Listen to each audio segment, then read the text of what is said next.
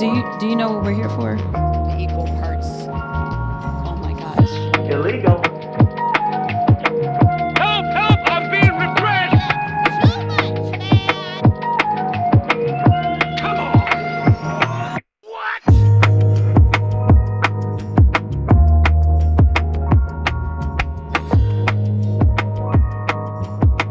Not gonna do it. Wouldn't be prudent at this juncture.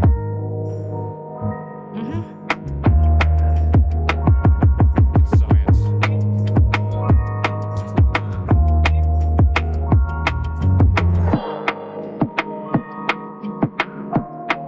It's a bold strategy, Cotton. Let's see if it pays off for him.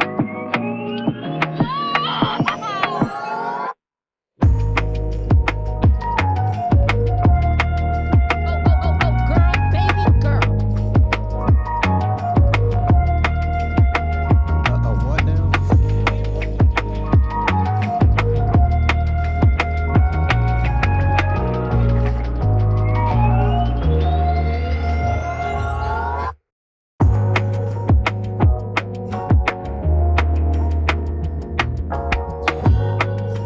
Don't worry about it, little Margo. Gentlemen. Donald Trump spent a lot of quality time with my wife.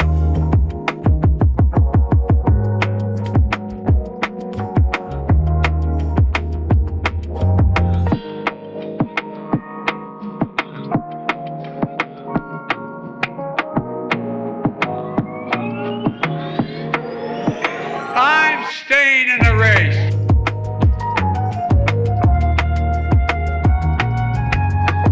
Put your drum up. Thanks, Jeff, for the question.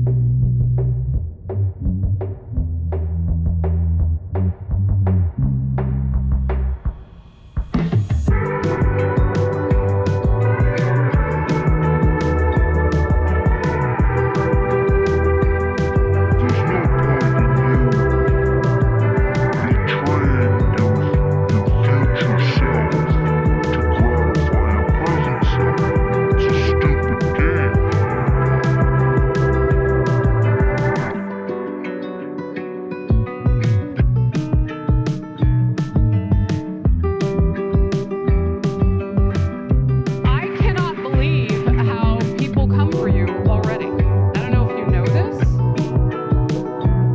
Phrasing.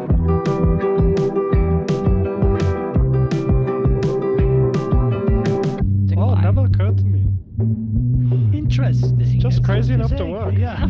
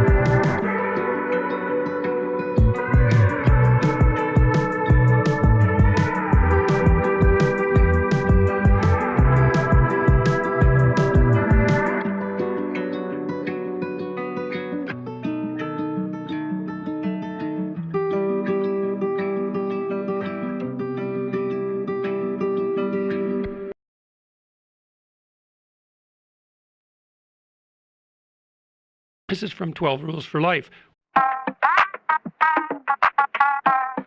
I don't want reality.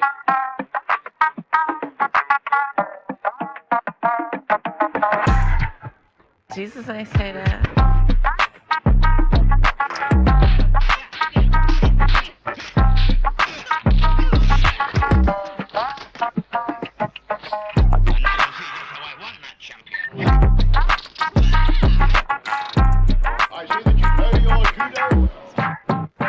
It's science.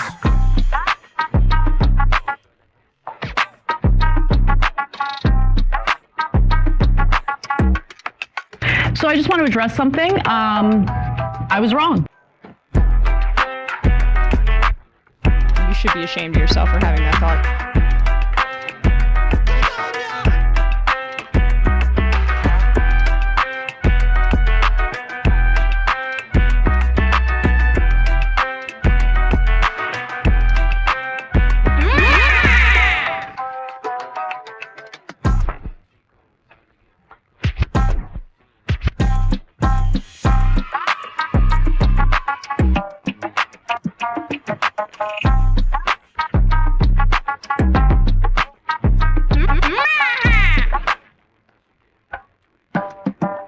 Welcome to the resistance.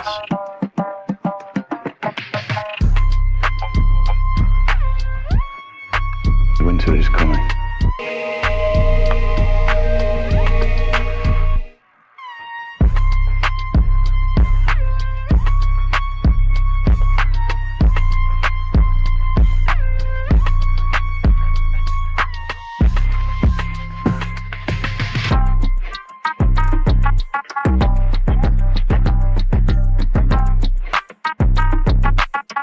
Well, first of all, some of the things that I say will be incorrect.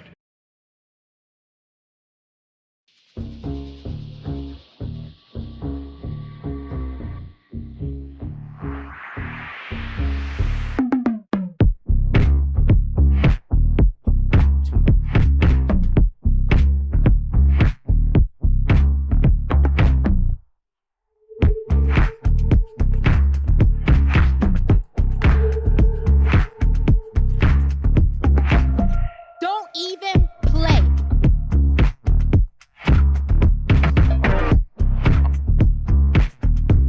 I made a huge, tiny mistake.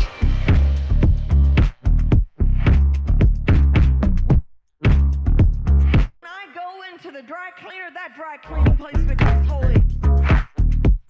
Jesus, I say that.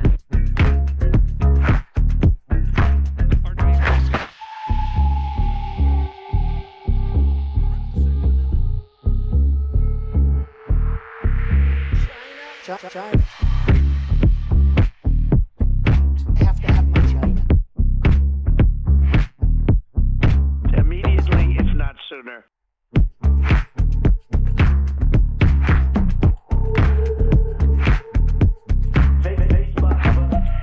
Zuckerberg.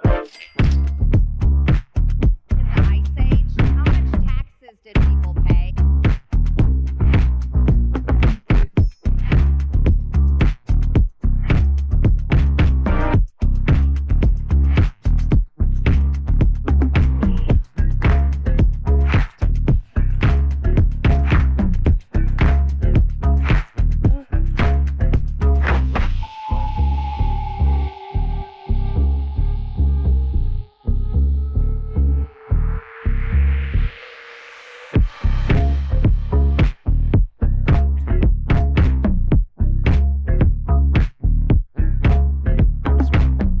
Close it up, just like my wife's vagina.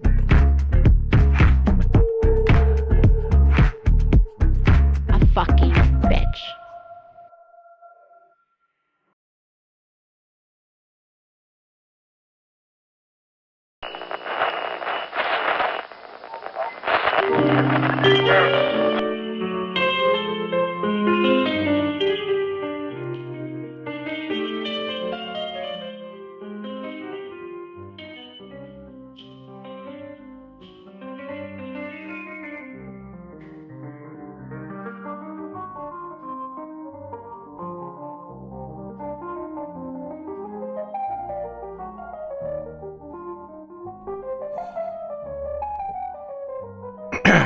Well, here we are again.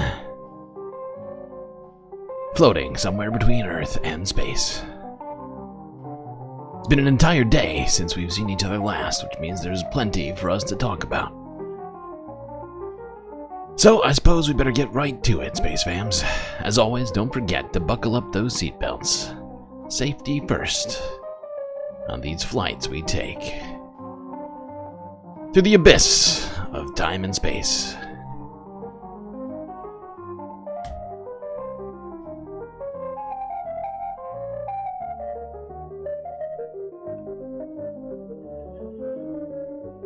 Well, looks like we got a quiet chat, an easy list for me to get through here today. Hermit Horologist, Moa Noap, and May Wormy.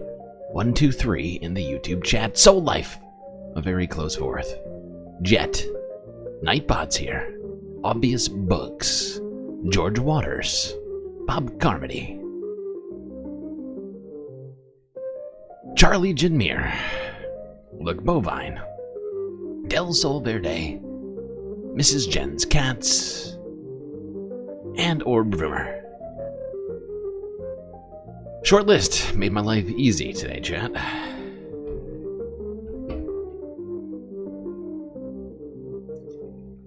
Well, I hope everybody's ready. It's Sunday Funday, which means we are going to attempt to have more fun than usual, even more valuetainment for your Earth dollars. Let's see if we can't make that happen.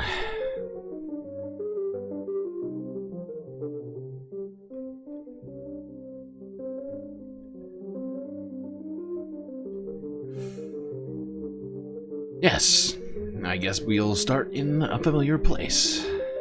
The United States of America.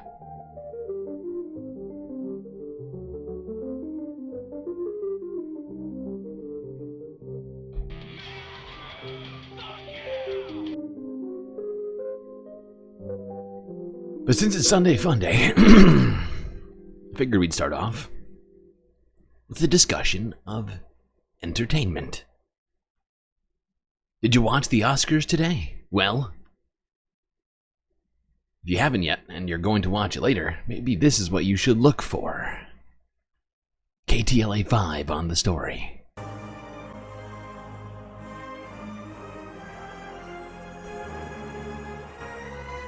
Music is up, the stage is set. I feel like I'm going to win an award with that music playing. Do you? Feel like you're about to walk up on the stage and accept. Yeah. Thank the Academy. Any minute now. Yeah. All right, the finest in film set to gather just hours from now at the Dolby Theater, which is where Omar Lewis is joining us live from this morning with his bow tie, and the red carpet is now rolled out, no plastic covering it like yesterday. It's the only one. Yeah, so everything is ready to go for Hollywood's biggest night out here at the Dolby Theater. Gonna show you, we kind of have the place to ourselves here this morning. If we're taking a walk here, we're owning the red carpet here. KTLA, your only news station locally, here on the red carpet this morning to tell you about all that's happening. This is where the glitz meets the gold, of course, and tonight's nominees are hoping to write their own fairy tale ending, of course. I'm fairly certain this guy's never been more excited than from right now. From near and far, fans have been gathering here outside the sprawling fence at the Dolby Theater, trying to sneak a peek at everyone, of course. They're trying to get a glimpse of the glitz and glamour that define Los Angeles, the entertainment. Well, there you go, people. Star-studded red carpet, glitz and glamour abounding. Everybody getting ready for the Oscars. Now, there was a news conference held ahead of the Oscars. I can't remember who this was that spoke now. Good morning and welcome to the Tom Brokaw. Yes, that's right. We're going to discuss saving Hollywood. News Center here at Universal City. Thanks for joining us. This next week, unions representing those who work in film and television production will be in Sacramento at the state capitol in the effort to fight off what is clearly an existential threat to Southern California's signature industry. They will be lobbying on behalf of an effort to bring back production and jobs. It's part of an effort to increase the film tax credit for productions, which productions now taking place in Georgia, Texas, Canada, even overseas. With us, California State Senator Ben Allen, Democrat of Santa Monica, and Assemblyman Rick Chavez-Zabur, who also represents parts of Hollywood, West LA, and Santa Monica. Senator Allen also represents part of the Pacific Palisades, or I should say all of it. Thanks to both of you for coming. You both have bills that are still being structured. The idea, Senator Allen, we'll start with you. Currently, it's about $350 million tax credit for production houses to keep production in California. You want to double that. The governor says he wants to double that. Is that your bill, and would that solve the problem? Yeah, so we're basically going to codify the governor's proposal, up that amount to $750 million, and then make it more flexible so that it can actually be used by more types of production. This is all about stopping the runaway production that you've just been describing, keeping business here in California. Right. So how much of the production out there is actually serviced by the current tax cut? Yeah, it's a pretty small portion. In fact, it's a totally oversubscribed program right now, and over something like 77% of the projects that apply for the tax credit and don't get it end up going elsewhere. So these are people that want to do the work here, but the vast majority of those projects end up going elsewhere. So we've talked. Doesn't sound like they want to do the work here that bad. I mean, if you really wanted to do work in California, you would just do it regardless of receiving tax benefits. That's my thinking. Clearly, there is some sort of a monetary aspect to all this, some sort of a financial incentive, seemingly. You know, and it's 2025. You can now shoot things all over the place. You can replace the scenery much easier. You don't even really need a green screen anymore. I mean, it helps in some circumstances, but the fact is you don't need to be in California to do these things.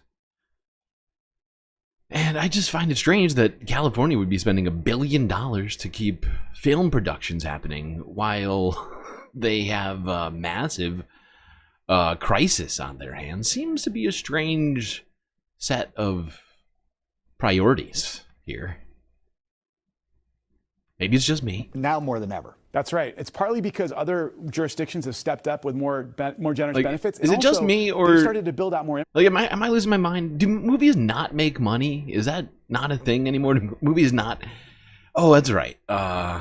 Multiple movies in the last year or so did nearly $1 billion at the box office, and they need tax credits. It's very strange. What you talking about? Infrastructure. There's now more infrastructure in Georgia and London and New York and British Columbia, and so it's easier now for these studios to justify leaving. Assemblyman Zabur, there are plenty of industries under stress in California. It's a tough state to do business in many respects, and it's an expensive state. How do you convince Northern California lawmakers to say, Southern California, we'll spend tax money on behalf of your industry when there are other industries that need help? Well, so first of all, one of the things about this program is that it brings back more into state coffers than it cost us. So, there's a reason why Georgia and New York and Nevada just in the last few days are actually increasing their film tax credit production. So for every dollar of tax credit, it brings in $1.07 in tax revenues, which we can use for other things. And $1.07? Wow. A whole 7 cents on every dollar, you say. Whew, I take it all back. That sounds incredibly beneficial. This is dumb. This is a dumb idea. All right, let's talk about something that is actually threatening certain aspects of the film industry, specifically jobs. Something which strikes were happening over, I believe it was last year. Was it last year or was it 2023? I think it was last year. God damn, my brain is broken. Let's talk about how AI was used in the making of some of this year's Oscars. Oscars favorites. That's a better way to say that, I suppose. All right. PBS News. The Oscars are tonight, and as is often the case, there's a subplot of controversy. This year, it's over the use of artificial intelligence in the production of a number of nominated films, some of them in the Best Picture category. Katie Rich is the awards editor at The Ankler, which covers the entertainment industry. She's also the host of the podcast Prestige Junkie. So, Katie, what are we talking about here? What sorts of things are in nominated films that used AI? I'm sorry, but this has almost nothing to do with this. But the second I heard prestige in relation to somebody who covered entertainment, I was like, oh my God, please say prestige worldwide. Oh God. Katie, what are we talking about here? What sorts of things are in nominated films that used AI? We're talking about so many different things, which is what makes it such a complicated issue. In the case of some of this year's Oscar nominees, you've got two films, The Brutalist and Emilia Perez, which used a technology called Respeecher to alter the way that the actors' voices sounded with the actors' permission. You've also got In the Complete Unknown. They use a different AI tool to make a stunt double's face look more like the star, Timothée Chalamet. So they're all kind of small, subtle things, the kind of visual effects tweaks that we've seen in movies for decades and decades. And now that they're using artificial intelligence to do them, that's where some of the discomfort can come in and make it really hard to understand exactly how these tools are being used. You mentioned The Brutalist. The editor said he used this technique to improve the Hungarian accents of some of the characters. This is a movie about a man who immigrates from Hungary to the United States. He says that nothing, as you said, nothing was done that hasn't been done for years. It's only faster and cheaper this way. So what's the argument here? I mean, I think it's that people feel this inherent distrust of AI and saying, oh, it's helping, enhance a performance in a way an actor couldn't do. A dialogue replacement technology has been used for decades, just in a slightly different way, and it's faster and cheaper now, as you said. And I think we're used to things like generative AI, which are much more dodgy in terms of replacing creative work. So there's a tendency to conflate use of that kind of AI and a really precise tool for the kind of generative AI that could replace jobs in Hollywood that people do have real fears about. It's really about telling the difference between the two, and that's where these things get kind of muddy. As you said, the AI was a big issue in the actors' strike last year. Are there discussions now about this, now that this has arisen? Well, I think the important thing about The Brutalist is that the actors, Adrian Brody and Felicity Jones, whose voices were used for that, it was done with their permission. They own the models of their voices. So it's not like by having done this that their voices can be replaced by a computer version of them, which was one of the big sticking points in the strikes last year with the actors, of saying they don't want a computer to just replace them without their actual permission. And I think there is discussion now inside the Academy about the ways that these productions can disclose whether or not they used AI. There's been no official ruling on that. And I think as this technology evolves, it will maybe be harder to tell what's AI and what's not, or how useful a disclosure in. If this is a technology that's growing so quickly, it's going to have to change every year and assess what people's comfort levels are. I think it's going to evolve a lot in the coming years. When you say it makes things faster and cheaper, is there concern among the unions in the craft part of the industry who worry about losing jobs over this? Certainly. And I think that's where the nuances in it come in. There are so many different uses of AI for technology. So there's jobs in computer animation, say, where someone might have to sit at a computer for hours and hours to hand do something. Now AI can step in and do that. Or can you save time for somebody so that they can free it up to do something else, to do a more creative aspects of their job? Yeah, this is, I feel like, the thing that we don't want with AI, right? Like I feel like having, just replacing, like, when I think of what I want out of AI, if I were to actually be, like, playing devil's advocate and saying, yeah, AI might be good, right? Even though I have a lot of skepticism around, a lot of objections around what it's being, purported to be important to, I guess... I feel like AI would be great if it could replace jobs that are incredibly dangerous or menial, repetitive stuff that maybe doesn't provide people great deals of meaning. But even then, I got some problems with it because we still don't have, we don't have socialism. We don't have some sort of genuine solution to people's jobs being automated, aside from, hey, have unemployment for a few months and then get back out there. It's not great, right? If the social safety net was robust, it might be easier for me to stomach some of those ideas, but as it stands right now, it's being gutted. So if anything, I feel even less less optimistic about it. But I don't envision AI, like the best use of AI, as being the thing that takes away all of the creative jobs. The thing that replaces humans' creativity with a robot. Saying, actually, you know, it's just cheaper and faster to get this robot to do this thing that's supposed to be beautiful or interesting or whatever else. I just find that frustrating, right? That's not the version of the future that I like the idea of, where humans are still doing the menial tasks, I guess, I mean, which tasks are we going to be left with exactly when it comes to AI? I honestly don't know. It's very... It seems like they want to replace all jobs with AI at some point, but have no plan for what to do ahead of it to prepare society for the downstream implications of it. But I feel like people didn't quite get that reference from Prestige Worldwide. So if you don't know this, let's do it.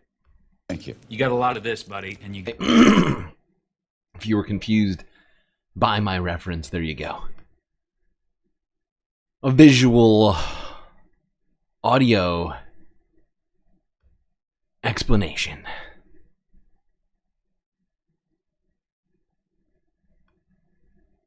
All right. Back to more prestige. To the red carpet.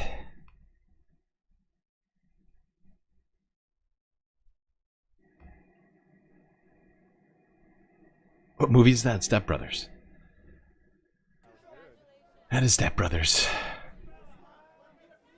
Here we go. All the stars are showing up, dressed to impress.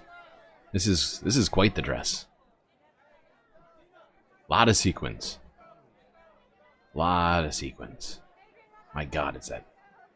The parts that are shiny are just luminescent.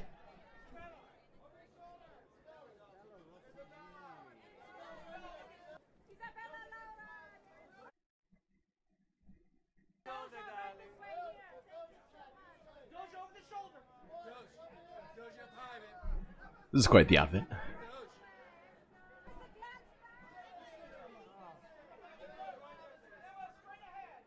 Here's a fun fact. Did you know that Emma Stone's real first name is Emily? And someone... 16, 18, 19.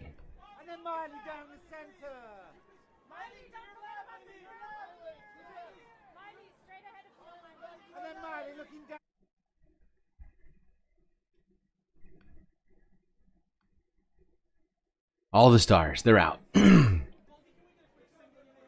out here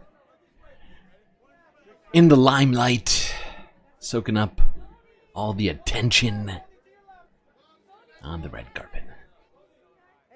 That is a violently gold dress right there. Okay, we get it. They all showed up, all the stars. All right, let's get to the festivities. I mean, my God. Taken long enough with all of that. Who's presenting the Oscars?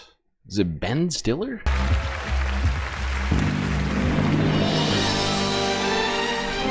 Please welcome Ben Stiller. Please welcome Ben Stiller.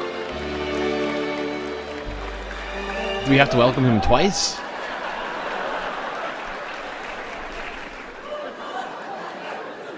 Production design. Production designers bring the visual world of a screenplay to life.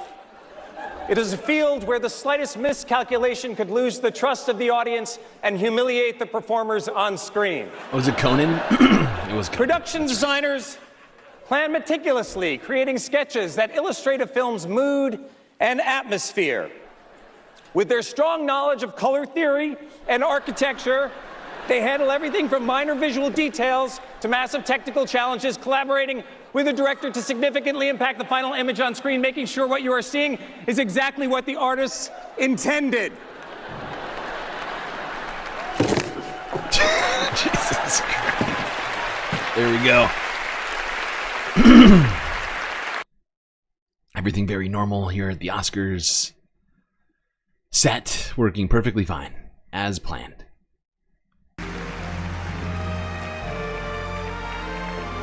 Here's one of the headlining acts at the Oscars. What could this be?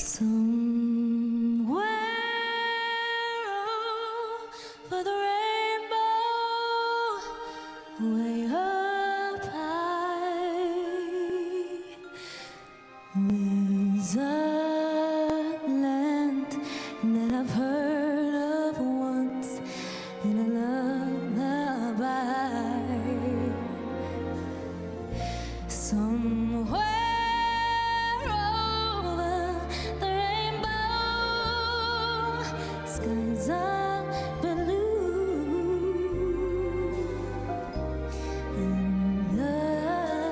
Dreams that you dare to dream really do come true. Someday I'll wish upon a star and wake up where the clouds are far behind me, where troubles melt like lemon drops away above the chimney tops. That's where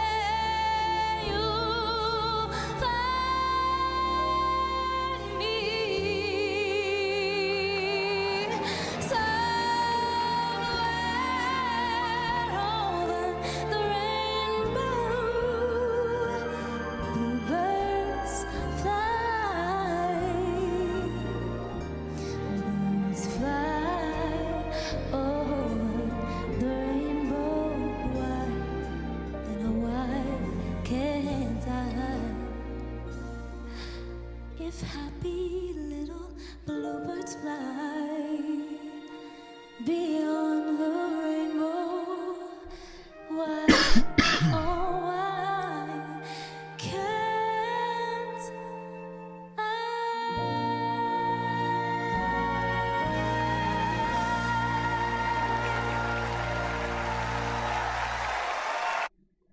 There you go. There's Ariana Grande singing at the Oscars. A little Over the Rainbow for you Wicked folks. I believe Wicked was nominated for an Oscar. I'm not sure if they won. Ariana played Glinda in the hit movie of the season, really.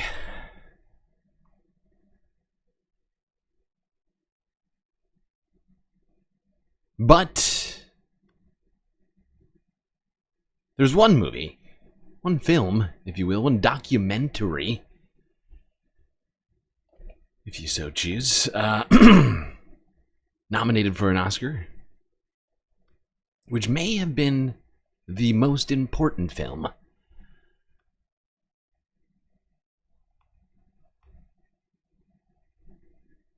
of the entire Oscars season. Here's Hasanabi with the filmmakers themselves in a live, on-stream interview.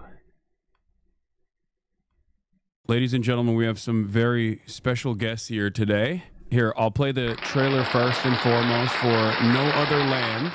This was the Berlin Air trailer, and then we'll...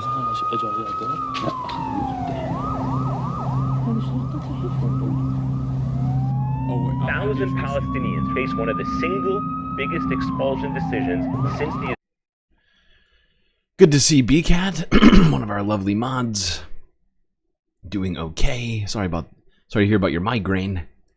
Do hope you feel better soon. Thousand Palestinians face one of the single biggest expulsion decisions since the Israeli occupation of the Palestinian territories began.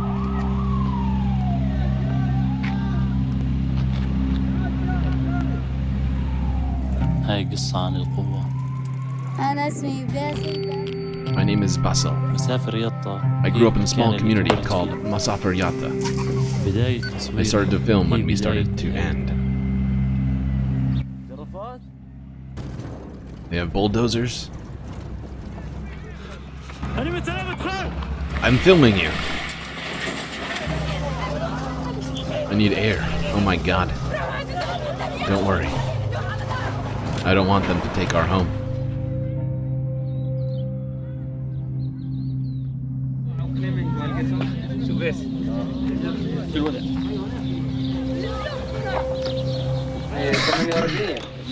You're Palestinian? No, I'm Jewish. He's a journalist. You're Israeli? We have to raise our voices, not being silent. As if no human beings live here. The army is here? This is what's happening in my village now. Soldiers are everywhere.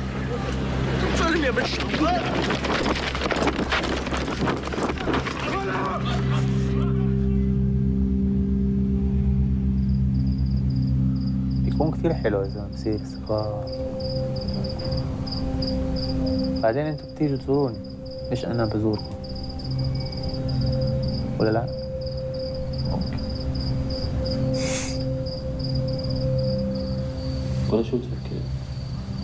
What do you think? If you were in my place, what would you do?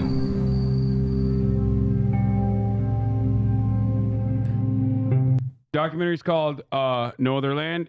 We are joined by Hamdan Bilal and Basel Adra, the filmmakers, and it is nominated for Best Documentary at the Oscars tomorrow. Thank you guys for taking some time out to come and join us on the broadcast. I've had Motaz Zaiza in the past before as well. When did you guys get in?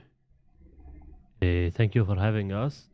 Pleasure. We arrived in LA yesterday. Okay. How do you like it so far? Looks beautiful. We like it. That's it. Okay. Beautiful is not something I've ever heard people say about Los Angeles, so that's cool. You're gonna have to get close to the microphone as well, by the way, just so you know.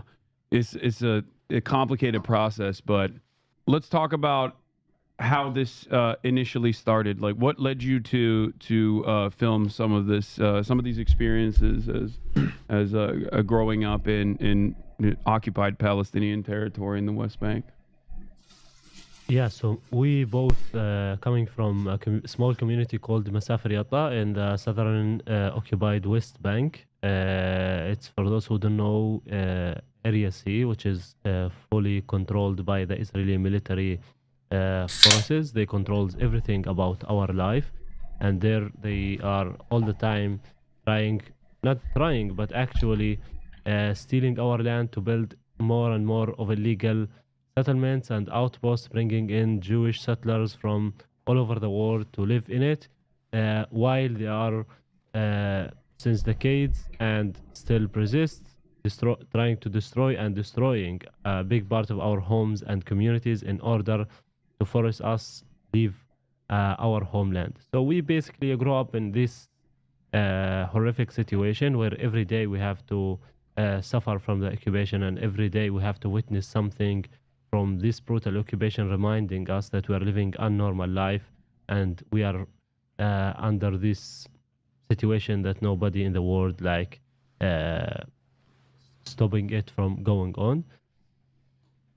So when we became teenagers, we started to hold cameras in our hands and run in the field, in our homes, in our villages, with our neighbors, with the shepherds, with the school students, filming what these crimes going on the ground from settlers and from soldiers.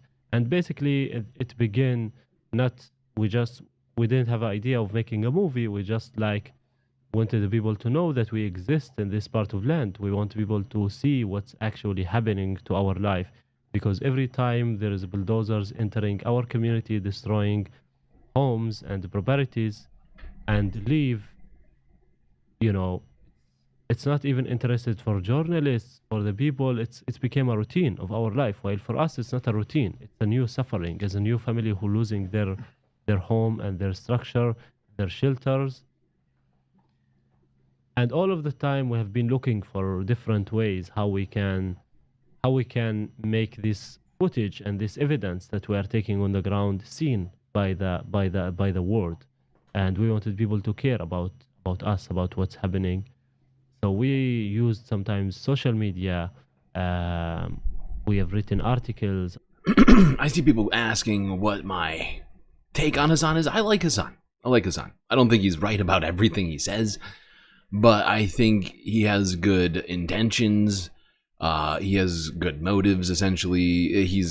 Generally is a smart guy.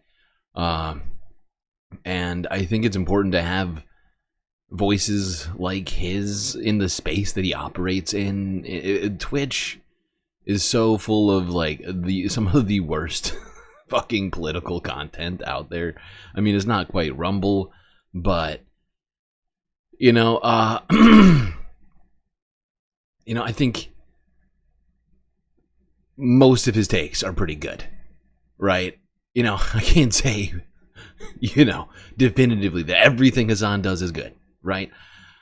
First off, I don't watch enough of his streams to know everything about him, but I've seen enough of what he does to know that he's doing good stuff. Whether it was more recently with like the LA fires, him doing interviews with prisoner firefighters, stuff like this, he's always, I think, trying his best. And I think it's admirable, considering, first off, just how much money the guy's making. He doesn't seem to let that affect his thinking or his viewpoints on things very much. There's probably a few things we disagree on, but generally speaking, it's stuff like this that I think is sort of indispensable. There was I didn't see any other big interviews with these guys. Hassan did it, a fucking Twitch streamer. These guys were nominated for a fucking Oscar. And yet, do you see what I'm saying here? Like, he's putting in the work. And I think we are aligned on more stuff than we are not aligned on them, About what's happening. And 5 years ago, we have been joined by other 2 Israeli journalists, activists, who came to Masafer Yatta for the first time, wanted to write also about what's going on, and it became interested for them, and they want to come more and more. And in the first few times we met Hamdan, who actually was the first one who mentioned the idea, guys, what do you think of let's make a documentary out of all the footage that we have. None of us actually has experience doing a long documentary, but we decided, the 4 of us, and agreed to go and take this experience and journey together. So we started 5 years ago. It was a lot of challenges, sometimes fun, a lot of troubles, facing physical violence and threats and pressure for our work. And last February, for first time, we have screened and premiered. Wait, it's cutting out a little bit. Yeah, you gotta get really close into the microphone. Sorry.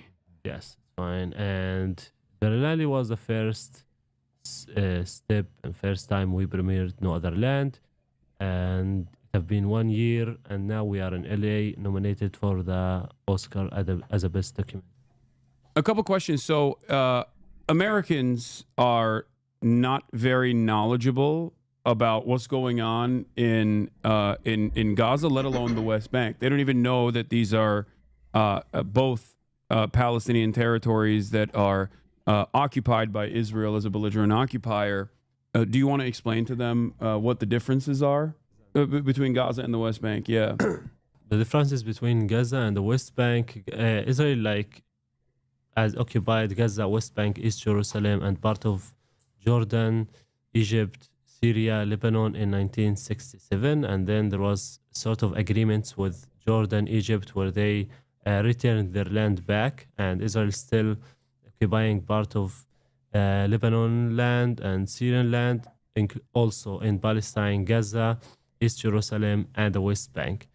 And in the beginning of the 80s, or like in the middle of the 70s to the beginning of the 80s, they started building settlements and bringing, first it was like military occupation, and then they started building settlements and bring in Jewish settlers, civilians, to live in those settlements after they like steal land from the Palestinians. And it continued in this way, you know, with a lot of sufferings for sure, because we live under a foreign military control that try to as much as they can to push us out of our land, as we call it as Palestinians, ongoing Nakba, because the Nakba continue but with different methods. You know, the catastrophe that happened in 1948, it kind of continuing basically until today, but in different forms, in different, they're using different terms, different law, but in the end of the day, it's about stealing our land as Palestinians and give it to those settlers and building more and more Israeli settlements and outposts, and all the time talking about annexations, not annexations. When Trump was a president in the last term, he, for example, gave Israel or like announced that Hayat Golan, it's Israeli land, and also make East Jerusalem as the capital of Israel. And this is how Israel is creating facts on the ground until the international community will be forced, or America will help them and would be forced to accept that this has become Israel. So all the talk about two-state solution today kind of dead, because there is like Israel changed all the facts on the ground. They divided Gaza from the West Bank. We can't go to Gaza. People from Gaza can't come to the West Bank. It's totally divided. Israelis control all the borders around the West Bank and around Gaza. None of the Palestinians can go out and enter without permission of the army. In 2000... Yeah, and this is the thing. This is why these guys are not getting big interviews, right? Leading into an Oscars nomination on something that is incredibly important to the current geopolitical landscape, regarding a fucking genocide, because it doesn't fit the narrative right now, right? They're still stuck on saying Israel is defending itself 16 months later after they've murdered hundreds of thousands of people and displaced internally well over 1 million. And it's just, you know, this is all inconvenient truths right here, is what these are, to steal a phrase from old Al Gore. But this is, you know, this discussion of how Israel has used its military to destroy the future of Palestinians, of a Palestinian state, while at the same time not granting any rights to them, even though it's really one state, right? Because Israel is occupying both places. It's just fucked. 5, Israel withdrew from Gaza and took the settlers that were living there, but kept Gaza under Israeli control. All the borders were controlled. People in Gaza were under besieged for 17 years, but they continued in the West Bank to until today, like building more and more settlements and checkpoints and roads, military bases. Like one of the reasons is to prevent us as Palestinians to have our own independent state. Yeah. And my analysis on it is that Israel kept purposefully utilizing a two-state solution that they were not really interested in the so-called peace process, in an effort to... The thing is, like, two-state solution is impossible so long as Gaza and the occupied West Bank are separated.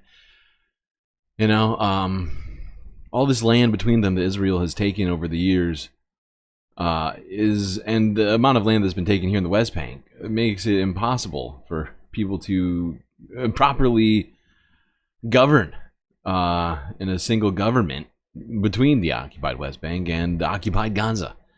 It's all occupied. One of my solutions to this is just draw a line from here, the corner of Gaza, back to the West Bank and kick all the settlers out. Now, of course, that presents a lot of problems. That's the only way a two-state solution works. Okay? I'm just being realistic. You can't have a state comprised of two parts in the way that that this currently is, right? Where people can't even leave one part of the state to go to the other part of the state, right? So you have to create you have to somehow change the land borders to make it work, right? And of course, Israel's not a fan of that. And certainly the US is actually, you know, supporting the complete opposite of that.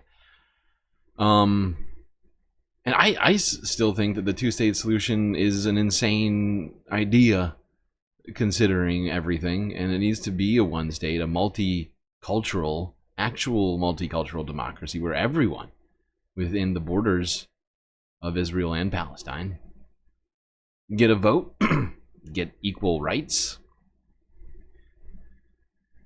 things like that. But that's it's a very tough thing, of course, to try and sell, to try and facilitate, because it would also require displacing other group of people. And my preferred outcome would be that everybody stops the insanity, right? We need to end the, you know, the military rule, essentially, for one class of people in this region. Continue pushing it down the line further and further. And in some instances, like Netanyahu, for example, was very forthcoming, very honest about it, too. He would say, it's never going to happen, or that we're not interested, or I'm going to push it back. While simultaneously, the number of settlers in the West Bank grew to now 750,000 over the course of the past 3 decades. Okay, I'm going to end this here, because we're really not here to talk all about Palestine. Seems like an odd place for me to put it, of course, maybe, but the fact is the Oscars were happening today. There was, I'm fairly certain there was probably almost zero discussion of this in any other media places aside from Hassan, so thankfully we had him to interview these filmmakers here on the day of the Oscars to talk about this important documentary which was made and nominated for an Oscar. Okay. Let's keep on moving through all the stuff we got to talk about today. Let's talk more about performances and film making, I guess. Well, not really. More performance, right? Because this guy is, in a way, he's like a live performance artist. I'm sure you're all familiar with him. One Walter Masterson, a guy who's gone out on the streets in person and sort of, you know, entertained us. Have sort of value-tained us in a way. He's got footage he recently posted a couple of days ago of him at CPAC. I think we saw some of it earlier, but this was a part that we missed. Apparently, he got thrown out of CPAC by the lovers of free speech, the Republicans.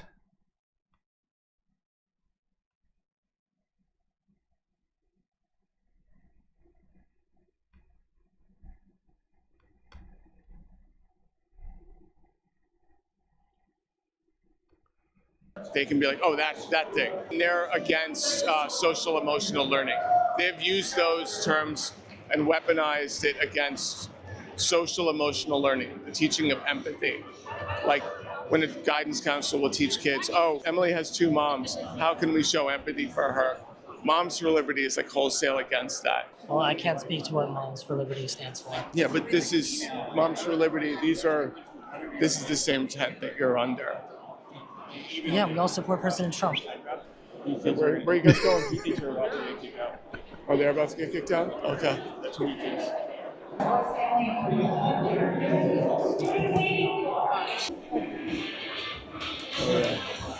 Haha, you can shoot arrows at government spending.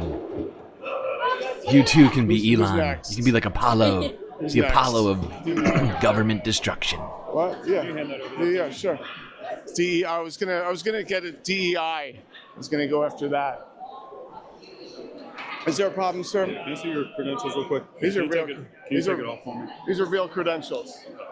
What's happening? I came here. Is this your person over here? What? Is this your person? I'm not with them. Excuse me. I'm not Is this with your them. person? I'm not with this person. Your credentials too, please.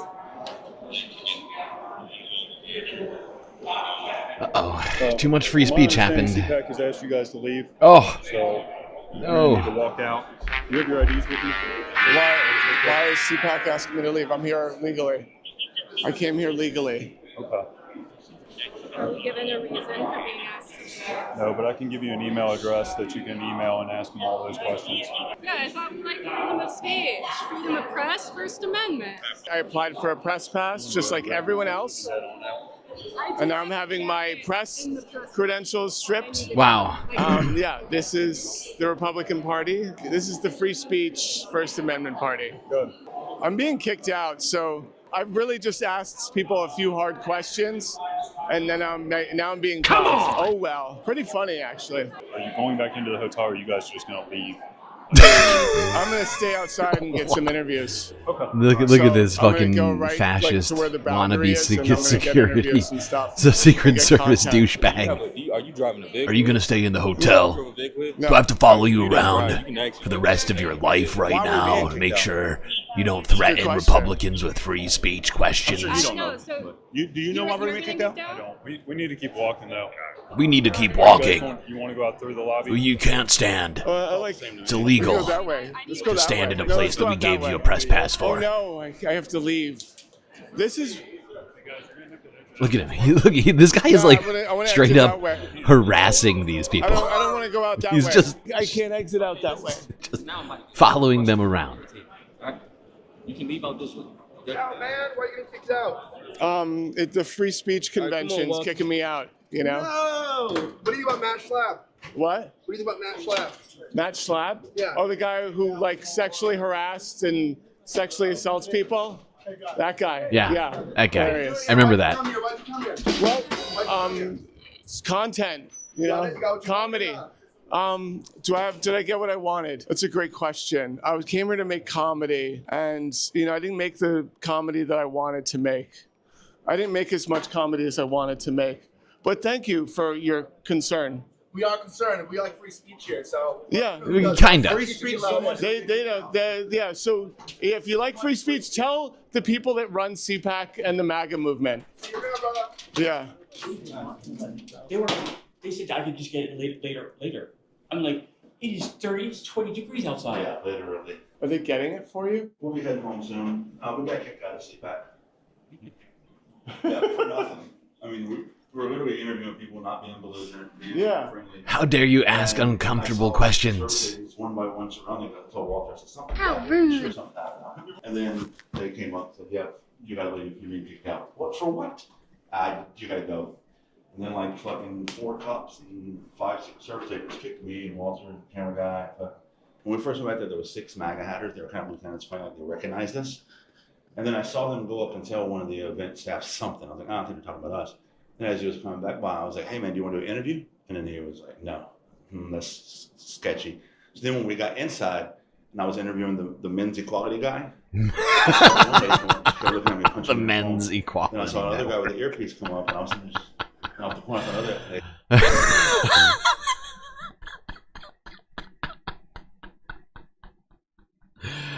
Oh my god, dude. This shit is amazing. I love how Men's Equality Network is an acronym. Spells out men. These guys really thought this one through. Had me punching in her phone. Then I saw another guy with the earpiece come up and I was just off the corner of another, and they kept coming. I was like, oh yeah, something's going down. So they just kicked us out. It's free speech, of course. They tossed Enrique Tarrio, the head of the Proud Boys. J6ers. They tossed J6. I got it on film, by the way. I got it on film. I'll be posting that. I was interviewing the guy who put his feet up on Pelosi's desk at J6. I mean, I shouldn't even say interviewing. I was literally about to interview. And then the Secret Service came up and told him, like, oh, you're getting kicked out. So, oh, you're getting kicked out. And I was watching it. And then the guy turned to me and goes, so are you? And, what the fuck? Me? I'm not a J6er. I'm not a Proud Boy. I'm independent me. I got a media pass. None of this makes sense. None of it makes sense. I was going to wait till tomorrow to get really aggressive. Right. To be honest, we were going to... The pro Jan 6, pro Proud Boys, pro free speech Party Political Action Committee kicked out a guy attempting to interview a Proud Boy Gen 6er.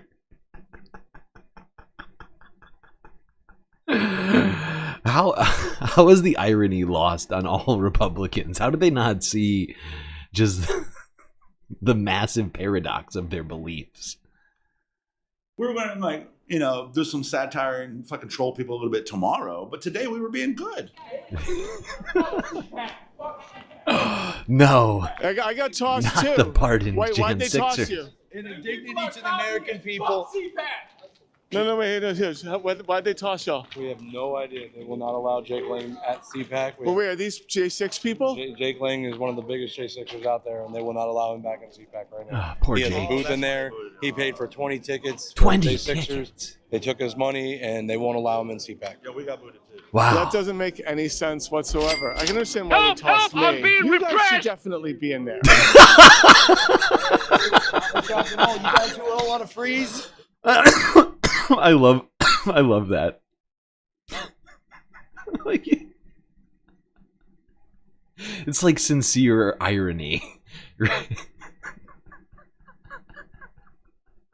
Walter's like, you guys should really be in there. And I mean, in a way, he's right. I know he's also being ironical, but holy fuck. That's amazing. Okay, relax, enjoy, take all the contacts you can. Wait, do you guys know why Enrique got kicked out? Why did he get kicked out? Communism. Communism. Yeah. This gentleman was assaulted. Wait. This gentleman was assaulted by one of the officers. Wait, why did they assault you? Why did they assault you? Who are you guys with? I'm sorry. I just got kicked out. I'm a comedian from New York. Okay, yeah, my name's Isaac. All I did was as Jake was being escorted out, I said, "This is communism," and then the officer looked at me and said, "Do you want to say that again?" And get kicked out too? And I said, "Yeah." I said, "This is communism." Kicked out for saying this is And he said, communism. "Hand me a badge." So I said, "No, I paid for this." He said, "That's the property of CPAC," and started grabbing on me. And then I said, "Okay, I'd like to leave, sir. I'd like to leave." I went to leave out the other door. They blocked the doors from me, grabbed the lanyard by my neck, and ripped it off my neck. Wait, say it louder. Louder. the massive amount of irony. This is amazing. The guys pardoned by their favorite president, Donald Trump, kicked out for saying the most Republican thing ever, declaring this is communism when they're being repressed. Help! Help! I'm being repressed! It's amazing.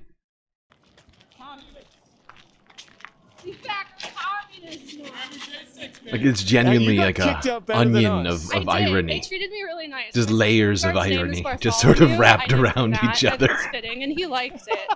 And they walked me like all the way over to the lobby. Like, they helped me get my coat, and I was like, "Can I take a minute and get my coat on and get situated?" He's like, "Yeah, sure, go ahead." See, So- they made us use the bad exit. I was like, I want to use. You the got good the back exit where I can just door. walk into Okay. an Uber. It's good to know CPAC still treats ladies with respect. Don't say that. Don't. We're gonna edit that out. Yeah. I mean, they dragged me out back. They beat me. Oh yeah. There we go. They married me off to a Proud Boy. Think about it. They're going against what President Trump pardoned these guys. Yeah. Right. So why do you think they would kick him out?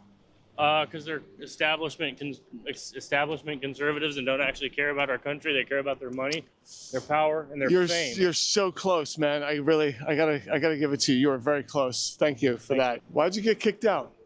Well, we didn't get kicked out. What ended up happening is I didn't get let in, which is two different things. Oh my god, there's some nuance from Enrique Tarrio. Love that. Love that. This guy. Well, this is very different, okay? We didn't get kicked out, right? We didn't even get far enough to get kicked out, actually. And they're very different, as it turns out.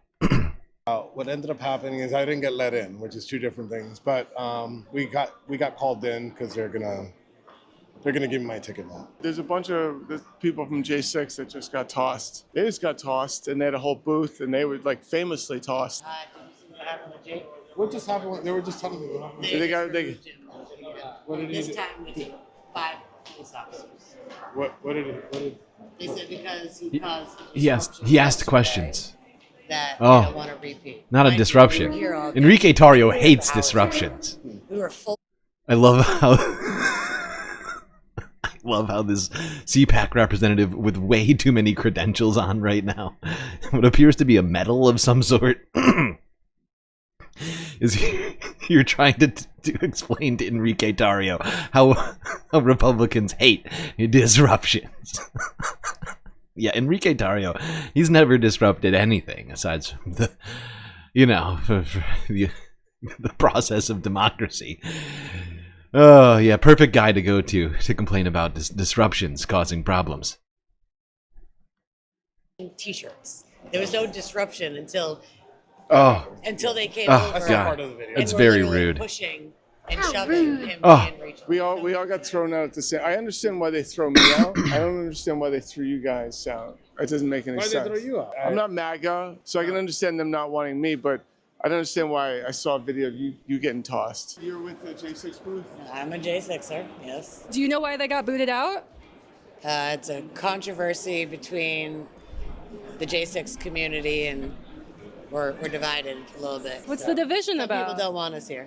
That's all I'm going to say. I can understand, Nick Fuentes getting thrown out because he says the quiet. I think at this point, Nick He loves says getting thrown out. Well, he says the quiet part a little too loud. You know what I mean? He's like, all right, we're not supposed to say that out loud. conversation is And so he hilarious. gets like famously tossed. I've never seen the guy with a woman before, so. You know what? Oh. That is a fantastic point. The log cabin Republicans are here. And he looks hard. He should. I mean, he should just come out. I'm gonna get smoked for smoking this guy, but I don't care. He should join the Log Cabin Republicans. One question: do Go you ahead. think a man with the last name Nick Fuentes is qualified to be a white supremacist? Jesus Christ. Is he trying? Oh my god. Sometimes I feel like Walter is trying to get put on a fucking list somewhere. I swear to God. Asking this question of Enrique Tarrio. Just wow. Man with the last name Nick Fuentes is qualified to be a white supremacist. You know what I mean? Like, I if you're- kind of, if you know you're what? I Latino- kind of agree on the left with this. Ideology is ideology when we're talking about like white supremacist ideology, race superiority. It's not your skin color. You could have like those ideologies and be any. Oh god. The intersectionality. Oh no. Enrique's like, well actually, due to my cultural identity, I do agree with the left on this particular point, even though everything else about me.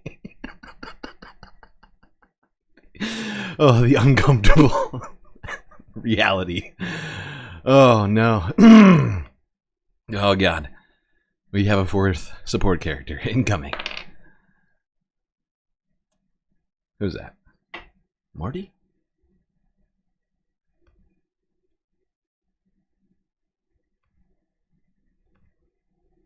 Right? So the white I don't share. supremacist movement is inclusive. I kind of want to keep white supremacy. That's kind of my thing. Well, you guys is too.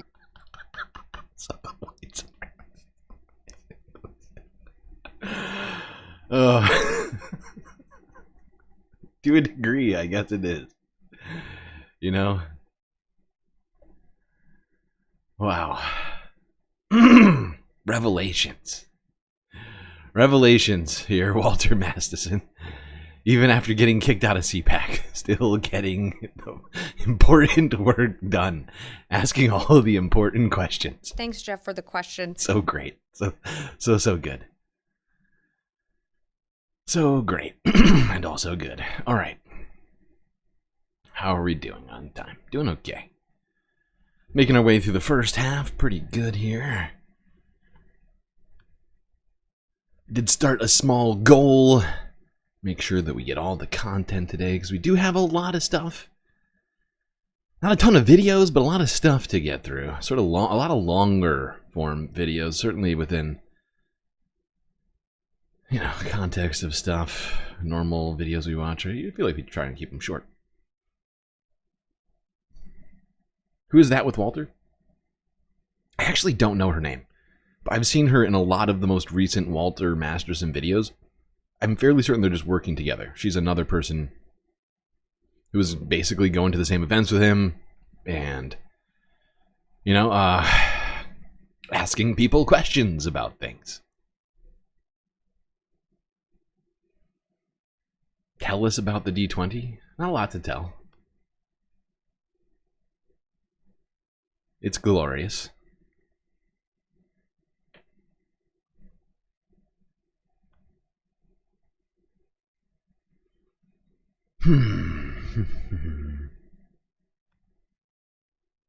All right.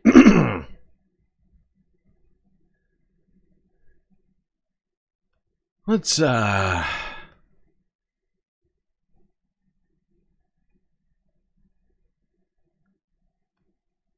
quickly hit up this one before we move on to talking about Democrats, what they have been up to recently. Let's go here to Speaker Mike Johnson, Forbes breaking news. He's got some complaints about Democrats right now regarding the empty seat of one Elise Stefanik.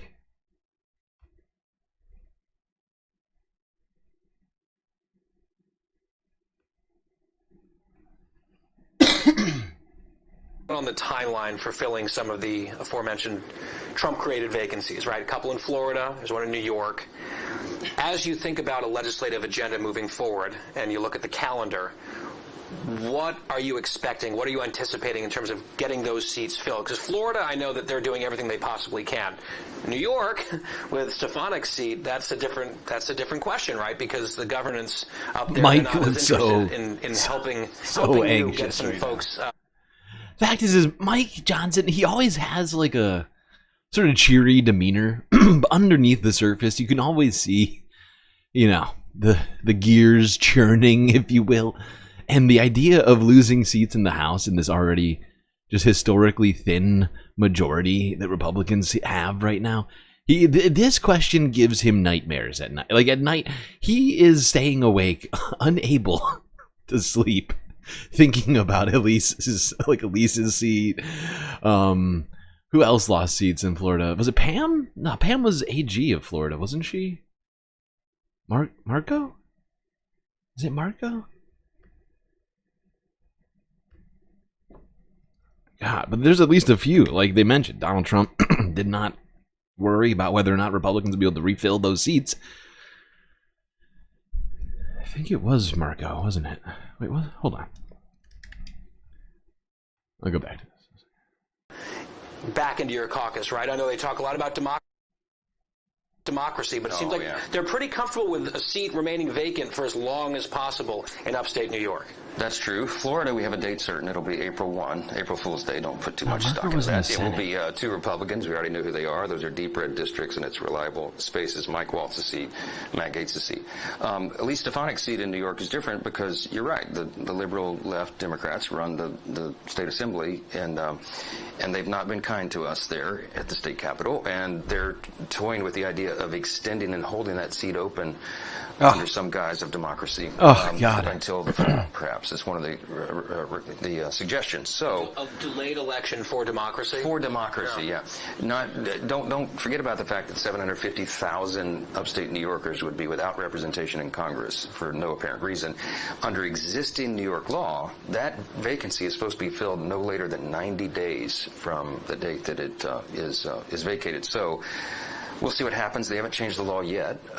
If we get the budget resolution passed this week, which is the plan, then it's possible that Elise Stefanik would go ahead and move on to her assignment at the UN as the ambassador there once she gets through the confirmation process in the Senate, which I think would go quickly. Oh, it's Mike Waltz. And then that would start the clock. And so let's hope that we can get it filled in time and hope that the law is respected by Democrats in New York. Oh, and Matt Gaetz. And I want to come back. I forgot about Matt. I forgot all about that. He never got the job. That is unfortunate. It is very unfortunate for House Republicans. They lost old Gaetz. Now, one thing I gotta say is I approve of New York holding off on that filling that seat. You know, the longer that they're able to hold off on that election, the more unpopular Republicans will get, in my opinion, considering everything that they are doing or allowing to happen under their own leadership. I can't remember. Is Elise Stefanik? She's not Westchester. I think she's Scarborough. Fuck. Yeah, Mike Waltz and Matt Gaetz are the 2 seats in Florida that were lost, and Elise Stefanik is the New York seat that was lost. All right, let's go on. Talking more about what Democrats have been up to. They held a little press conference here on the steps of Congress, led by none other than Hakeem Jeffries, the guy who said that we're going to leave this up to God. Remember that? I do. Good afternoon. Today we stand together as House Democrats with the American people to push back against this reckless Republican budget.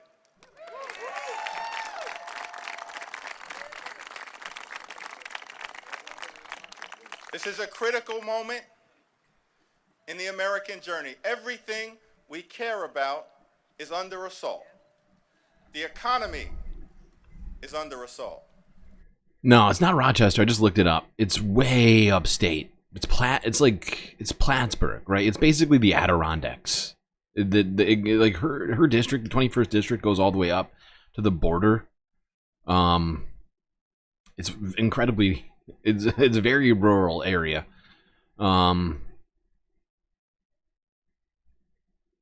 Yeah. The safety net is under assault. Our very way of life as a country is under assault. Democracy itself is under assault.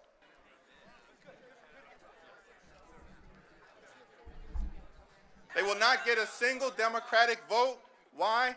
Because we're voting with the American people. We're voting with the American people.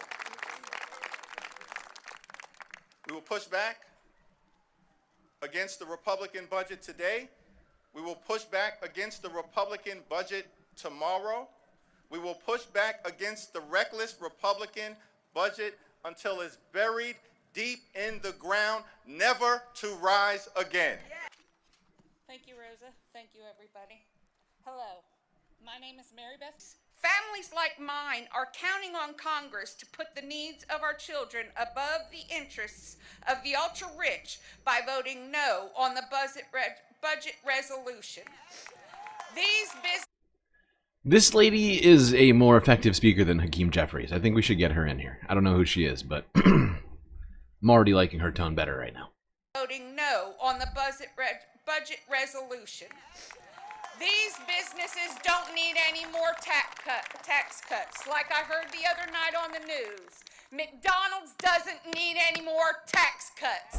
Please think of the simple little people like myself and other families that are struggling every day.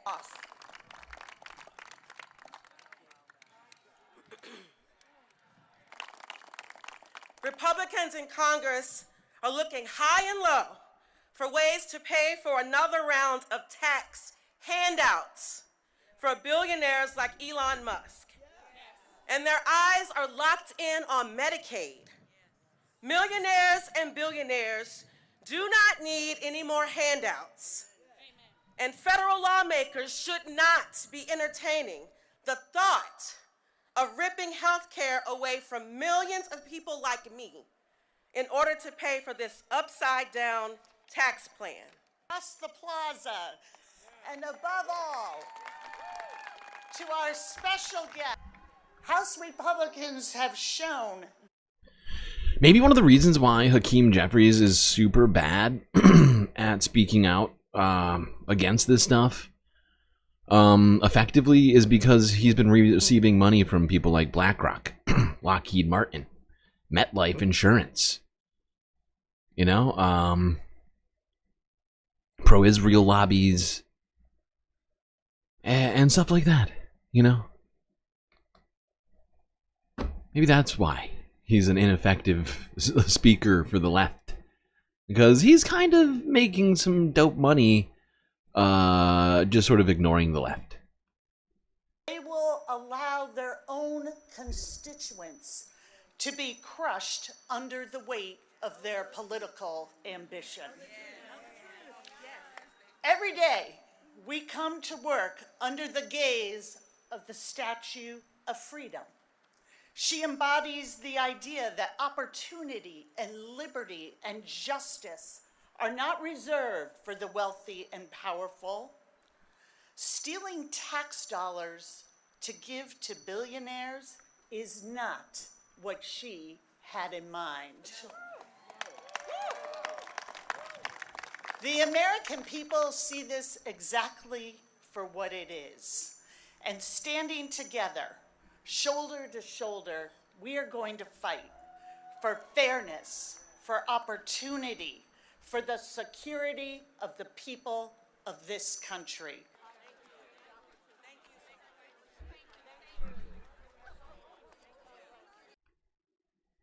Okay. Honestly, that was not the best press conference I've ever seen. Continuing to be pretty disappointed by Democrats' sort of inaction in this moment. We need more. We need way more than this. Just not enough. Really just does not feel like enough to me. I want more. Let's see if AOC can give us what we need. She did a sit-down interview with NPR Morning Edition. This is from her own channel just yesterday. Alexandria Ocasio-Cortez is one of the Democratic Party's biggest stars. When she was first elected in 2018, she was very much an outsider, a social media phenomenon, often a critic of her party's programs and leaders. Now she's seen as more of an insider, a somewhat more senior figure, still a big star. And so we brought her here to Studio One to ask what she thinks her party can do with its current dilemma. Democrats are out of power in Washington. They're watching President Trump enact his agenda, and they know the president has great appeal with a large part of their traditional base, the working class, people Ocasio-Cortez would feel that she would like to represent. Here's some of our conversation. And I want to begin with how you see your party as an opposition party at the moment. Mm-hmm. If you had to pick one word, what is a word that describes the state of your party right now? I think a word to describe the state of the party is resolved. If I had to pick one word, it would be resolved. It's not shocked or dismayed or anything like that at this moment? I mean, in on this the defensive? Moment, I think we've moved on the through defensive shock. is 3 words. I think we've moved through dismay. I think we've moved through the 5 stages of grief. I think we've moved through that defensiveness. But it is, I think, a rapidly evolving situation. And I would say this week, especially in the light of last night's budget vote, the moment right now today is resolve. We're talking here on a Wednesday, the night before there was this budget vote. Every single Democrat voted no. Mm-hmm. Do you consider that an accomplishment, that your party was united, even if it was united in a no? Yes. I mean, of course, if we were not united in yesterday's vote, I think we would be in far, far, far deeper trouble. But the fact that there is this much unity is important. It is, I think, a baseline prerequisite for the moment to come and the fight over Medicaid, Medicare, and frankly, huge swaths of the American economy. Do you assume that Republicans are going to give you the issues that are going to allow you to come back? I do not make that assumption. I do not believe that elections are given. I don't think of them, I know many people think of them as natural pendulum swings, and I completely understand why that is. But I believe that in order for us to not just win a majority, but to win decisive majorities that allow us to govern, we need to be as strategic and tactical as possible. But I do believe that the Republican Party is making certain large errors right now, and that they are underestimating the public. What are the errors? I think that issuing a mandate to the Energy and Commerce Committee to cut $880 billion specifically, they are creating certain very specific numerical mandates in the budget cuts, and they're demanding them from very specific areas that make it nearly impossible for them to keep their promises. $880 billion is the cut over 10 years from Medicaid, if I'm not mistaken. From the Energy and Commerce Committee, whose jurisdiction is overwhelmingly Medicaid and Medicare, correct? Okay. And you think that is a mistake that will come back to them? Why? President Trump has gone on the record saying we're not going to touch Medicaid. The Republican Party is saying over and over again, we are not going to cut Medicaid. We are not going to touch Medicare. And they cannot consistently hold both the $880 billion cut promise and not touching Medicaid. Mike Johnson, the House Speaker, said just this week, come on, there's waste, fraud, and abuse. We're going to cut it out. Yeah, we talked about this just yesterday. But the math just doesn't math, right? Certainly, I'm talking about the Republican math. The suggestion that because they didn't name Medicaid specifically, but only directed the department which oversees all of Medicaid to cut $880 billion from their budget over the next 10 years, is a mathematical impossibility without cutting Medicaid. Because the fact is the Energy and Commerce Committee oversees Medicaid, and some other things, but the Medicaid portion of it is more than 50% of the budget of the Department of Energy and Commerce, and there is only one way to get that number to make any sense, which is to cut Medicaid, right? You can't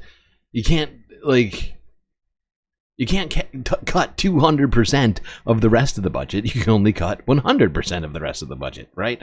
So, you're going to need to cut at least, I think the number we heard was like $500 billion, the very least over 10 years, if you were to cut everything else, right? If you were to go first, you would completely ignore Medicaid. You would go down the line, cutting everything else, right? To zero. Right, whatever else. I'm trying to remember. Actually, hold on. We should actually know what those things are too, because that's probably important.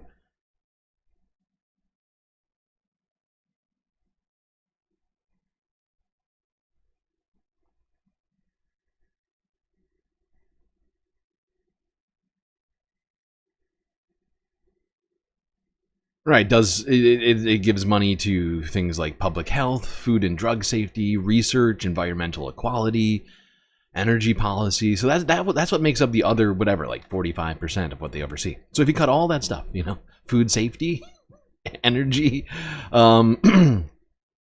efficiency, whatever else within that money is being allocated to, all of that, you'd still need to cut something like $400 to $500 billion from Medicaid, which would kick many people off or make the program completely ineffective. And it's insane. It's insane that they're even getting away with it this far, right? At some point, the hammer is going to drop. But I do like the fact that Alexandria Ocasio-Cortez is saying, hey, we could count on Republicans to screw themselves, but it's better for us to also think strategically, regardless of what Republicans are doing. She doesn't say it outright. I'm fairly certain she's suggesting that Democrats are actually looking at the issues that matter to people rather than enriching themselves or their corporate donors and billionaires. without affecting anybody's benefits. You don't believe that? Sure, I think you can cut a bit here and there, but it does not add to $880 billion. Just last night, Republicans were saying kind of the highest water number that they could find was $50 billion.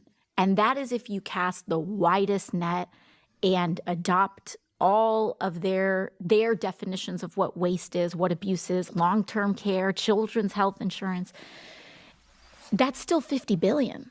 And they're talking about $880 billion. I mean, the math in what they are offering as waste does not square with the price tag and the mandate that they've been given. So what happens at the other end? Ordinary people don't lose health care, I guess, but what happens, do you believe, if that cut actually becomes reality, which is another question as to whether it ever happens? Yeah, well, if that cut becomes reality, it's important for people to understand not just are people going to be thrown off of Medicaid, not only are Medicare recipients who receive, for example, long-term care benefits from Medicaid going to be affected, but people who are not on Medicaid are likely going to see their health insurance premiums go up, because the more people get kicked off of Medicaid, the more uninsured people there are in the United States, the more they use ERs, the more that they go directly to hospitals for care, and the cost of uninsured people is oftentimes then borne in health insurance premiums as well and deductibles. The erosion of Democratic Party support among working class voters has been pretty well documented. Mm-hmm. It seems to cross racial and other lines. It's real. And Democrats have talked a lot about what they maybe did wrong in the way that they spoke or the way they approached people or the way that they acted. But I want to flip that around a little bit. What do you think President Trump has done right that has appealed to traditional Democratic constituencies? I think that some of his campaign promises, he does a good job of pairing what I would say some of the largest giveaways to the 1% and elites with very tangible policy promises. No tax on tips. Exactly. You take no tax on tips, no tax on Social Security. These things sound great. They also directly appeal to very specific pockets of people who tend to be working class. And that creates a permission structure, right? You toss a crumb to us and you give the farm to the big fish. And I think he's very sophisticated in how he tailors those things together. Some of those promises are things that Democrats themselves would like, capping interest rates on credit cards, to give one example. Has there been some discussion among Democrats that, I mean, you're almost a little envious? He's gotten ahead of you on some of these issues. Well, the credit card interest rate cap is my bill from 2019 with Senator Sanders. And we're having some bipartisan momentum on it. Senator Hawley is interested in working with Senator Sanders and myself. I've also have been working with some Republican colleagues. But it is a signal that Republicans understand the trouble that they are in trying to pursue their own agenda in a very naked form. They need certain fig leaves, and they are sophisticated about that. But I think what people are seeing now is that increasingly they feel lied to, right? That these were campaign promises. Maybe they'll pass, maybe they don't, maybe they won't. But there is, I think, a slingshot effect that's happening right now when people are seeing the mass layoffs in the federal workforce, the cutoffs in life-saving research, the real discussions from Elon Musk calling Medicaid recipients and people who receive SNAP and other food assistance a parasite class. And I think people are realizing that the fig leaf was the fig leaf and it wasn't actually, what's on the box wasn't what's inside. You think the president has changed the subject effectively since he was elected? I don't think he's changed the subject. I think he is who he's always been, but I think certainly some people feel that way. I think of another aspect of this, though. Dean Phillips, one of your fellow... I mean, we've been watching a lot of it. And I think that he has in many ways. I'm sure, AOC's, got a lot of stuff on her plate.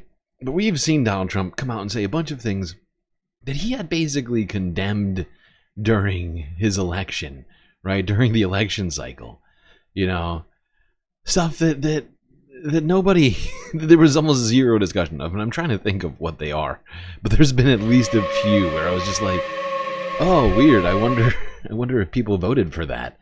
I don't remember that being something you mentioned during the campaign. Democratic members was on television this past week, Fox News, as a matter of fact, and he appeared to wish Democrats acted a little more like Trump in this way. He wished that they would appeal to business people, to get smart people into government, to talk about efficiency. He seemed to wish Democrats would do what Elon Musk is doing, even if he doesn't agree with the way that Elon Musk is doing it.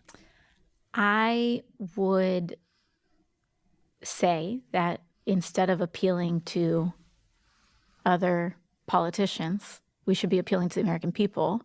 And if you ask the American people what they think of what Elon Musk and DOGE are doing with government right now, they are vehemently opposed.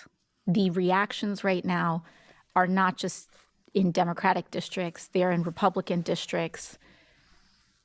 Even Republicans in my district, they're saying, I voted for Trump. I did not vote for Elon Musk. I did not vote for this. I did not vote for mass buyouts of the federal workforce. We did not vote for the corruption of gutting NASA and then having the contracts go to SpaceX. We did not vote for Starlink to start replacing critical FAA operations. Which is the thing that's in the news. It's being discussed. Okay. Yes. And I think that there is a very, very deep corruption at the core of this. If Elon Musk wanted to divest himself of his businesses and enter public service with his so-called business expertise, that is his prerogative. But so long as he maintains a vested financial interest in gutting the federal government, he is acting in his own self-interest and not those of the American people. I want to underline who we're talking about here, who you think is concerned about this. There are blue state voters who voted for Donald Trump. New York was more for Trump this time than in past elections. Your district was more for Trump than past elections. And you've had social media discussions with people who voted both for you and for Donald Trump. Do you truly believe, though, that that class of voters is paying attention and cares about the details of what you see as corruption and exactly the way that Musk is going about what he's doing for Trump? Oh, yeah. I'm hearing it. I'm seeing it. And I represent a district that is very working class. And by that, I mean that I engage in a tremendous amount of constituent services. This is not the kind of district that is where town halls are typically filled to the absolute brim. People are working 2 jobs. They're doing these kinds of things. I am getting emails. I am getting phone calls. I had a telephone town hall last week that had really high numbers of attendance of people. And we ask, out of all of these attacks on immigration, the assault on Medicaid, the budget conversation, and Musk's access to government, which is the thing you are most concerned about? And overwhelmingly, even I'm surprised, overwhelmingly, the answer is they are concerned about this incursion in what they see as corruption. Yep.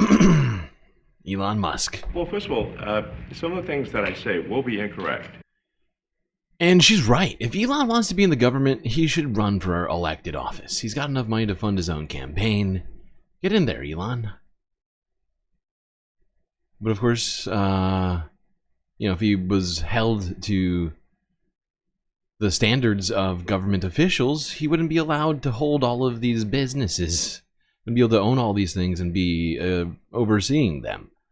But of course, right now, it seems like the rules are being bent and broken all over the place as it relates to conflicts of interest, financial ties that may affect your decision-making in government. Donald Trump is one of the main examples we've been talking about until Elon came around.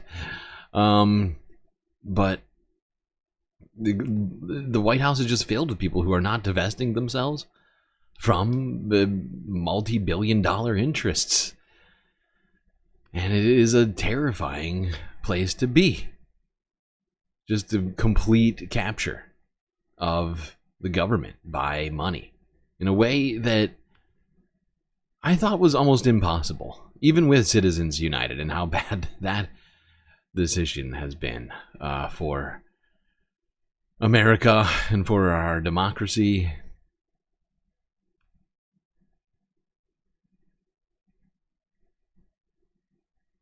All right, let's talk about another woman. I'm sorry. I mean womanizer. One former governor, Andrew Cuomo, who's decided maybe being governor was too much for him. Maybe he can just mayor it up in NYC for some reason. It's unclear why.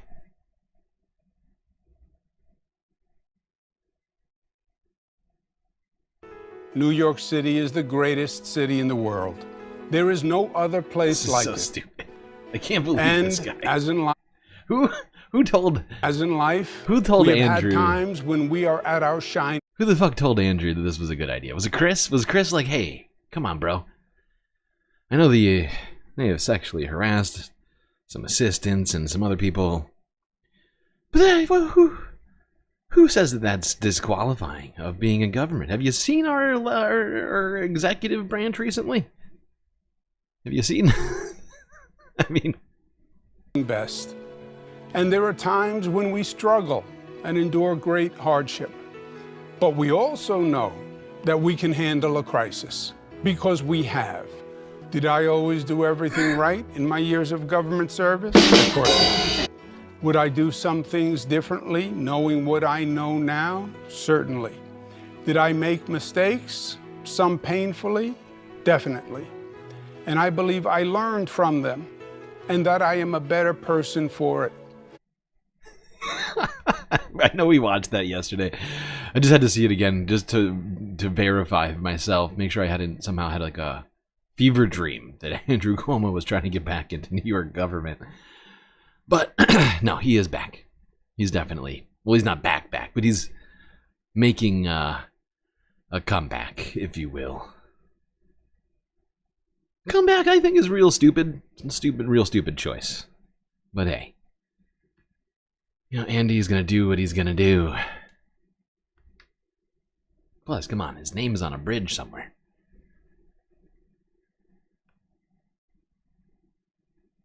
Let's talk about some other problematic people, specifically one Jeffrey Epstein, who we've been talking about way more lately than ever before. That's probably because there has been a lot of talk about the release of the Epstein files. It's huge, huge news. Or is it? Let's find out. Here is creepy sex pest Chaya Raichik of Libs of TikTok. I don't really know much about DC Drano. He's sort of beneath our level of. Was Cernovich there too? I think Cernovich is sort of in the proximity. Cernovich and Jack Posobiec were there. And they were the ones who got all the new Epstein information, except, here, go ahead, let's play this. Look at how overjoyed they are. They've gone to the White House. They have the take binders. It very seriously, the sex trafficking. Look at, here's the binder. We have it. Oh my God. We have she has no broken the idea story. like what she's even supposed to be protecting. At least DC Drano like has a straight look on his face. Chaya Raichik just looks like a pig in shit. Yeah, exactly. She's like, oh, I have all the incriminating documents. Look at rape victims. That's Yay. fun. Yeah, not to moralize about it, but like, why are you guys posing like you're at prom or something? I think I saw someone tweet because it's a big joke. It's a big joke. Actually, and then it turns out the joke's on them. All of this stuff had been released before, except for it had been released in a way without it being redacted. What? Yeah. So all of this stuff was redacted. There was released by nothing Gawker, really. actually, ironically. So you got enough. even less than already existed. Complete, nice. Who is phase this turd one. in the three-piece suit? Judiciary GOP, if you can find that. Anybody know who this weirdo in the three-piece suit is? I don't understand. Why is he dressed like he's like a Civil War era baron or something? What the fuck is this? Like in the double-breasted freaking vest. What in the fuck am I looking at, dude? Phase one. House the Judiciary Epstein GOP, if you can find that, I don't know if we have it, but the House Judiciary GOP run by Jim Jordan, who is proximal to sexual abusers from his days at Ohio State. He covered up for him. He posted a Rickroll. He said, here's the Epstein files. And it was a link to Rick Ashley's "Never Gonna Give You Up, Never Gonna Let You Down." That's how 10-year-old meme. This is they're actual victims here, actually. Like, and it's not it's a political scandal, but there are also a huge number of people whose lives have been ruined by very powerful people, and they are making a joke out of it. Well, I'm guaranteeing you, I'm telling you right now, you know who told Jim Jordan to tweet the Rickroll? Elon. Of course he did. We know that he can't keep current on memes, and all of his memes are 10 years old, like Doge or whatever. This is what, breaking Epstein files release. And then it's a link to, that's a tiny URL, and then it links to the song Rickroll, which, I mean, I feel like this was a joke when I was in high school or college. Never gonna give you up. But I mean, it's just frustrating to see like the Trump administration try to throw this out there for folks, because they benefit from keeping their base in this constant state of conspiracism, because it's a distraction from what they're actually doing materially to people's lives. And it's the same thing with like Nancy Mace taking up the UFO panel. If this is the kind of thing that you can dangle out there for folks, then you don't really have to look at power as it is.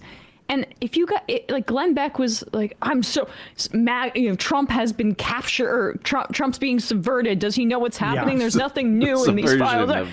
You are a rube. I mean, I know Glenn Beck knows better, but anyone that takes that seriously is a rube, because Donald Trump photographed with Epstein. He doesn't want that When shit Ghislaine out there. Maxwell went to jail, he said, I wish her well. Epstein's on tape saying There's a lot of fake stuff out there, though. Who was Epstein's president? on tape saying they were best friends. AI. And Who was president when Epstein was killed? right, who was president when Epstein was killed? Acosta, labor secretary. Pam Bondi, the other Florida attorney general who did nothing about Bill Barr. Epstein. Bill Barr. Whose dad, I believe, hired Epstein to work at Dalton as like a gym teacher or something in the 70s. And then let's not say anything about Elon Musk. AI, fake news. Elon Musk being photographed with Ghislaine Maxwell. Elon Musk's that guy is DC brother Drano. being set. I just realized who that guy is with the fucking Ulysses S. Grant. That's exactly where that suit came out of Ulysses S. Grant's fucking closet. I swear to God. Thank you, Stephen.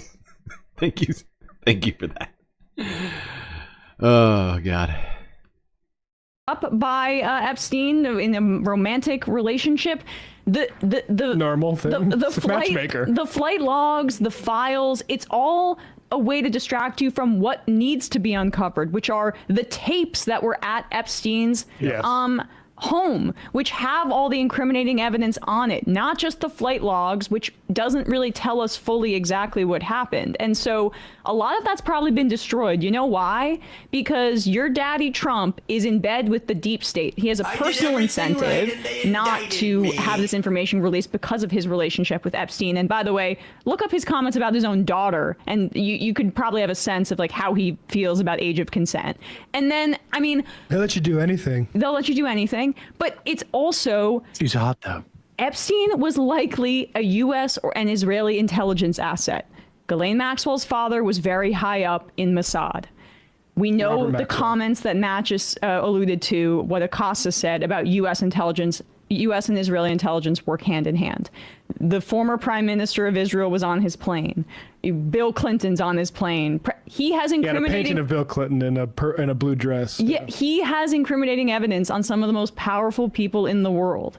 And that includes, more than likely, Donald Trump. So none of this is coming out, you idiots. You back the wrong horse if you actually care about this kind of thing. Yeah, this is a Boltzmann movie.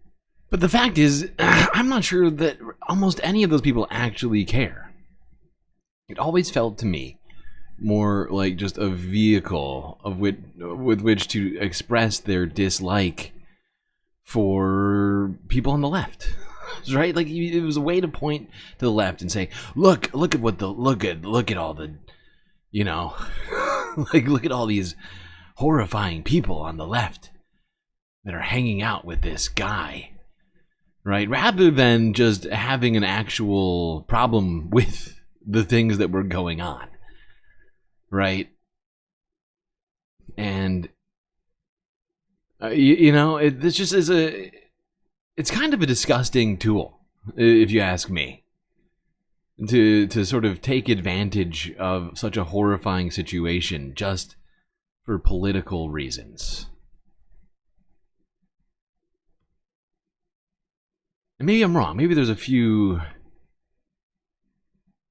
ideologues out there with strong virtues on this matter in the Republican Party who genuinely want to do something about it. But I haven't seen much around that. I think we saw, who was it, Marsha Blackburn saying she wanted to see the Epstein files. That's about it.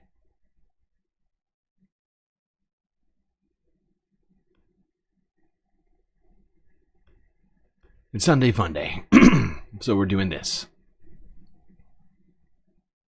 Staying on this topic, we're going to Hassan.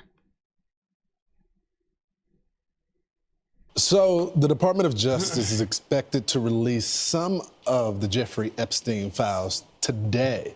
This comes out. Hey guys, this is probably going to come across as shocking to virtually zero people here, but the files that they quote-unquote released, they released to MAGA influencers. It was scrubbed clean of any sort of new details, and that's it. One good part of this, however, is that this is a very direct promises made, promises not kept moment, and a lot of the MAGA influencers are very upset. Given how stupid things have become, I'm going to be very careful in saying this. I think this would have more of an impact on Trump's reception from many parts of the MAGA base in a negative way than literally if the Trump administration caught Medicaid and like killed their parents. I'm not even kidding. I'm so for real about this. This isn't to say that like it's not important. The Epstein files are insignificant or anything like that. I think they are, but these people are more tuned into that shit than anything else. I could totally see this being like the breaking point or a jump off point for numerous hogs.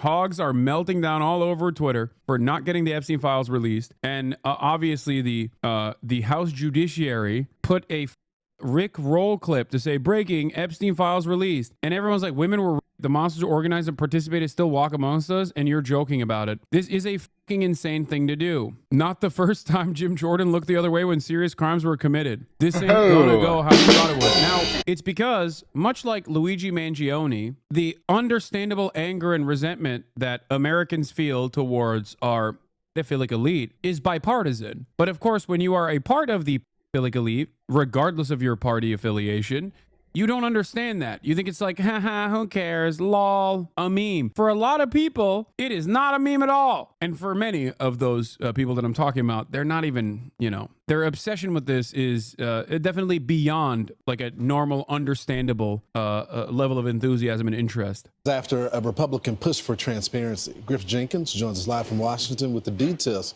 So who's on the list? Griff Jenkins? Boy, Lawrence, that is the question. Good morning. And there's no timeline, Lawrence, for when this bombshell may drop today. But if Pam Bondi's teaser to Jesse last night is any indication, we could get some shocking revelations. 200 victims. 200. So we have, well over 250 actually. So we have to make sure that their identity is protected. And is that what it is? Their personal information. What you're going to see hopefully tomorrow is a lot of flight logs, a lot of names, a lot of information, but it's pretty sick what that man did. Recall this all started after President Trump first told our own Rachel Campos died. That is such a strange sentence. Tomorrow you're gonna see a bunch of evidence, but what this man did was pretty sick. It's like two completely unrelated thoughts in one sentence. It's such a strange vibe from our Attorney General, Pam Bondi. I think what she meant to say is there's going to be a lot of stuff that's coming out tomorrow, but Most of it's redacted, and you're not going to learn anything from it. And I don't know if you heard, but Epstein was kind of a bad guy. But no, she's got to make it seem like this was big. This is a big win for people. This is huge news. Getting all the information.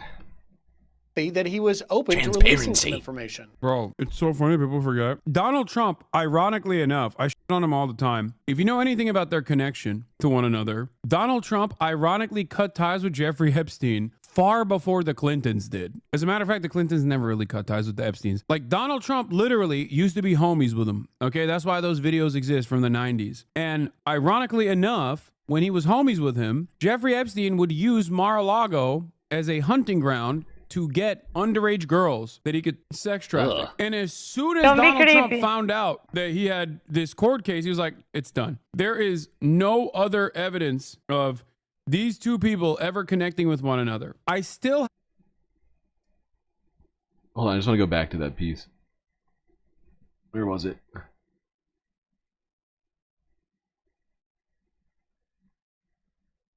Okay.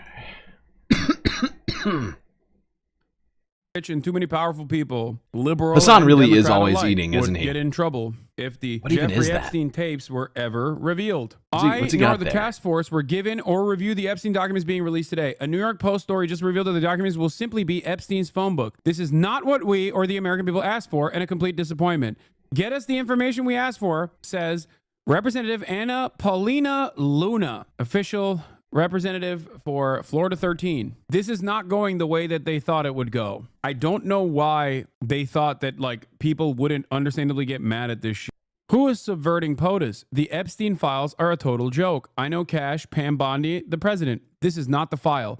White House tells me that they believe usual suspects at FBI/SDNY has the actual Epstein client list and are refusing to turn it over. This is an internal civil war if true. I will be doing a special X-cast in a few minutes. Attorney General Pam Bondi says FBI withheld information on Epstein files. Currently, Glenn Beck is on the investigation. Thank God. Oh my God. The White House. He's got a direct line to the White House. Apparently, the White House told him directly they believe the usual suspects are withholding important evidence. Wow. The lunatics are on the hill. Who are the lunatics? Honestly, don't know who they are. I know that Representative Luna is a Republican, but that's all I know about her. Is she like an like a influencer or something?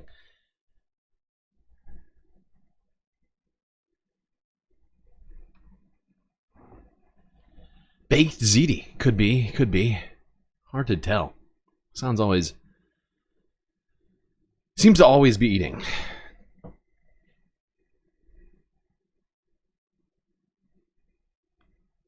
All right, we gotta take a break. We are 2 hours into the stream. How is the... Oh God, the goal is 0 progress so far. An hour in. Okay. Well, make sure if you want the stream to go, it's full, and planned length tonight. Get all the content to contribute to that goal so that we can get what we deserve.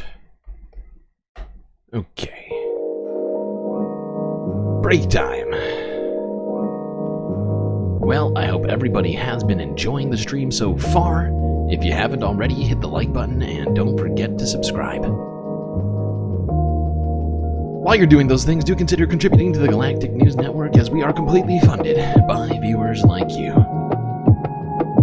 That's right, Space Fams, you are our only hope to stay in space. Doing these podcasts from this space station. So many great ways for you to show your support. Of course, YouTube, super chats, super stickers, memberships, all of which I will be counting towards our goals.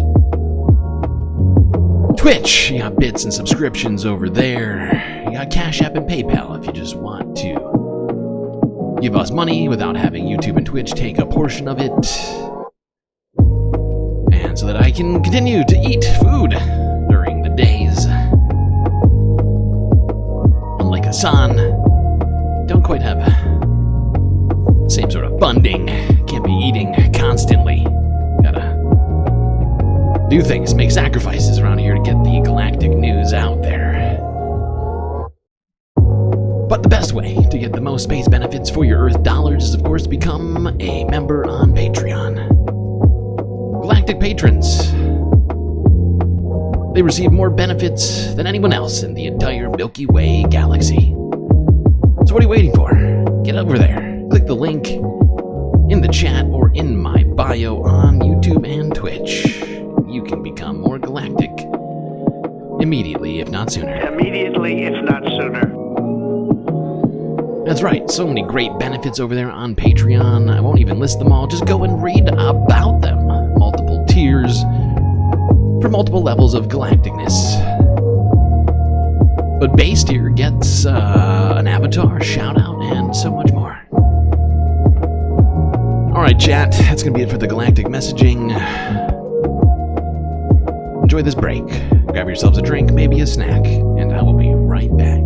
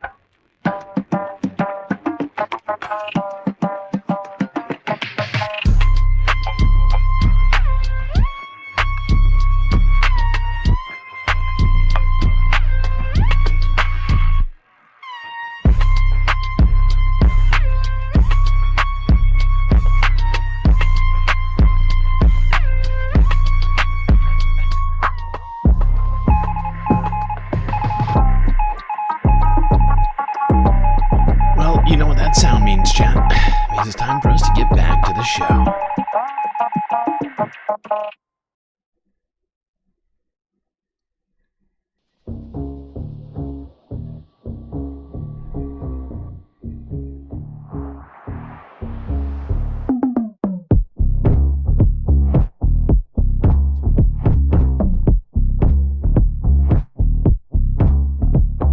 All right.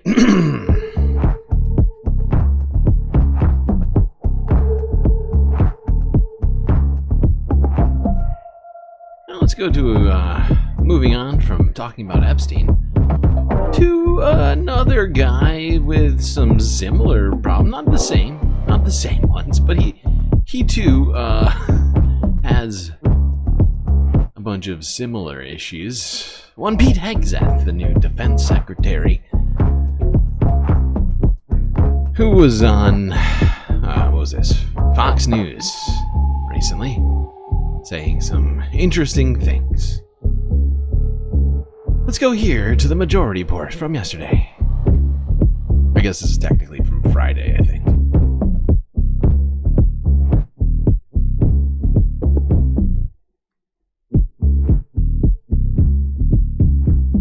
I don't know much about the military, other than we spend ungodly amounts on it for unclear reasons. I do know that if I was going to look for fraud and waste and abuse, I would probably start with our defense budget, which is larger than, which is twice the size of the rest of the world's defense budgets combined. I don't think that's Pete Hegseth's agenda when firing all the generals. I think that is, he's doing a woke purge.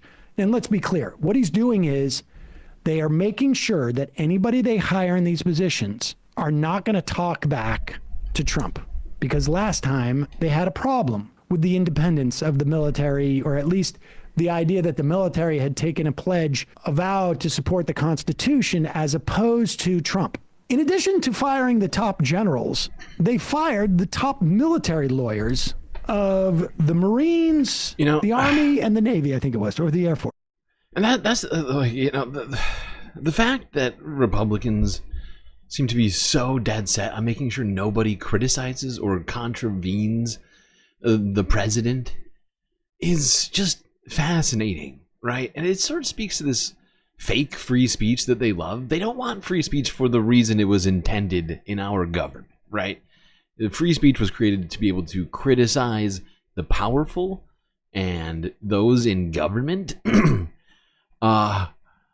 without fear of retribution, right? But they don't want free speech for criticizing the powerful. No, it's so that the powerful can say whatever they want, right? No matter how racist or horrifying it might be. That's what's free speech is there in their mind, so that you don't get canceled for, I don't know, saying the N-word on live television. I'm not saying that that's what Pete's about to say. He's going to say some other stuff right now. I'm just saying, like, just generally speaking, right? That's what they believe free speech is actually there for, to protect hate speech, not to protect people from criticizing powerful or elected government officials, or even unelected ones like Elon Musk. But let's go back here. 3 of the 4 branches of the service. Maybe it was the Air Force, Navy, and Army. And I know that people are like, why would they fire the lawyers? These are the people who advise the military. Like, what does the Constitution say about this? What you should be? What is your legal obligation to follow what may be an illegal order? Illegal. And Pete Hegseth says, well, that's not why we fired them. And then restates that exact reason. No, don't branches. For people who may not know, I mean, they give advice to the military about what is lawful and what isn't. Not surprisingly, there's been some backlash to those who are worried about their removal. One Georgetown law professor says this: Trump also firing the Army, Navy, and Air Force JAGs. In some ways, that's even more chilling than firing the 4 stars. It's what you do when you're planning to break the law. You get rid of any lawyers who might try to slow you down. Your response to her? Yeah, I don't know who Rosa is and what her hyperbole is all about. Pause it for a second. Let's just go back. You get Rosa back up on the screen there. This is her hyperbole. In some ways, that's even more chilling than firing the 4 stars. It's what you do when you're planning to break the law. You get rid of any lawyers who might try to slow you down. I don't know who she is or what that hyperbole is about. Let me restate what she says in my non-hyperbole way. Yes, no Break the law, you get rid of any hyperbolisms, lawyers please. who might try to slow you down. Your response to her? Yeah, I don't know who Rosa is and what her hyperbole is all about. Ultimately, we want lawyers who give sound constitutional advice and don't exist to attempt to be roadblocks to anything anything that happens in their spots. What we know about these In their spots? We're not doing it because we're going to do illegal stuff. We just don't want any roadblocks to be illegal things that we might hyperbole is or when you might say, not do. When you're about to break the law and they tell you to slow down. And he says we don't want them to be obstacles. In their spots. Do obstacles in their slow you down? Let's go back just a do little bit. In their obstacles spots, work? in I'm the- always in their forgetting. legal spot. I think he realizes that. Oh, yeah, no, he realizes, like, wait a second. That was the reason why we fired them. I'm not supposed to say that. She nailed it. Wait. Who might try to slow you down. Your response to her? Yeah, I don't know who Rosa is and what her hyperbole is all about. Ultimately, we want lawyers who give sound constitutional advice and don't exist to attempt to be roadblocks to anything anything that happens in their spots. What we know about these TJAGs inside the military, traditionally they've been elected by each other or chosen by each other, which is exactly how it works often with the chairman as well. Small group of insulated officers who perpetuate the status quo. Well, guess what? That status quo hasn't worked very well at the Pentagon. It's time for fresh blood. So we're going to open branches. So we're going to get rid of the people who are in charge of telling us whether we broke the law.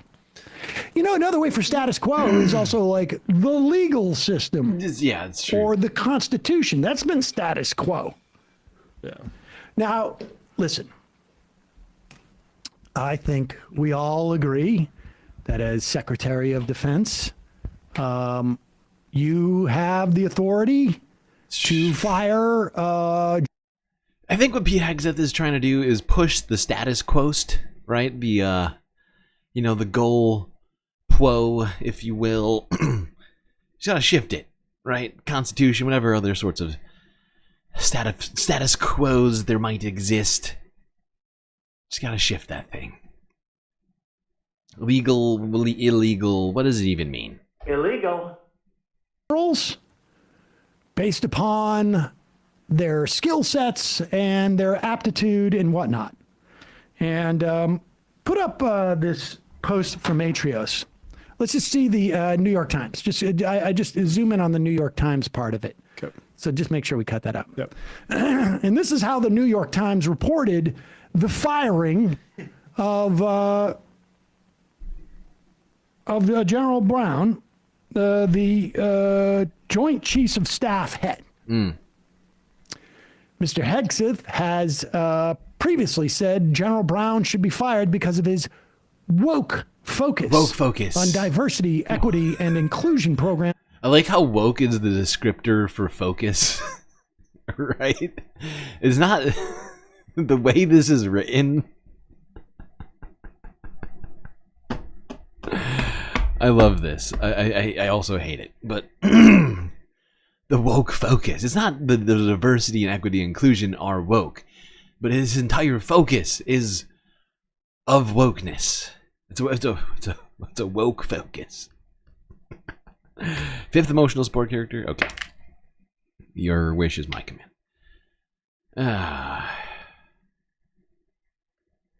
In the military.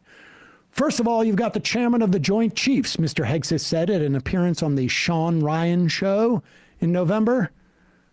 Sean Ryan's not one of those war criminals, is he? No, he's a different guy. In November, he added that any general involved with DEI efforts should be fired. Either you're for war fighting, and that's it. He said, that's the only litmus test we care about. You know, as the New York Times writes that, in response to Hegseth's firing of the Joint Chiefs of Staff, General Brown, it sounds not with something that I would agree with. I find it hard to believe that this woke stuff is really taking over that much. But I understand that's their, it's unreasonable, but it's reasonable, if you know what I mean. Focus is too Let's woke. scroll down and see how the AP wrote up this. Again, hat tip to Duncan Black over at Eschaton, or Atrios, I should say. Atrios over at Eschaton. Here's how the AP talks about this. Interesting that none of this stuff made it into the New York Times article. The New York Times headline or slogan is "All the news that's fit to print." So this is what isn't fit. What isn't fit to print is Hegseth had previously taken aim at Brown. Oh, no. Okay. That's bad. This is from the podcast, the same podcast. This is unbelievable. First of all, you got to fire. You got to fire the chairman of the Joint Chiefs. He Yeah, said why? flatly in a Why would you podcast in do that? November. Oh, that must be the Sean Ryan show that the Times alerted us to. Ah. Okay. And in one of his books, this must be, they're talking about, what do you call it? Pete Hegseth's book. Well, I mean, Blurbed by Tulsi, I think. yeah, I mean, but how would you'd have to read it. Mm-hmm. In one of his books, he questioned whether Brown got the job because he was black. Wow. Huh. Was it because of his skin color or his skill? We'll never know, but always doubt. Wow. Which on its face Yup. seems unfair to CQ. What is that? What But is CQ? since he has made the race card one of his biggest calling cards, it doesn't really much matter, Hegseth wrote.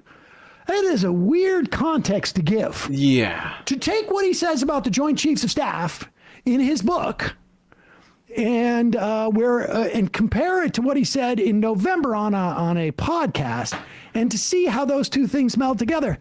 I don't know. That gives just like way too much context. Mm-hmm. Mm-hmm. Like, is it right to present what someone wrote about somebody that he acted upon in that way? No. Like the AP did? That's not fair. They're rogue, man. How rude. They're totally rogue. Oh, I get it. Because they're still so woke that they're calling it the Gulf of Mexico. Exactly. Seriously, this is this is insane.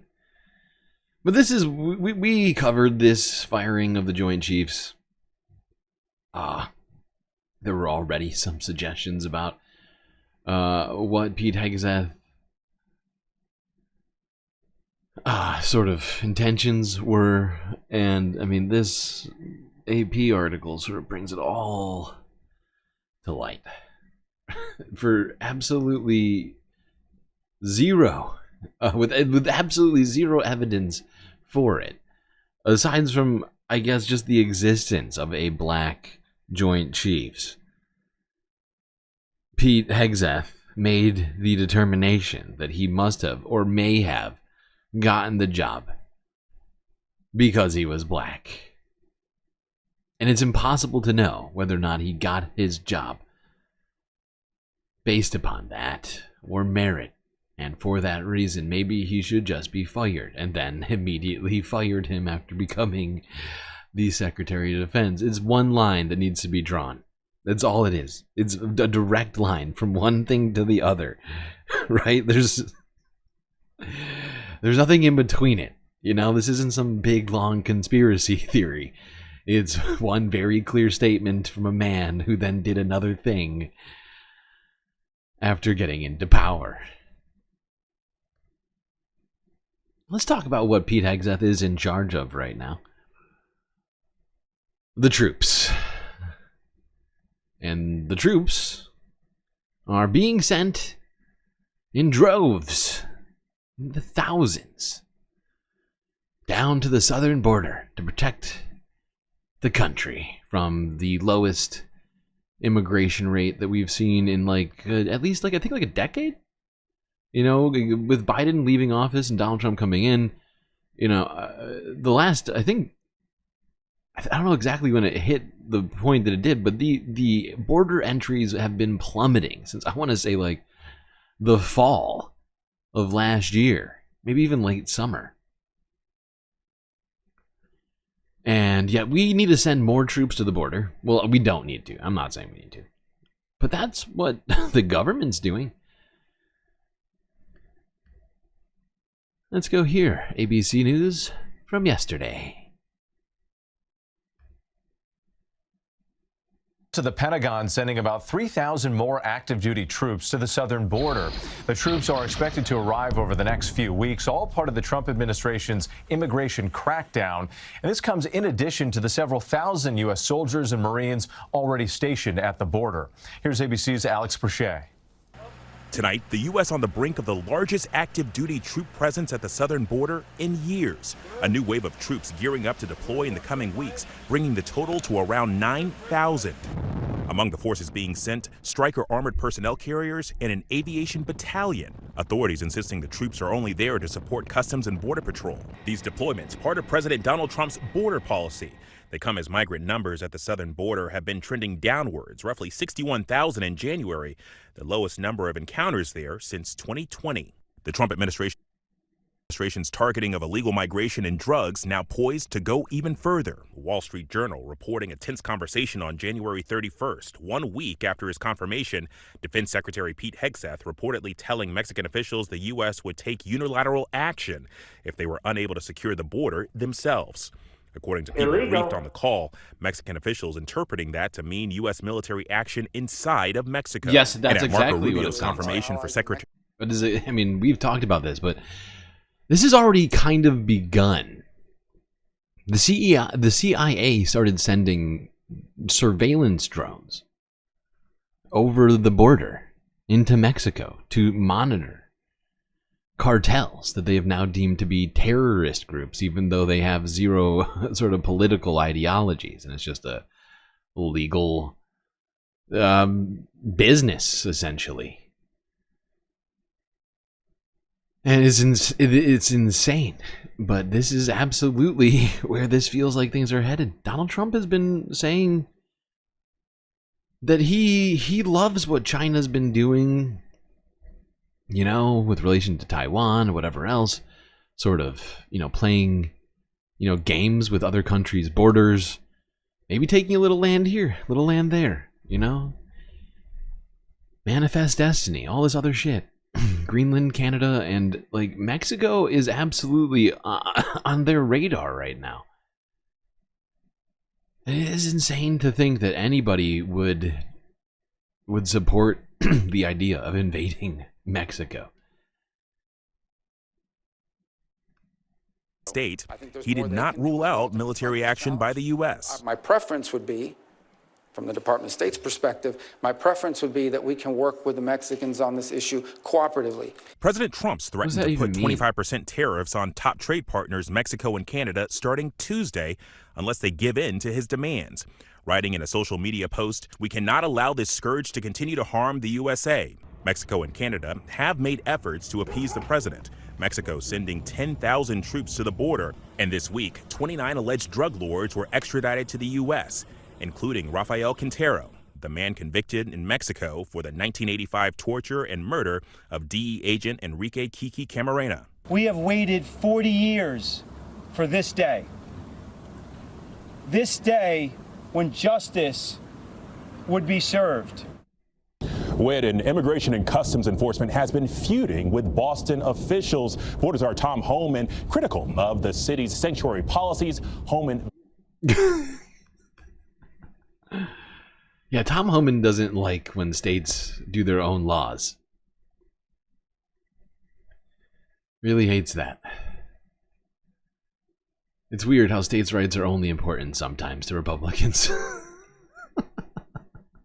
Everything about the Republican Party is just a meme of itself, of the wildly sort of not opposed, what's the word? I can't think of words right now. It's just insane. This is where we're at. But Mexico, putting even more troops on the border than the U.S. will have on inside of the border. Because if you add them up, we're going to have 9,000 troops on the Mexico border, Mexico-U.S. border, and Mexico is going to have 1,000 troops more. So it seems like they're putting a lot more effort into it than we are. And yet, apparently, their lack of cooperation is going to be used as a premise for invading Mexico. It's lovely. It's a lovely vibe. Immaculate vibes is what that is. All right, let's go here to people attempting to help migrants. What's going on, Maud? Just anything to help people go. It's a message on a bottle left to sit in the rocky desert of California's borderlands. But what they do represents so much more.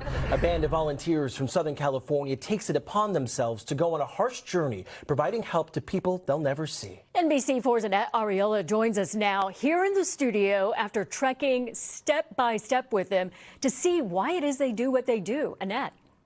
Kathy, Jonathan, for nearly a decade now, this network of volunteers have been coming together every weekend to bring water to people attempting to cross over the U.S.-Mexico border. Now, why they do this? Well, they say the answer is quite simple: to prevent more deaths from happening in the desert. Deep in the heart of Imperial County, California, where gravel roads lead to a vast and unforgiving desert. It's this trail that a caravan of volunteers have chosen for today's mission. Electrolyte pack. James Cordero spearheads the Water Drops program for the immigrant rights organization Al Otro Lado. We just want to avoid, what we saw last week. We don't want to see that again. James tells us they discovered the body of a migrant traveling through the desert. For the group, it's a sobering reminder of the life-saving efforts behind their work. Even that one bottle of water can mean something to somebody, especially if they need it. With nearly 50 pounds of supplies strapped to their backs, they're now ready to hike into the most remote areas of the Jacumba wilderness. Keep your eyes where you put your feet, where you put your hands. The route is roughly 80 miles east of San Diego and one of the most dangerous passageways for migrants and asylum seekers who risk dying of thirst while attempting to cross the southern border. You don't want to take a sip of water already? As we huddled under the shade for a brief moment, we soon realized just how strenuous and challenging this trek was about to become. Now keep in mind that it's still winter, the mercury barely reaching 70 degrees, but the intensity of the sun's rays bouncing off the sand, heating everything around us. Because the situations can, turn against us with sun exposure, with the heat, and to have a group, especially of this size, care about strangers is also very inspiring, and it means a lot that we're doing all this for people that we'll never meet. We arrive at the first water drop site, the closest one to the mouth of the foothills. The empty bottles and open food cans, all signs that someone survived this far into their journey to the U.S. Even though you already know why you're out here, you start to feel why you're out here. And it's something that you can only imagine for someone who ends up passing away from the heat exposure and dehydration, what they feel in these moments. All the water bottles and supplies that have been left behind have been labeled with today's date. The volunteer group says they will likely be back in early May. Now, once the temperatures really start heating up, they will likely be back along this route at least every 2 to 3 weeks throughout the summer. Over the past... There you go. Sort of the antithesis of that previous story. A civilian effort to help migrants rather than a military effort to do everything to stop them. Okay.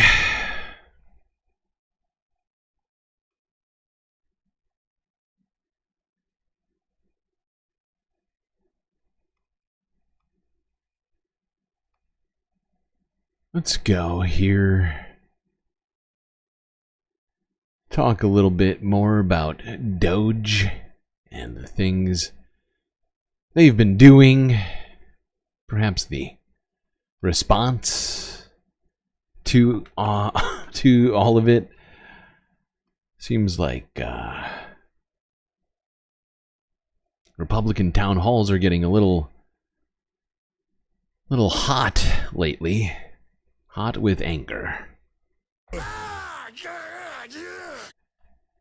Lovely Pariah gifting a Galactic News Network membership to Cody Culp. Hope you enjoy that, Cody.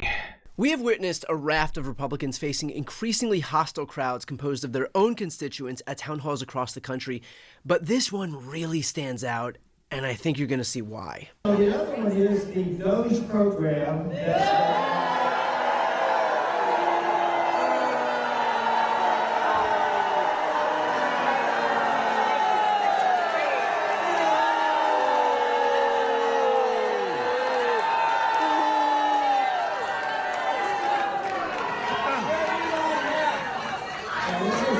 This is very closely akin to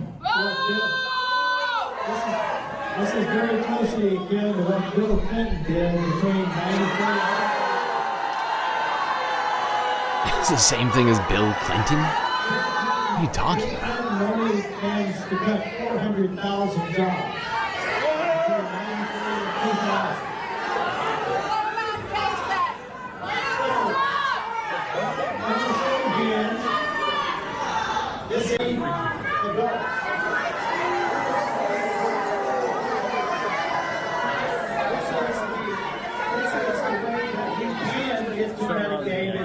That was Representative Keith Self, a Republican from Texas's 3rd Congressional District, which is not only an R+11 district, meaning 11 points more Republican than the rest of the nation, but it's a district that's been under Republican control since the 1960s, more than half a century of GOP power in the district. So let's not pretend that this is some wave of liberals here, which of course is what Republicans would have you believe, because that's easier than, oh, I don't know, taking responsibility for your own aggressively unpopular agenda. And now the Democrats are getting caught staging protests.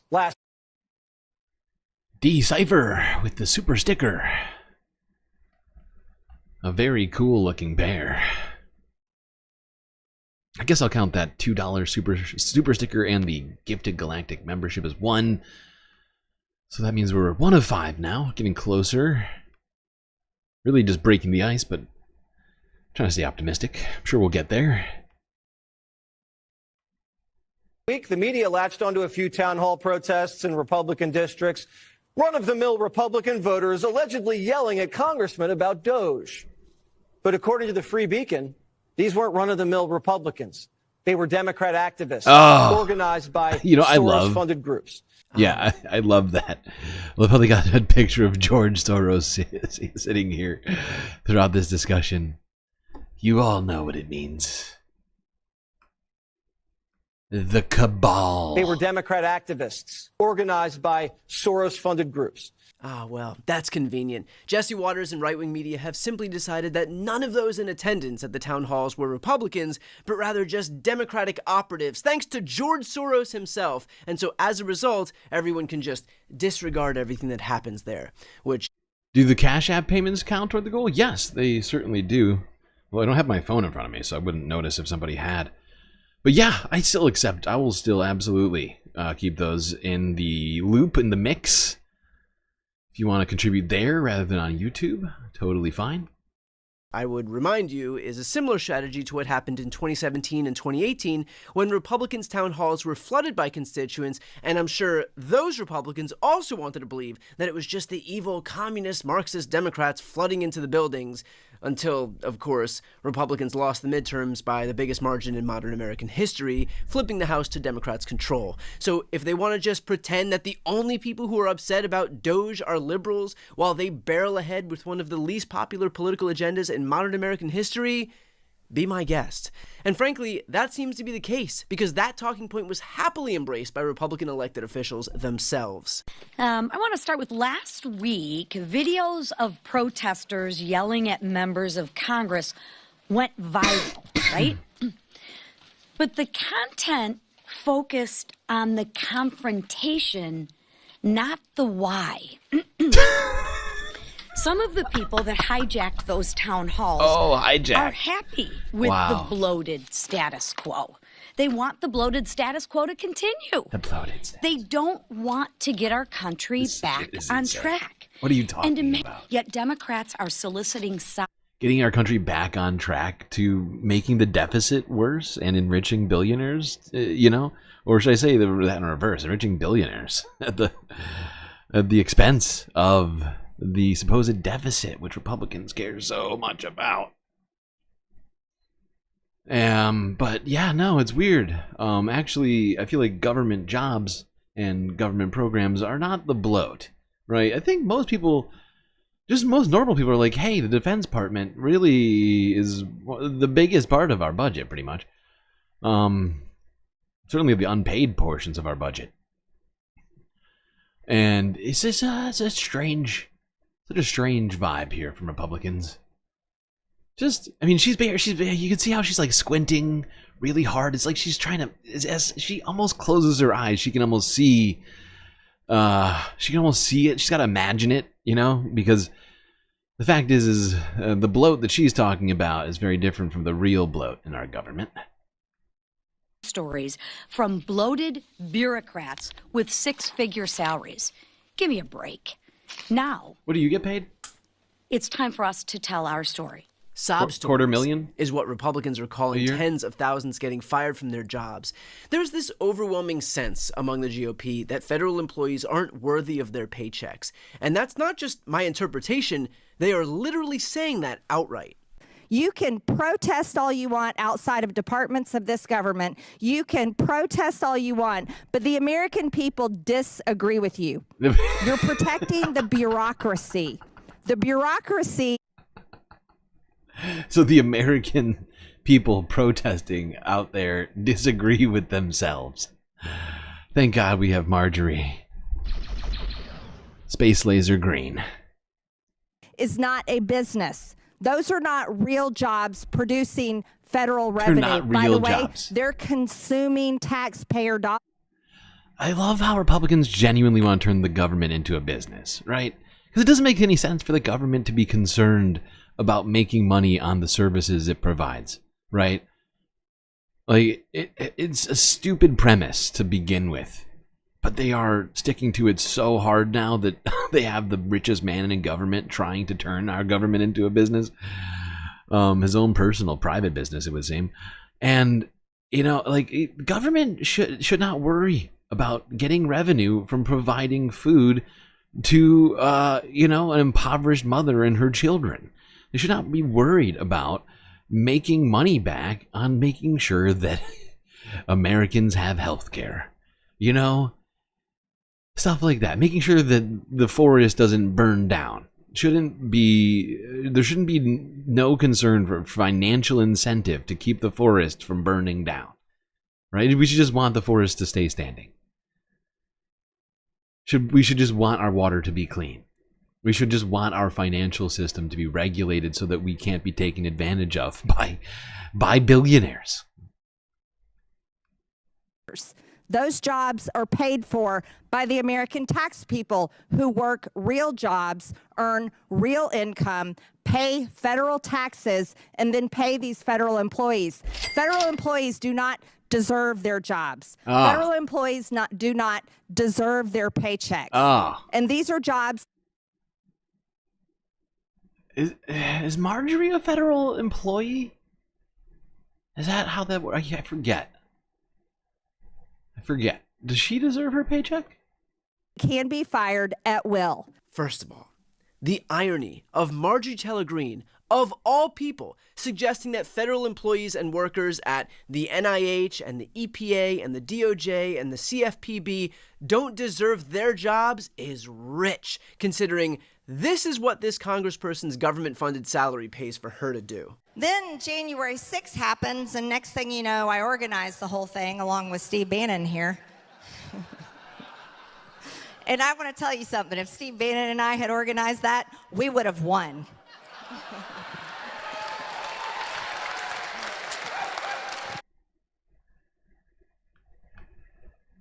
That's what your tax dollars are paying for, people. To get Marjorie Taylor Greene to tell you your big stupid head for wanting the government to function. You should want it to make money. You know, there's an actual problem with the government having a surplus of money. We haven't had it in a long time. But it's not actually good to have the government be sitting on money and having it do nothing, right? Like, we shouldn't want we shouldn't want to get rid of all the functions of government, but just keep on taking tax dollars in, right?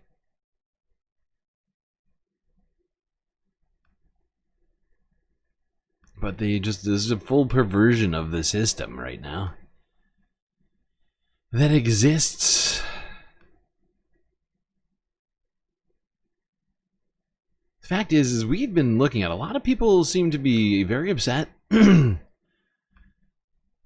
And, you know, anger against Elon Musk has been growing. Oh shit, I just got a notification on my phone. Looks like I got a donation on Cash App from somebody. This was an incredible story that... I'm guessing it's from the person who mentioned it. Who said that? Anarchist? Somebody mentioned that. Something about the Cash App. Thank you for the donation. I'm going to count that towards the goal, even though it still says 0 of 5. Or at least at 2 of 5. Hold on, I gotta look at... I gotta keep doing this too. But yeah, let's go here. Bloomberg Technology. Tesla faces protesters, vandals, and falling sales.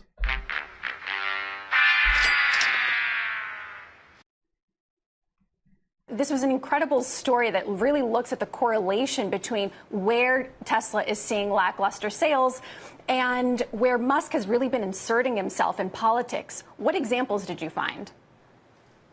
Yeah, I think there's absolutely correlation here. The question, of course, will be, causation, and that will take us some time to sort through. I think, to your question, we're seeing, as you mentioned, protests. We're seeing polls in countries that have, quite a lot of EV demand, where Musk is not doing well, and the Tesla brand also is not doing well. I think when people think Elon Musk, they think Tesla before they think of virtually anything else. And this is a case not necessarily of just politics for politics' sake. When you think about what Tesla is about and what their sort of values are, some of the parties that Musk is aligning himself with are very contrary to that. When you think about Trump's attacks on EVs, right? Sort of, oddly going after EV chargers at federal buildings for seemingly no reason other than to stick it in the eye of EVs. This is a case where, he's kind of going against his own consumer base. Yep. We're expecting him to join a cabinet meeting today, where we'll perhaps hear yet more of a political aligning at the moment between Trump and Elon. Craig? Yeah, Elon seems to be full Republican now. People upset about that, causing Tesla's sales to go down. Protesters protesting Elon and Tesla. By the way, thank you for the super chat, Narwhal. You like my lantern? Oh, my Ramadan lantern? Thank you. Oh god, that's one thing I didn't do today that I wanted to do. I wanted to put up more Ramadan decorations since it just started a few days ago. I gotta get my schedule and do like some kind of more sustainable routine. I've been considering trying to switch streams to like an hour earlier, and even though I've been telling myself I should do that, start them at 9 instead of 10, I started today's at midnight Eastern Standard Time. A little later than I was hoping. What was I saying? I was saying other things. Oh, right. With that, hold on, let me just double check something. I think that gets us to like 3 or 4 super chats on our list, even though it only says 1. I think we're getting close to completing our goal.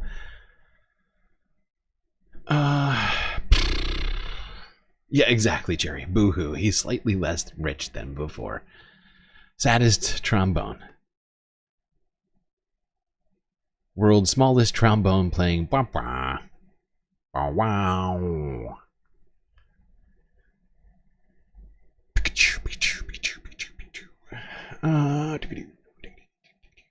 Yes. All right, let's move on from Bloomberg and Tesla's sad state of affairs with a Nazi leader at its helm, getting paid billions of dollars to ruin the company. Remember, the board, we covered this story last year, but last year, Tesla's board approved a $50 billion pay package for Elon. So all this stuff Elon's been doing, all the Nazi memes and sort of government work he's now doing, At least quasi-governmental, whatever you want to call it. I mean, it certainly, in its essence, is governmental, even though they refuse to define what the fuck this guy is or what DOGE is. Yeah, I wonder if that counts as being a good steward of the money over there at Tesla. I don't know. I'm not a board member over there. Don't own stock. I'm not a voting shareholder. Moen Noep with the beautiful sticker. Sour Hour engaged. You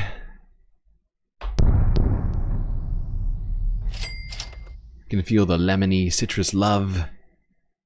I appreciate you. So much. And MIDI got in there. I'm going to have to end this goal. I know where that puts us at 5. That might even put us over. I'm not sure. I've lost track. It all happened very quickly. Okay. Ending the goal. We're getting all the content. Don't worry. We're moving now. All right. See, this is why I was saying I was going to stay optimistic. Even though it was taking us slightly longer to get going.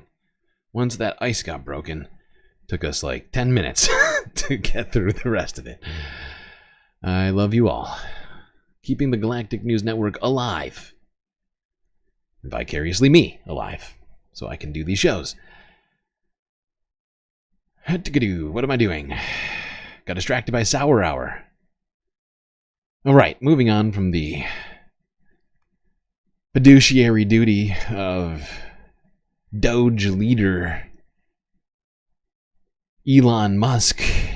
Let's move on to his parent governmental involvements a little bit more. Let's go here to the Majority Report. We're going to pick this conversation back up where we left off yesterday. Oh shit, why did it go back to the beginning of the video? This is very rude. How rude. I think it was like right around here that we left off. So let's go back here. Said where you get specific about what they're going after. So let's start off with the numbers. Where are the numbers right now? How is the view of DOGE and Elon faring in the public eye?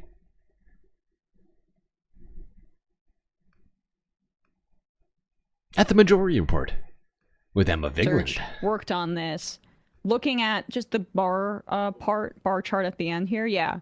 So when you describe things in the terms that you just did, Liz, you can see how that means the baseline unfavorability versus the one where you use the messaging that you just said, where you get specific about what they're going after, and that's a plus 23 increase in very unfavorable, plus 2 increase in somewhat unfavorable, and you're well over, I think they're 50% with unfavorability for their actions. Why did you think it was important to test some of these messages, and what were some of the other findings that you found that you and others found when looking at this? You know, we saw folks, especially in the fall, as Trump and Musk announced DOGE, if you just say government efficiency, that's pretty popular. People want their government to be efficient. They don't want it to be wasteful. They want it to work for them. So if you say we're going to create a Department of Government Efficiency, on face, people are not skeptical of that. They are okay with that mission. They don't know a lot about it. And so when we first ask people, what do you think about DOGE? 33% say, I don't know what that is, and I don't know what they're doing. Before I let her go too far here, this is why the education system is so important, having media literacy is so important, and why it's being undermined. Why Republicans want to undermine governmental education for everyone, right? But they don't want public school. They want privatized, exclusive schools that can pick and choose who deserves to know things and who doesn't.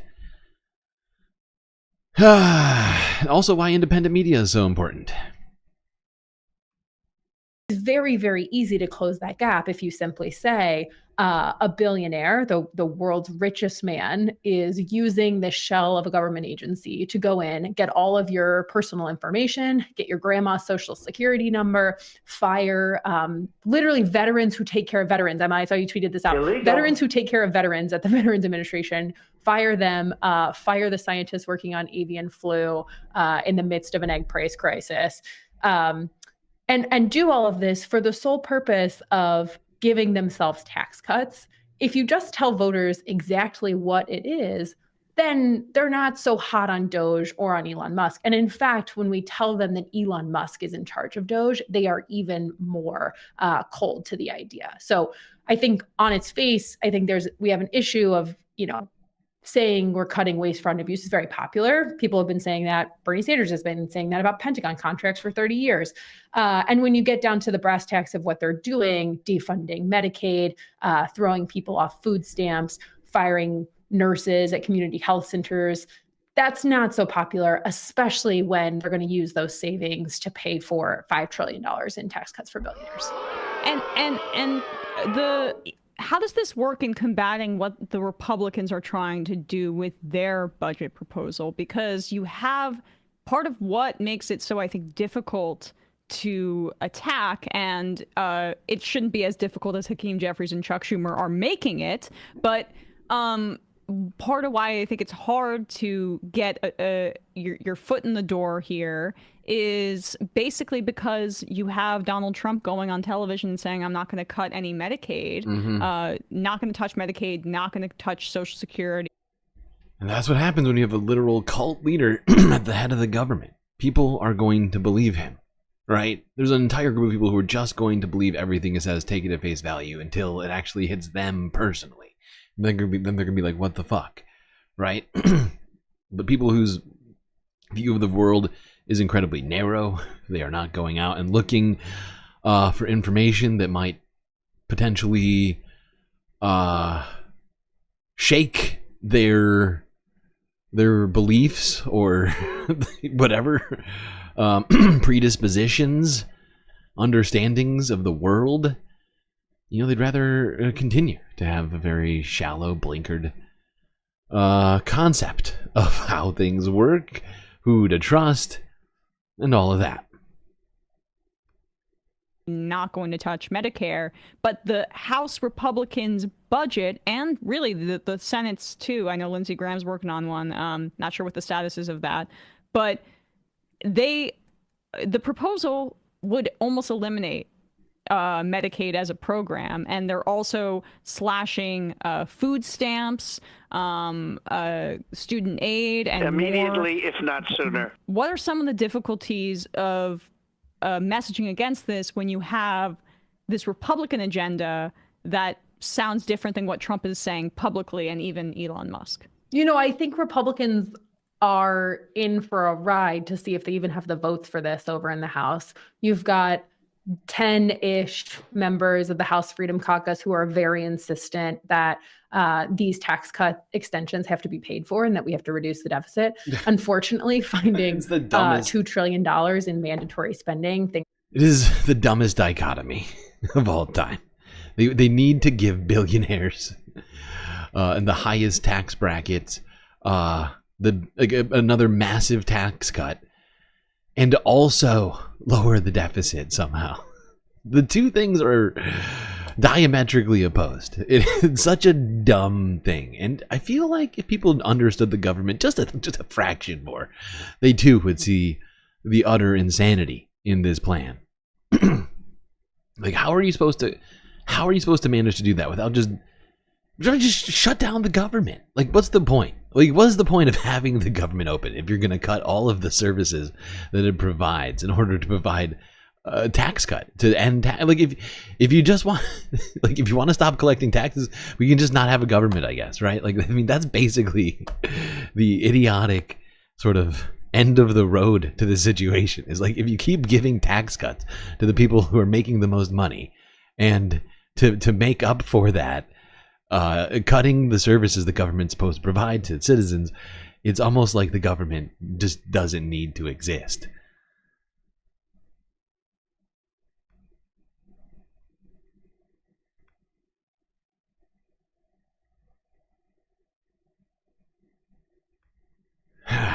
But even amidst all of this negative press, his businesses being, boycotted and protested, being criticized all over the entire planet, Elon Musk is tripling down on the email responses that they asked for earlier this week to, as he put it, make sure that you had a heartbeat and 2 neurons to put together.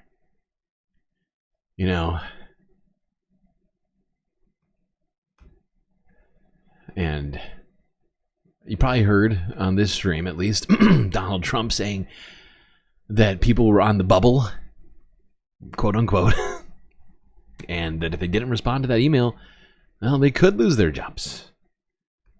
Those mass federal firings and rising levels of uncertainty for government workers, billionaire Elon Musk doubling down on his DOGE drive to slash federal spending. ABC's Selena Wang is in Washington with the details now on what's ahead this week. Good morning, Selena. Hey, good morning, Gio. Yeah, federal workers are getting even more anxious and confused. Thousands have already been laid off, and those who still have their jobs are now getting yet another email asking them what they did at work last week. Elon Musk says if they don't respond, they'll be fired.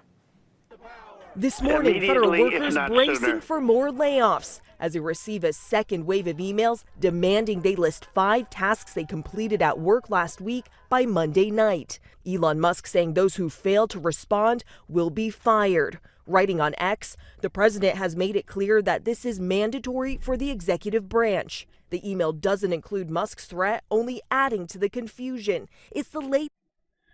Yeah, and you know what confuses me about this most? Is that this was a big issue for Republicans in the 2016 election. I don't know if you remember the Hillary email servers and her use of a personal phone for government purposes. Something which Republicans were literally losing their fucking minds over. Something Donald Trump made a huge deal about. It's one of the main reasons they said she needed to be locked up for mishandling important classified information, putting our country at risk, putting the most sensitive data, government data, potentially in the hands of malicious actors. And yet, they're basically suggesting people use whatever email they want to just respond to this other email from DOGE, to a non-governmental email server, and therefore putting every single correspondence sent to this email at risk of being hacked, of having its information exposed. But we hear zero, literally bupkis from Republicans on it right now. Zero concern about confidentiality, top secret information, and anything else that might be sensitive in nature being sent to just a random email some DOGE staffer put together over the weekend. Of government efficiency to dramatically slash the federal workforce.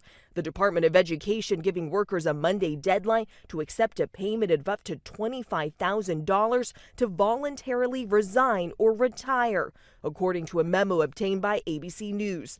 And the Social Security Administration, which provides key benefits to older Americans, saying it plans to cut 7,000 workers. Only the federal government could get away with this level of waste. These guys are gonna absolutely crash the U.S. economy. It's not investment advice, but that's my opinion. These guys are absolutely going to crash the economy, right? You gut all of the safety net while simultaneously casting out tens of thousands of workers, probably more, maybe hundreds of thousands. We'll see where it all ends. Creating an employment crisis while simultaneously taking away funds to all sorts of different agencies that were an important part of the economy. We're giving funds to schools and other sorts of institutions that are all part of the GDP calculation, if you will. Now, you know, I have plenty of comments about whether or not we should use GDP as a metric, but it's Republican. Oh my God, Republicans fucking love GDP. Are you kidding me? Like, don't even get me started. Like, but the point is that that's not all that's happening. There's more stuff. I don't know if you've heard. And I don't actually have a story on this. I just read an article about it over the weekend. I can't remember who it was. It might have been the Atlantic. I honestly cannot remember who it was. But the article I read over the weekend suggested that the DOGE department has been saying they are going to be canceling millions of square feet of government leases on real estate, right? Government leases tons of real estate all over the country. Literally, I mean, the number is massive. I don't know the exact number, but it's like, I think it's in the tens of millions of square feet of real estate, right? Government doesn't own all of it. They rent it, essentially. And there's already something of a big crisis right now in the real estate sector, right? Is part of the reason why they've been pushing for the go back to work movement so hard, to fill all of that empty real estate up, because there's been a massive exodus from expensive sort of commercial real estate, which is the sort of real estate, I would point out, that the government also happens to what's it called? Release, right? This is just a fraction of the things that could absolutely upend just the state of the U.S. economy, which they're all so concerned about. The stock market, it's got to keep hitting all-time highs every single day, right? Otherwise, businesses will collapse. All this other shit. Now, you know, I have a lot of like, much of this goes in contravention of my own personal beliefs, but I'm just stating facts right now, okay? Like, this is just where it's at. Like, all the things that they're doing are putting massive pressures on the American people and the American economy, and at some point, something's gonna fucking give. There's no way it doesn't. If they continue down this road, something's gonna give.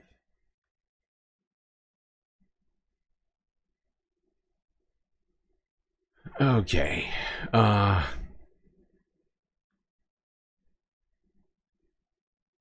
have these in the wrong order. I want to do this one here. Hold on. Sorry. Made a huge tiny mistake. Yeah, this makes more sense. Let's go here now. To, what is this, Forbes? Yeah, Forbes breaking news. Even Republicans are starting to worry about what DOGE is cutting, potentially.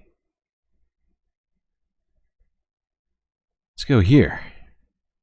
Who is this? We'll forget where this guy, Republican Jeff Hurd, Colorado's 3rd congressional district, on Forbes Breaking News to ring the alarm bell about what DOGE is cutting. Maybe they need a scalpel and not a hatchet or a chainsaw? Weird. This budget resolution has really been described as the blueprint of the Trump agenda as he entered his second term just a few weeks ago. And I want to talk about what you think of the first few actions of the Trump administration, round 2, second term. So here's what's happened so far, just to name a few things. We've seen him sign a host of executive orders and actions on a lot of things he campaigned on, like immigration, like border security. We've also seen cuts and layoffs from the DOGE department. Trade wars with our allies were almost started and paused. One was started with China. The president has made a slew of different expansionist comments, including floating the idea You of missed the the aluminum and steel tariff, stupid. God damn it. I hate her. She's so dumb. Anybody in there? We started and stopped it with Canada and Mexico, or did we stop it, and start it again by imposing the aluminum and steel tariffs? Is she awake? Are you here with us right now? What's her name again? Brittany? Brittany, are you paying attention in class right now? The 6th emotional support. I thought I could have sworn I rolled for a 6th emotional support character. Maybe not. But I've totally forgotten it if I did. Why can't I read?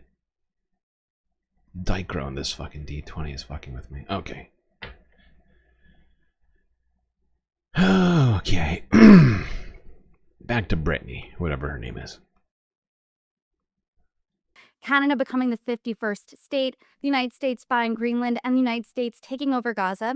And many of President Trump's cabinet nominees have become confirmed and have hit the ground running in their roles. That's just scratching the surface here. So what do you think so far about the Trump administration's second term within the past couple of weeks? Well, he's gotten off to a busy start for sure, and there's been a flurry of executive orders. What I would say is I'm trying to stay focused on the things that I know the best, and those are things in my district when it comes to public lands issues, energy development, the importance of securing the border, those sorts of things. I know are critical to making sure that we deliver on the promises we ran on as Republicans. And so I recognize the importance of saving money and efficiency when it comes to government and the services that we deliver. I think we just need to make sure that we're smart about the places that we make those cuts. Let's cut the bureaucrats in Washington, D.C., but let's make sure that the Forest Service employees that are on the ground, that are actually maintaining the trails, managing our forests, managing our public lands, don't lose their jobs. And so that sounds woke. As we go forward, we're going to make sure that we make those cuts. They're absolutely essential. The president campaigned on them. I'm excited by the idea of efficiency and government savings, but let's make sure that those cuts happen in the right spot. Wow, Jeff Hurd with a very woke take. We need trees? We need trees, Jeff? What about in the future techno dystopia? Where we just drink, where we eat or breathe synthetic oxygen and, just sort of, we can just be batteries for the mega towers of the rich.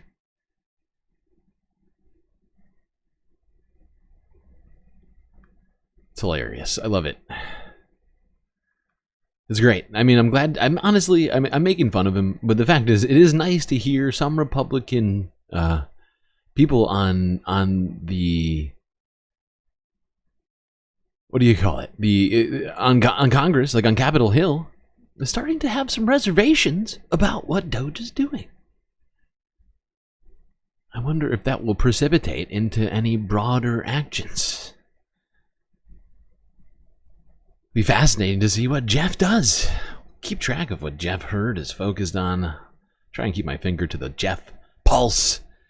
Make sure that he sticks to this. Make sure that DOGE pulls out the scalpel, puts away the chainsaw.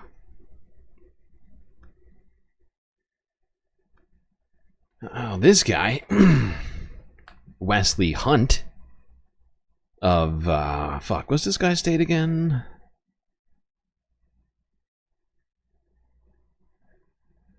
Texas. Wesley Hunt, Republican from Texas. He's got a different vibe on this situation. He was also on Forbes breaking, or was this might have been a Forbes breaking news clip. Can't remember. I don't recall. But he had a different take over the concerns about DOGE. See what Wesley, very smart guy Hunt, has to say. Thank you. One of them being, you're a veteran. I've heard stories from other reporting of veterans who were part of the ingredients of this cake that got tossed out. They got what you could call DOGE'd, axed from their jobs. They're saying, hey, and not only veterans, but other people, I voted for the Trump administration, but now I lost my job. What do you say to them? Do you think that's a necessary casualty or a mistake? What does that look like? No, again, Elon Musk even admitted that in this process, he's probably not going to get everything right. But I think everyone...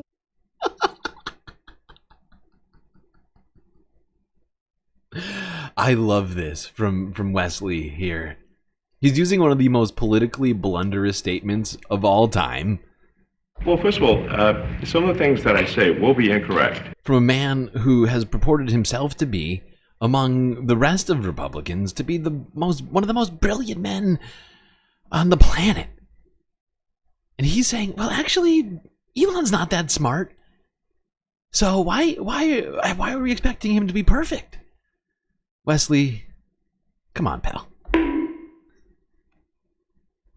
What you talking about?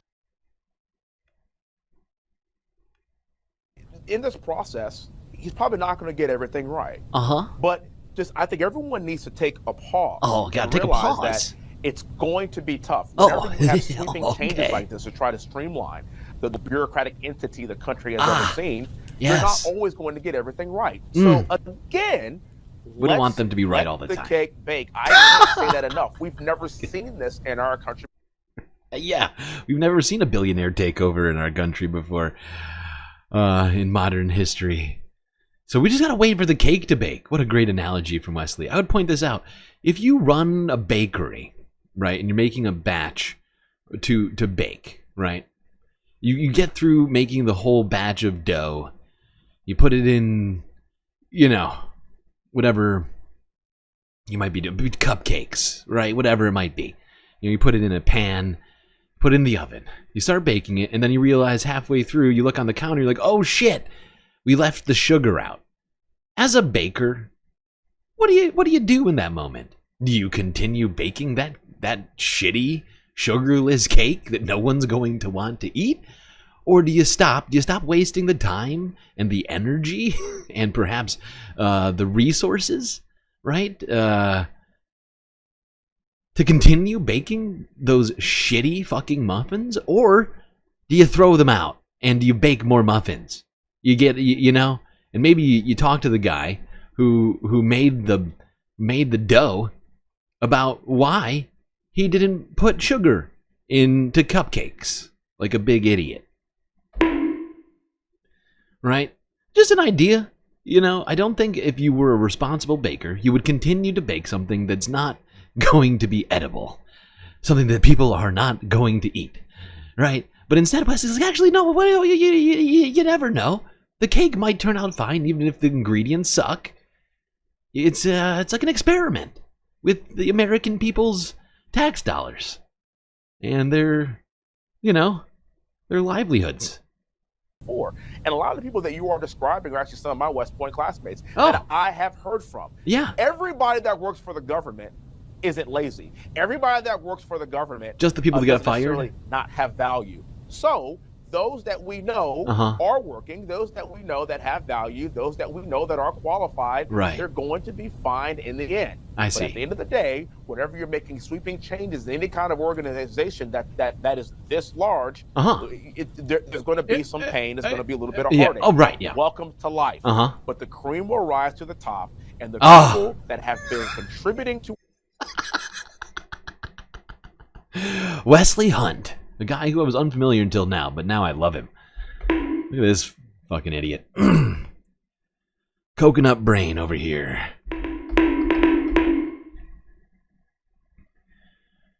Speaking to his own classmates back at West Point, other military guys and gals. You know what? If you lost your job, you're just not creamy enough, okay? You didn't rise to the top. And so, c'est la vie. You should have been more meritorious, according to Congressman Wesley Hunt of Texas. If you've lost your job, it's because you didn't deserve it, okay? There's not everybody is in government's lazy, but there's definitely even some of his former classmates at West Point.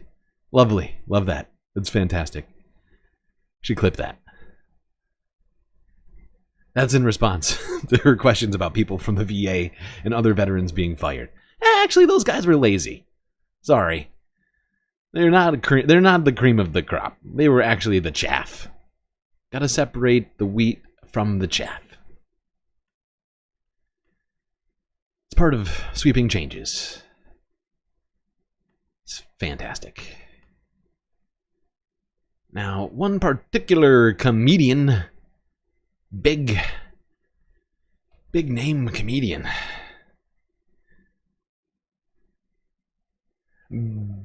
William Burr, I believe is his name.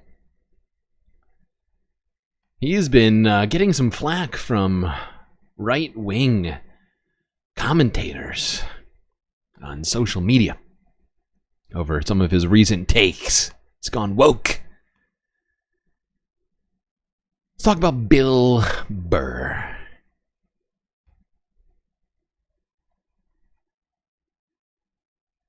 All right, let's move on to this one. This one went pretty viral. Speaking of people who know how to fight. Well, that's right. Without even trying. Yeah. You know, this guy's a true, like, comedian and a man's man type stuff, Bill Burr is. So, he's a people's man. He had some thoughts on his podcast.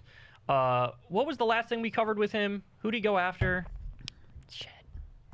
Oh, no. Luigi Mangia. He was talking about Luigi. Can what do you explain to me? Like, we got to put... Why does Kyle need 2 drinks and a vape? Can he? 1 drink and a vape seems fine, but he's got 1 bottle of, what is this, Crystal Ice? And then a body armor as well. He needs a certain blend of electrolytes. Jeez. Kyle's really come up. I don't watch Breaking Points enough. Actually, this isn't Is this Breaking Point? No, this is Crystal Kyle and Friends. Sorry. We confused. Billionaires down like rabid dogs. That's right. That's what he said. Well, now I guess somebody asked him a question about Elon, or he just sort of started riffing on Elon, and enjoy. It was funny. I made fun of the fucking Twitter guy for fucking Sieg-heiling not once but twice, and I never look at my emails. I was scrolling through my emails, and it said my Twitter account had been flagged for inappropriate. I don't even tweet anymore. It had been flagged for what a fucking baby, just like Hitler, a fucking baby. Oh my God. How about the fact that the Twitter guy he's not even from here? He's from South Africa. He comes to this country and wants to turn it into a fucking dictatorship. He doesn't feel that we deserve democracy. Can you just imagine doing that? Going to another country and just deciding, yeah, you know what? I'm going to change this form of government because I've decided. Yeah, it's a certain level of narcissistic. Yeah, he doesn't mind living under a dictatorship as long as he's on the good side of it. Fucking laminated face cunt. Because that's another thing. All of these people that are into fucking Hitler, you know what I mean? And like look at this guy like he was some sort of fucking hero. The guy's one of the biggest fucking cowards ever. All the pain and all the suffering that guy's caused, and the war crimes the Allies had to commit, firebombing fucking cities to get that motherfucker. When it came time for him to pay the price for all the suffering he caused millions and millions and millions of people. Did he face the music? Nope. He gave himself a nice, quick, painless fucking death. That's your fucking hero? Fucking coward is what he was. Tell us how you really feel, Bill. God, that's just, it's just so nice to hear someone who makes some fucking sense and has like a shred of morality. It's just so nice. I just like, I it's true. pointed this out the last time. Crystal's him and Joe right. Rogan are friends. If he's following even a little bit the shit Rogan says, he's got to be like, ugh. Yeah. I think we all are a little bit grossed out by Joe Rogan. We have been for quite some time.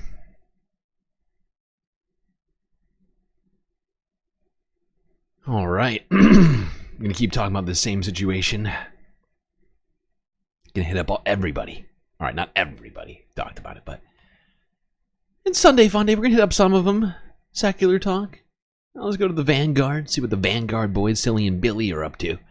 Probably being silly. Well, you know what? I think we have to And talk Billy. about how that comedy's over. You just can't be a comedian anymore. Everybody who was once a good comedian, everybody who starts out a little bit funny, they all just go woke. You know, and then the woke takes over, and then there's no more joke. It's just woke. And where are woke. the jokes, everyone? They Bring do back rhyme. the jokes. Get rid of the wokes. You know what I'm saying? Yep. I totally agree, man. Bill Burr, unfortunately, as you guys are about to see, has joined peace. the woke. He's gone It's woke. No, but let's check out this. This is what I think started this beef. Hold on. We already watched this just now, so we're not going to watch them watching it. That's too meta. That's too much. That's too much, man. Democracy. Can you just imagine doing that? fucking laminated face cunt. Because that's these people that are into. Nope, that's your fucking hero. Fucking coward is what he was. Should have faced the fucking music. Man, Bill Burr, cut through the fucking mud. You know what I mean? He just says the straight shit. He's like, you know what? This guy, he's a coward. He worships coward. He's got a laminated plastic surgery-ridden face. And he's come here and he's tried to buy our government. Fuck him. Yup, 100%. And that was one of the comments that really triggered conservatives. Obviously, the people who, as you referenced, Zach, want to stop any sort of policing of jokes. These people hate it when anyone cancels or criticizes comedy. But not only did that joke really trigger them, or that commentary, but also Bill Burr's comments about the United Healthcare CEO, and also about how just I think billionaires in general should be put down like dogs. So Bill Burr, obviously this is nothing that crazy for us. We talk about this sort of stuff on the show every day. But I do think it's pretty meaningful that a mainstream comic like Bill Burr, someone who, again, you might know as the voice of the main character on F is for Family, the Netflix show. Great show, by the way. I highly recommend it. But again, this is not someone who's like a regular on the left-wing podcast circuit. We're not talking about Kyle Kalinske here. We're talking about a pretty mainstream celebrity. Yeah. In fact, Bill Burr actually come on. Bill Burr is absolutely a mainstream celebrity. He's been on SNL multiple times, if I'm not mistaken. I mean, the guy is big. He's a big comedian. He's been big for a long time. He's had this sort of what do you call it? Like, what is his vibe really? It's sort of like I don't want to be like, I'm not trying to shit on Bill Burr, but sort of like a disaffected loudmouth with some funny ass takes, right? Just like, he sort of plays that like character almost in a way where he's just like shit's just it's like he's like a 21st century Carlin, but with a different sort of delivery, I guess you might say. Although I feel even that reference doesn't quite encapsulate it. I'm struggling today. What is up with those? Great question. What is up with this weird loft and silly? Or is it Billy's? I always forget. What's up with that? His first movie, just some normie-ass comedy movie that came out earlier, I think last year. So, this again is not someone who's traditionally associated with politics, but it is someone that a lot of people like. Do you think this is meaningful, Zach, that we have a real voice in this space, and not just any voice, but someone who's actually funny? I think he's the only one. It's interesting. He's like an endangered species, right? It's like if we found a dodo bird, you'd be like, holy shit, we got to protect this guy. This is valuable. It's like if we found a dodo bird. There you go. Vanguard. Perhaps not shockingly on board for Bill Burr's Elon commentary.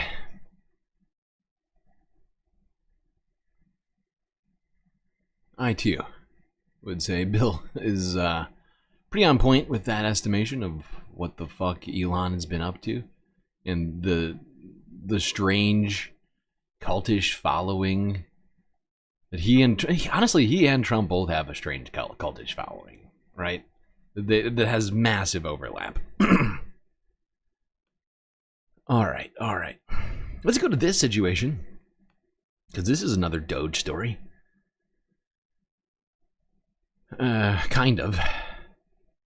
I don't know if you heard, but there's been a strike of corrections officers. Something we should have talked about. We haven't really talked about it up to this point.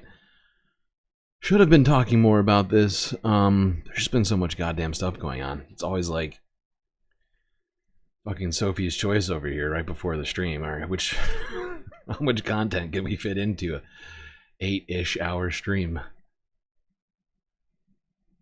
Okay, let's go here. talk about this strike affecting corrections facilities that corrections officers have been doing. This text message which they all started receiving over the last couple of days, I think. This might be actually like 24 hours type news, but it's very recent. And I find this text message to be pretty hilarious. I'm not going to lie. You will see why shortly. In continuing coverage now, tonight, the Department of Corrections and Community Supervision, or DOGE, announced it officially began firing striking correction officers. Now, this comes as active COs on the picket line remain steadfast in their efforts. Ryan Hermanette traveled back to Attica this evening and brings you the very latest updates. On Sunday evening, New York State Corrections Commissioner Daniel Marticello told striking guards across the state, this is the final push. And although he says tomorrow will be the day that many of these correctional officers start to have their health care benefits removed, one CO still out here at Attica told me, quote, he can't bully us into returning to work. In a statement sent to News 8, Marticello says any guard who is still on strike as of Monday, March 3rd, will no longer be eligible for their state health care benefits, along with any dependents on their plan. He says he's visited these facilities across the state over the last few days, and in a direct message to the striking COs, adds, quote, I want you to come back to work today. If you missed your shift, you should still report and know that we will continue to have open dialogue on making facilities safer places to work, end open quote. dialogue. I drove to Attica tonight and saw just over a dozen COs still on the picket lines, all of whom asked to remain anonymous. They tell me as much as they want to return to work and get back into a routine schedule, they're not giving up their fight until the terms of the current state and union deal are reconsidered to immediately eliminate 24-hour mandated overtime shifts and a longer suspension of the HALT Act. One guard I spoke with sharing with me this text message he received from the State Office of Employee. This is the thing that I find hilarious. And it's really about what happens. Where is it? This part. So it goes on. This is a message from New York State Office of Employee Relations. Corrections officers and sergeants who did not return to work by today will have their health insurance terminated on Monday morning. You will be notified by USPS mail, but termination is retroactive to the first day you were AWOL, and you will be responsible for all healthcare costs incurred by you and or your dependents since your AWOL date. Now this is where it really gets fascinating to me. The department will seek contempt sanctions, including fines and imprisonment.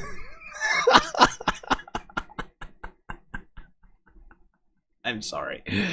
But this last part of it is amazing. Now, I do have some objections to what these guys are striking over. It's really not over fair treatment or pay. It's about other shit. Really sort of a political strike, but I found this one hilarious. This is so good. So they don't have enough employees to run the facilities adequately right now. And they're talking about taking the people who are striking, who they would in fact have who you would need to. Do you see what I'm saying? Do you see the inherent paradox in this situation? The sort of like this broke me, and it still breaks me inside. Just trying to imagine them taking corrections officers, putting them in unwatched jail cells with no corrections officers on the job to look over them. I guess if you put them in jail, then I guess they'll be. Do they think that they'll start doing their jobs if they're like in the jail cell? Like it'd be like the prisoners policing the prisoners type of situation. I can just imagine.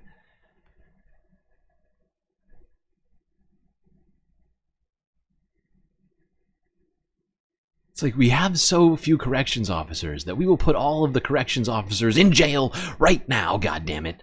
This is not a bluff. It's like please, dude. Oh God, it's just too much. That's too much, man. Oh, God. Okay. Let's move along.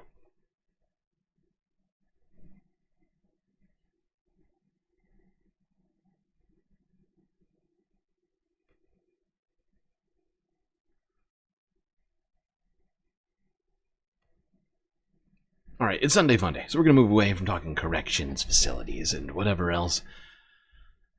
Let's talk about something. I don't know if it's fun, but it's actually not fun. I take it back. Well, it can be fun. We can try and make it. Let's try and make this fun. How's that sound? Let's talk about menopause. And a show which is attempting to make this issue of women's health more, what's the word? Sort of have it be more, reaching more people. It's like a second puberty. Bringing awareness to people, as well as perhaps some comedy and insights and other sorts of things, around this often under-talked about subject. It's like a second puberty that nobody tells you about. And can you imagine not telling kids that they're about to go through this huge thing? Can you imagine that your balls are here in my hand and then just a hammer, bam? When you have comedy that hits the back of the room about flash bleeding and periods, I think more people will actually, there's an opportunity for maybe more people to listen and take it home and learn about it. I'm getting the door. Just move. No, Let me do it. don't do it. No. I wanted to start the show basically because I couldn't believe how little I knew and how unprepared I was and how crazy it was. And I was like, I feel like we need to laugh about this. We're all still trying to get informed. Even the crew, when they're filming the show, they're like, I had no idea. It's like, it's okay. We didn't either. I didn't know. You're not even wearing here. I look amazing. Funniest thing is always the truth. My experience as a comedian, being on stage, the biggest laughs I've ever gotten are not like an actual joke I made, but something I said that was actually just true. And so I think that it's a great way to look at stuff that's hard, that's embarrassing, that's, you know, taboo. I think this is the first generation of women to start openly talking about it. So fortunate to be part of this generation, but like still feeling our way along. And I think that's what hopefully you see in the show is like two women extremely curious. So we wanted to like build the same energy of women going through it at the same time. So when they're watching the show, they're seeing themselves. Not someone that has all the answers, but women that see them. I need pads. You need an adult diaper. I don't need an adult diaper. Why do you need an adult diaper? Because I'm bleeding!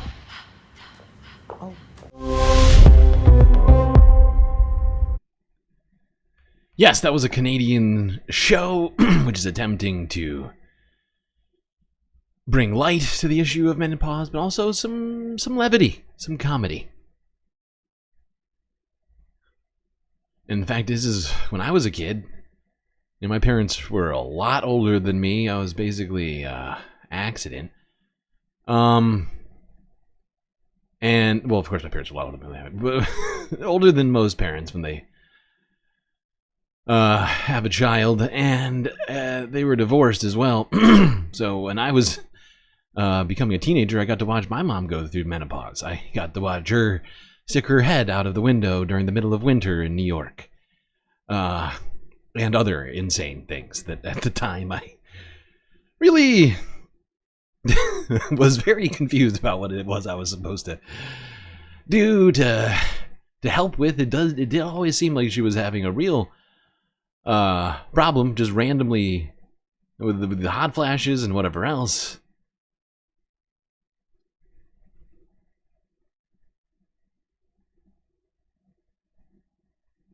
But yeah, I think it's something that we can all laugh about, try and, you know, make less taboo. People's bodies do stuff, you know? It's a thing. All right, we're going to stay in Canada real quick for some more humor regarding another maybe not super humorous situation, but sometimes a little bit of fun, little production value goes a long way. Good afternoon, ladies and gentlemen. This is your captain speaking. On behalf of all the crew of Delta Flight 4819, Welcome to Toronto.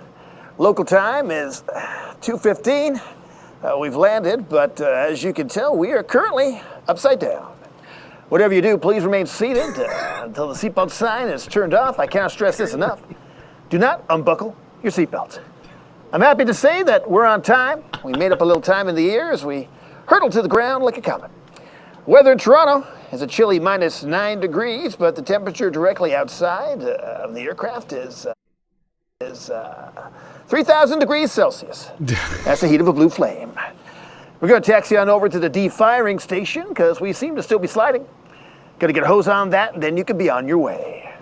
For those of you with a connecting flight, you may want to check the boards inside the airport, as your connections may be impacted by the upside-down flaming plane on the runway.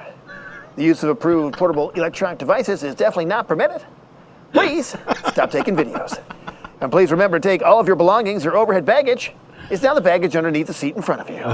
If you're in an exit row, well, now's your big moment, hero. Good luck pulling the hatch open and tossing that thing outside while you're upside down. I hope the extra legroom was worth it. Please use caution when deplaning the aircraft, as the plane is upside down. No smoking unless you're the plane, and please wait for your zone number before you flee screaming. Sorry for any inconvenience, but it's your own damn fault for flying in 2025. There you go. CBC's comedy channel. 22 minutes. Making light of the recent Delta plane crash in Toronto, which landed upside fucking down. Okay, back to the United States for a few more discussions. Let us go here now. Talk about a very troubling story you may not have heard, but under the purview, I guess, of RFK Jr., anti-vax conspiracy theorist, now in charge of some of our most important sort of institutions intended to keep Americans healthy, has well, I think has had a significant effect in things already. We've been talking about the measles outbreak, which he's been claiming is totally normal, even though it's totally not. And apparently, the FDA has decided, yeah, it doesn't need to update flu vaccines anymore. I wonder if that has anything to do with RFK. Good questions. I have questions.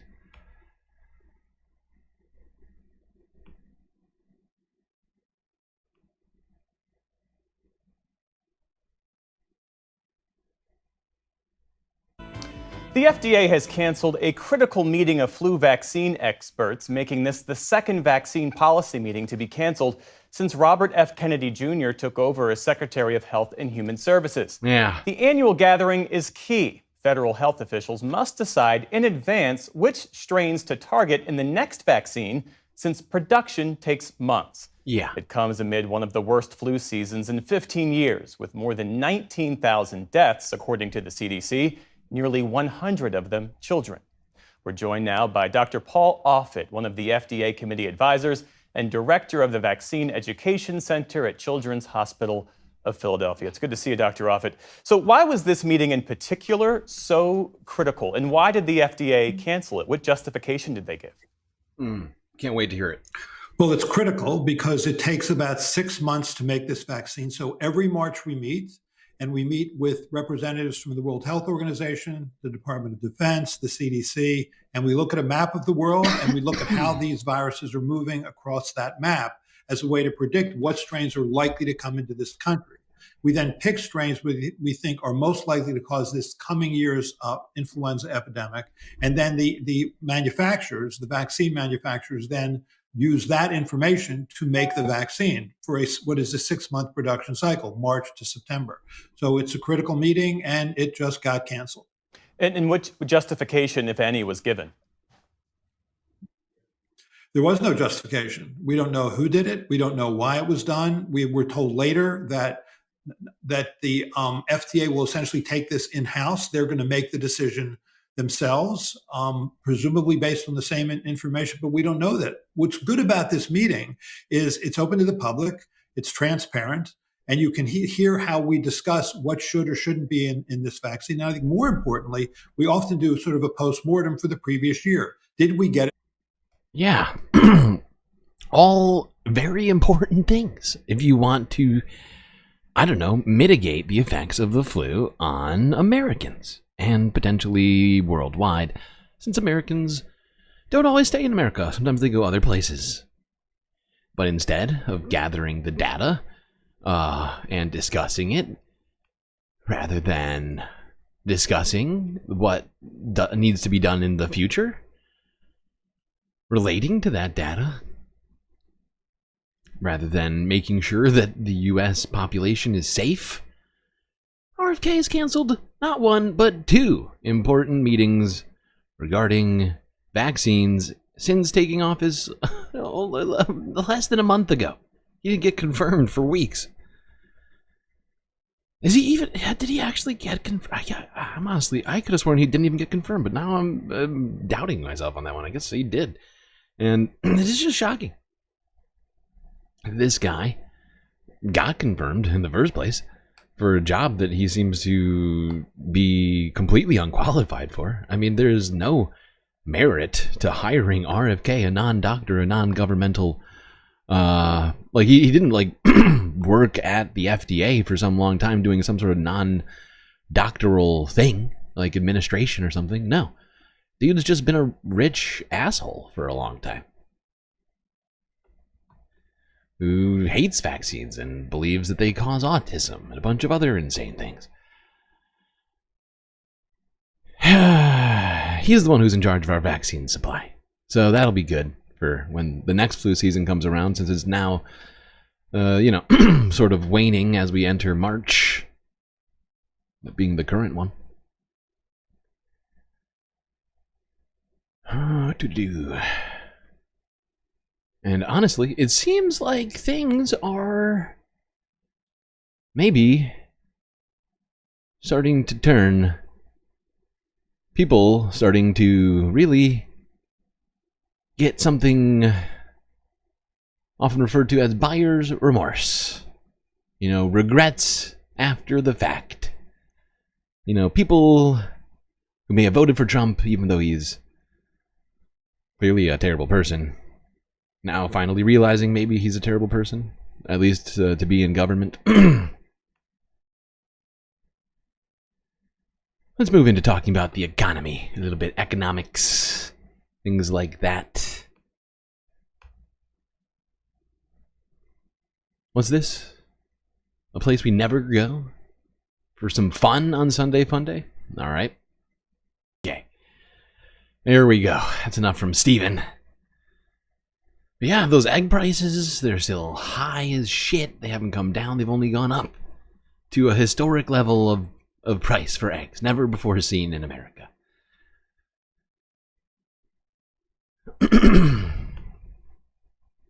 Fake whiskey? Wow. You think Stephen Colbert is drinking fake whiskey? I suppose he could be. It's probably illegal, actually, now that I think about it, for him to drink actual whiskey on television, isn't it? FCC? I can't remember. I forget how that works. All right.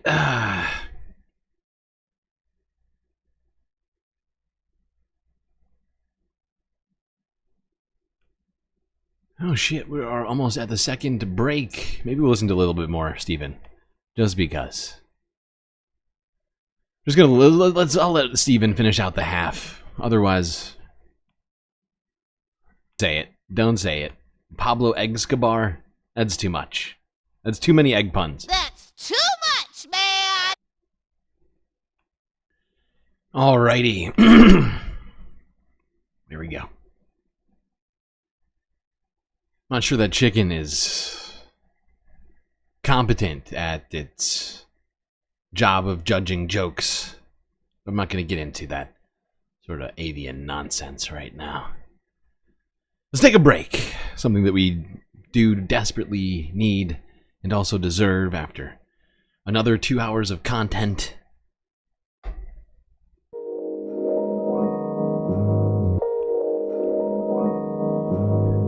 Well, everybody, it's that time for another intergalactic break. Hope you've all been enjoying the show. If you haven't already, make sure you hit the like button and subscribe.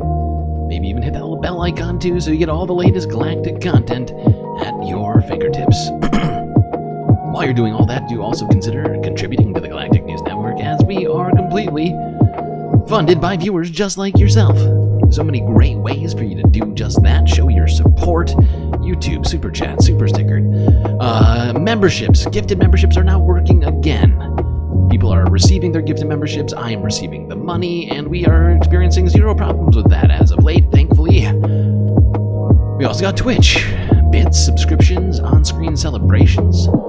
If you don't want Twitch or YouTube to take a cut, you can give me money on Cash App and PayPal, where I will get your donations immedially. If not sooner. Another place where I get those donations immediately are on Patreon. If you decide to become a patron of galactic variety, which only costs $3 a month, I would point out.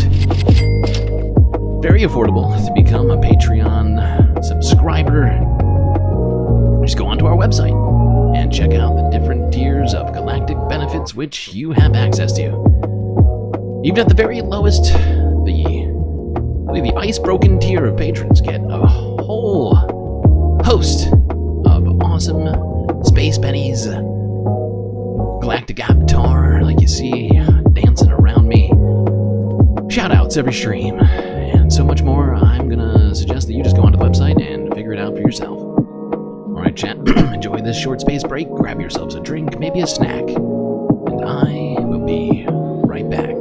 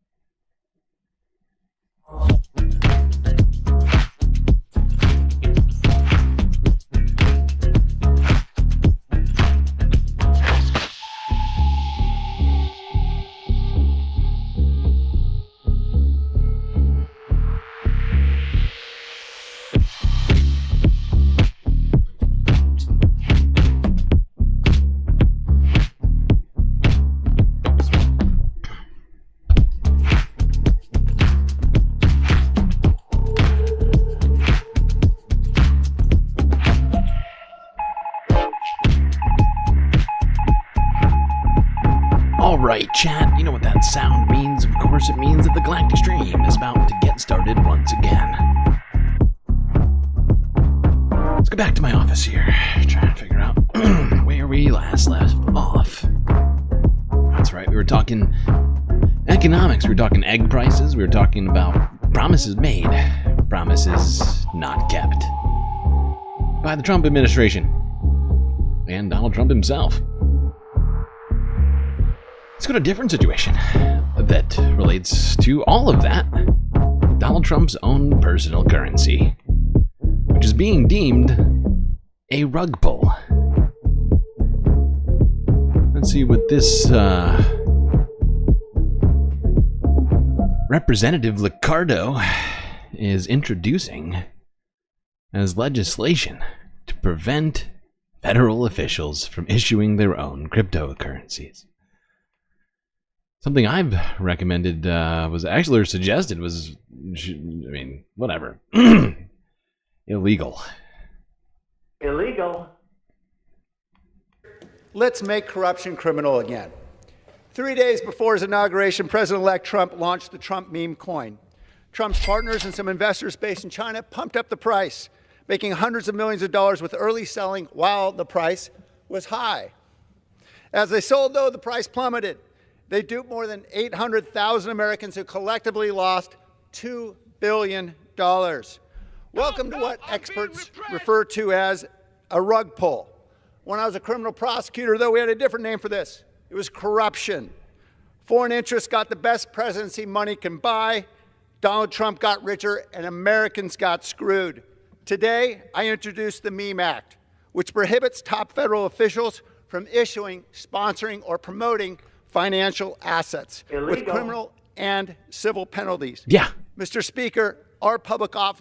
I mean, it's insane, right? Like, people have so many complaints, usually about, you know, people being in bed with big business, Republicans and Democrats alike.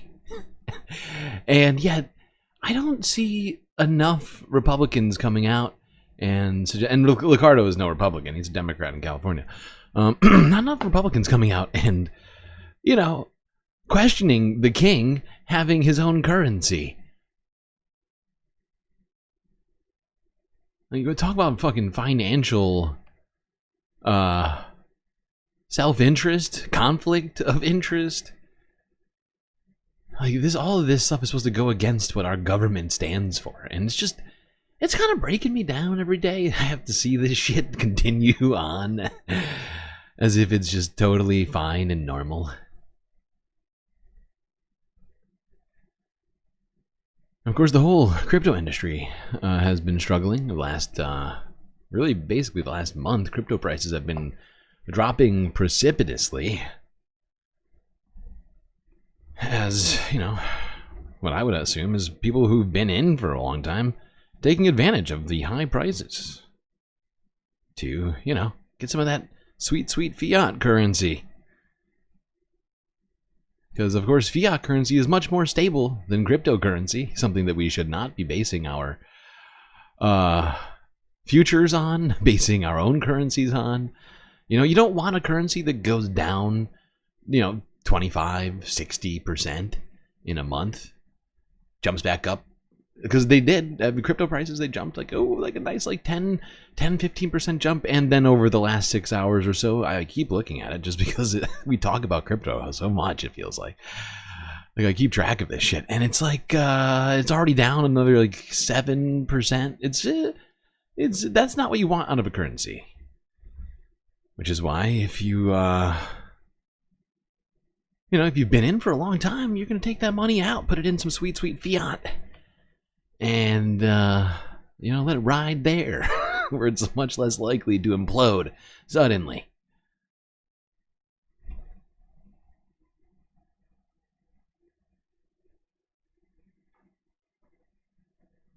Alrighty.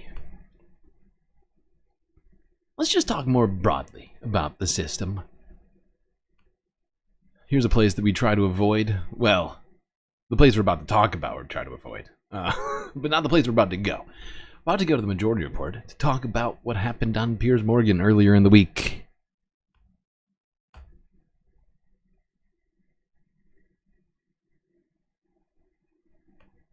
Oh, Piers. This was on Piers Morgan show last week. The British economist Gary Stevenson was on. Yeah, I don't know if you've seen much of him. Gary Stevenson, he's the guy, he looks like he used to be a trader, but his YouTube channel is sort of blown up because he talks about things from an economic perspective, critical of this capitalism, although I don't think he's a socialist. I think he's just a former trader that's from a working class background. Yep. And he is on Piers Morgan, and of course, somebody who understands the economy, you got to put somebody up there to debate him. But apparently that person canceled. So they found somebody else, and then that person must have canceled. And then they found some other right-winger, and that people be able to communicate. You've got Starlink, which is part of his SpaceX thing, which is an extraordinary development. It's been used in war zones and disaster zones to save lives. You've got his... Oh, pause it. Incidentally, you know what's funny about Starlink? It turns out that after Elon got his hands on the FAA, fired a bunch of FAA people, in fact, to the point where they're now looking to hire retired ones. There's a reason probably why you retire from the FAA. It probably gets pretty exhausting, and you've had enough. Seems like a very high They've actually had to hire some back. And then just coincidentally, as soon as he takes over, he realizes, oh, the Verizon service that provides all of the information, that seems to be creaky. I'm donating some Starlink devices that will ultimately require the FAA to ultimately pay me a ton of money. Here we go. Zones to save lives. You've got his taking over of X, which may not seem as important, but actually restoring genuine balance of free speech. Shut up, have a voice. Idiot. I think the it's been really genuine balance to balance democratic of discourse free speech in America in particular. And he's got other things that he's done. And you put it all together and you think, what's this guy done? He's created these extraordinary things. He's now planning humanoid robots to take away a lot of the drudgery of our lives. He wants to colonize Mars because he thinks that one day we're going to need another planet. He's probably right about that. He's got a massive brain. He's got all this cash. And rather than sit there and kind of do what you think he's doing, which is just, all right, I need to spend billions on making myself even richer. He's gone to work for the government for free as an unelected guy, just trying to stop the ridiculous overspend of the government. And in the process, he's employing several 100,000 people in America, and he's a South African immigrant to America, right?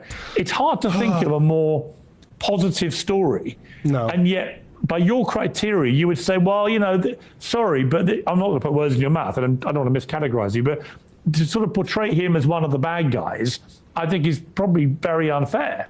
I ain't here to call. I never met Elon Musk. Yeah. I ain't never met the guy. He could be a nice guy. Have you met him? I met him once last year for a couple of hours. If he wants to copy my book, I'll sign one for him. We can send it over, right? Look, listen, I'm not here to attack Elon Musk. No, but you know my point. I'm here to protect. He can afford a copy. I'm here to protect my people's ability to feed and house their children, and they're losing that. Right. They're losing. And listen, But why is that Elon we are Musk's not- fault? Because he's I ain't saying employing Elon hundreds Musk's of fault. thousands of This people. is because wealth inequality is rapidly increasing and wealth is being sucked out.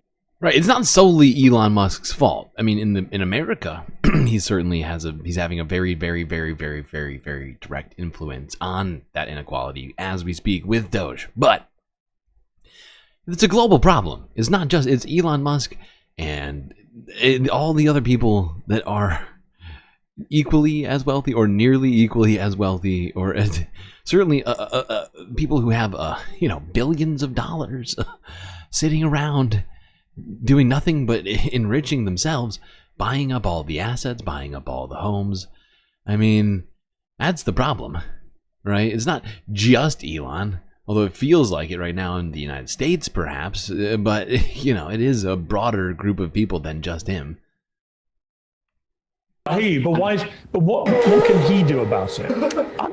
Listen, I don't expect Elon Musk to do anything. I'm not here to talk to Elon Musk. I'm here to talk to the American public and to tell them I get paid millions of pounds a year to watch your class. So what's the answer? Give me your answer. If you're now, can only do tax. Let me make you the treasurer. With any of the things that Donald Trump's doing as per the economy, or anything that we've seen in the last month, I don't think that they're going to work. I don't think because I am somebody who has made millions of pounds betting that growing inequality will reduce living standards, and he's cutting tax on the rich. Listen, let me ask you a question, Mike. You've already accepted if we massively increase inequality, that can decrease living standards.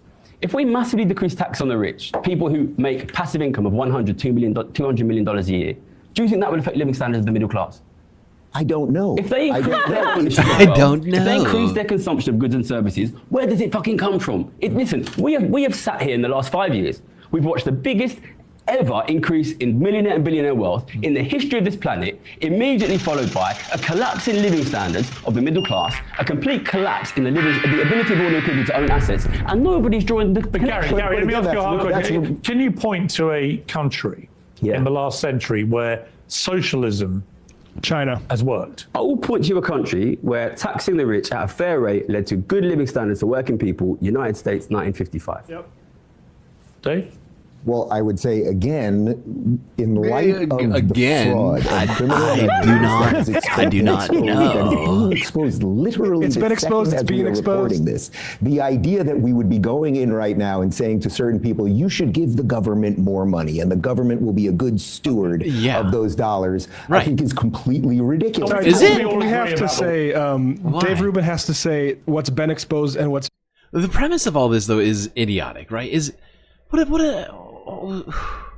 What's up with this idea of the necessity to steward money in a particular fashion, right? Because the way in which the ultra wealthy are stewarding money is by hoarding assets, right? Like that, is that good stewardship? Well, what aspect of stewardship are we talking about, right? Keeping them unused, unlived in for, I don't know, 364 days a year, right? Like what does he mean by that when he says stewardship? Like that is such a strange premise to me, because I feel like it would be good stewardship to allow the freer flow of money, and rather than having it stuck in so few accounts of billionaires, rather than to the regular folks, and rather than having empty homes. That's a bad stewardship, in my opinion. Having a home not being lived in, that's bad stewardship. Why do that? Do you know what I mean? Like, is it which? It's like it's just a matter of belief system, right? It's a matter of how you view things, right? Is it better to have poor people be housed, or for billionaires to enrich themselves, or just have like playthings with homes, as it comes to housing, turning something that's a necessity into a commodity? I don't know. It's really just a matter of how you perceive it. What is good stewardship? Exposed because nothing actually has been exposed. Yeah, and not only that, he's also either completely incapable of understanding this. No, seriously. New support, are we at 70 now? Right, we already have that. We don't have 7. We don't have 7. All right. His point, or deliberately avoiding it because he's incapable of understanding it. But this guy's not saying give the government money because it's going to expend it in some way that is going to decrease wealth inequality, although it is redistributive. Like, they can't talk about the redistribution anymore, right? Because they know that's a problem. So they've had to change it into waste and efficiency.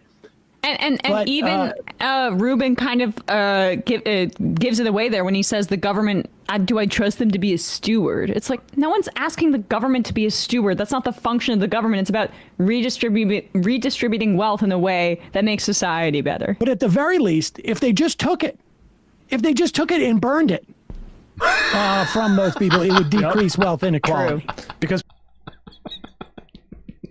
Sam is right. I fucking love that. That was hilarious.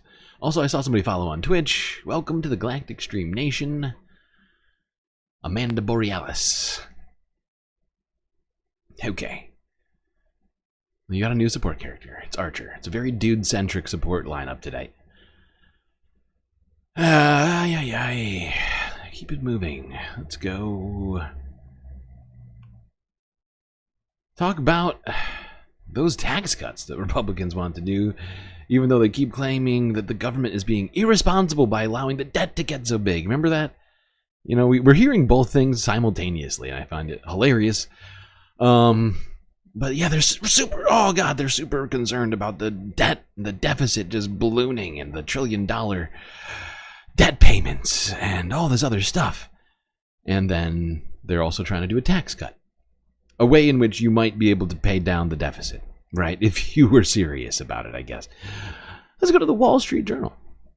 People who are pretty serious about economics to talk about not the current tax cuts, but the 2017 tax cuts and how they unfolded. All right, Wall Street Journal.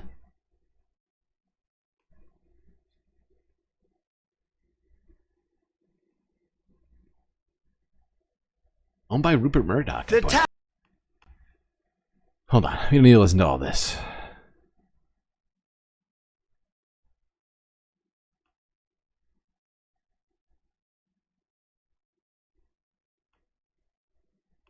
Hold on. We just need to see this fucking graph. This is really what it's about. this graph. Wait, hey. Go here. No.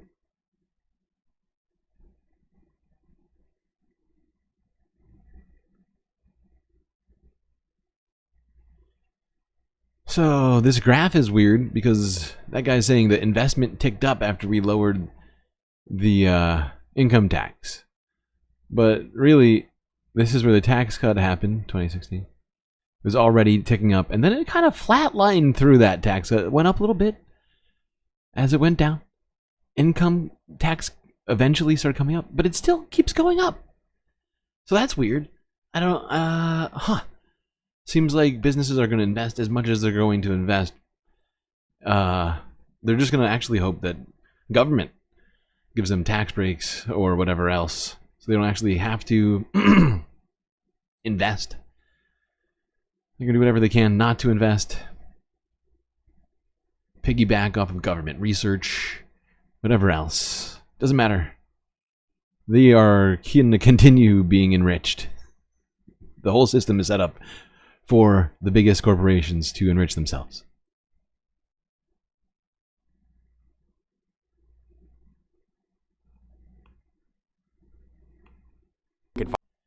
Yeah, I love that from Harvard economics professor. It's not nothing. $750. Compared to what? 9,000? From him. Not even a consideration for the sort of percentage of, you got one whole extra dollar in your paycheck? Wow, that's quite lucrative. Is that an extra $50? Living the dream.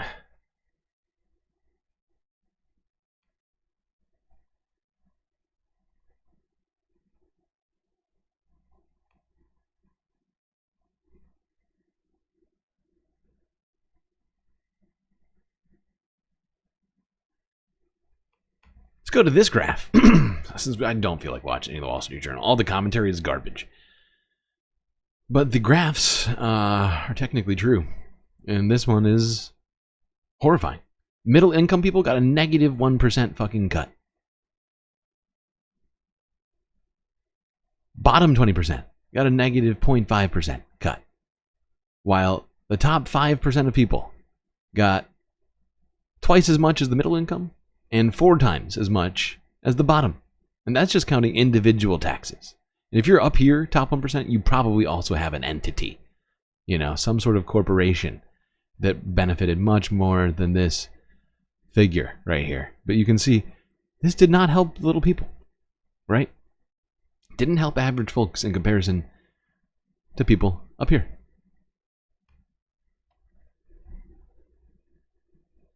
And that's completely, once again, just ignoring the benefits people received as a result of corporations being enriched by much larger sums.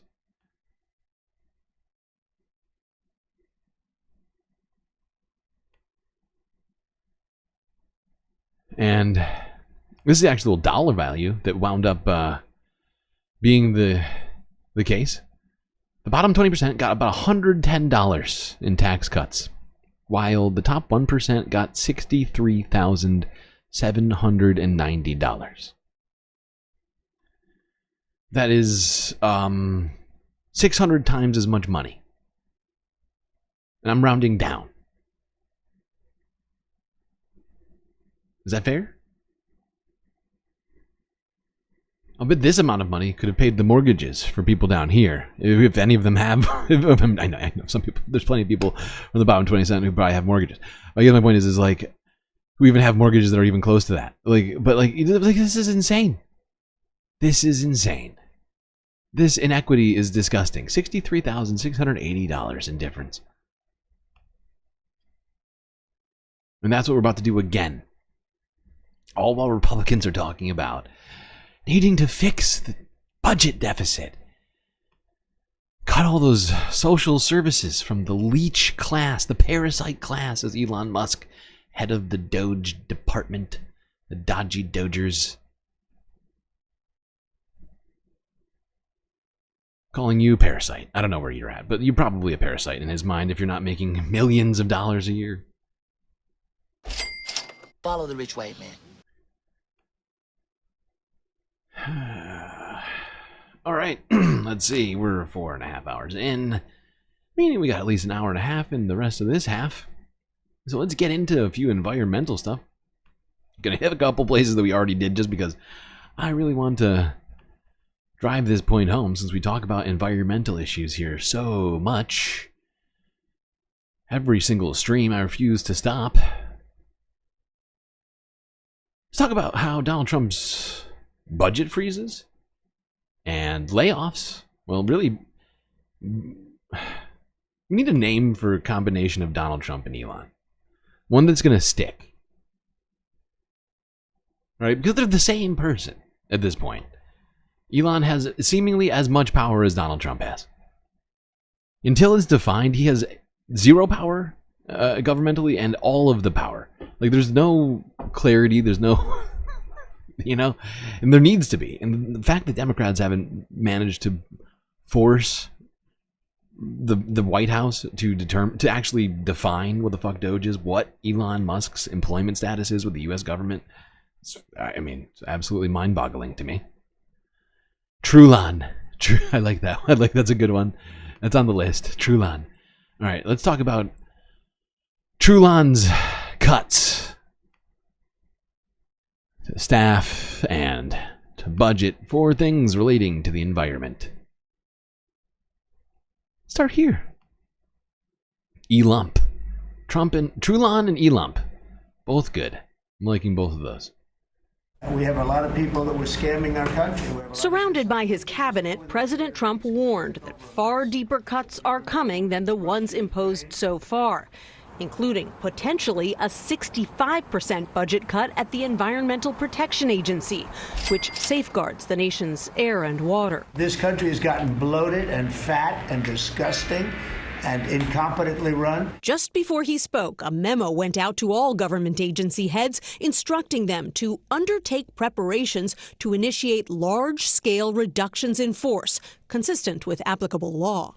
What is applicable law? Can they just fire anyone they want? No, they can't just fire anyone they want. Jim Eisenman is a labor lawyer who represents federal workers.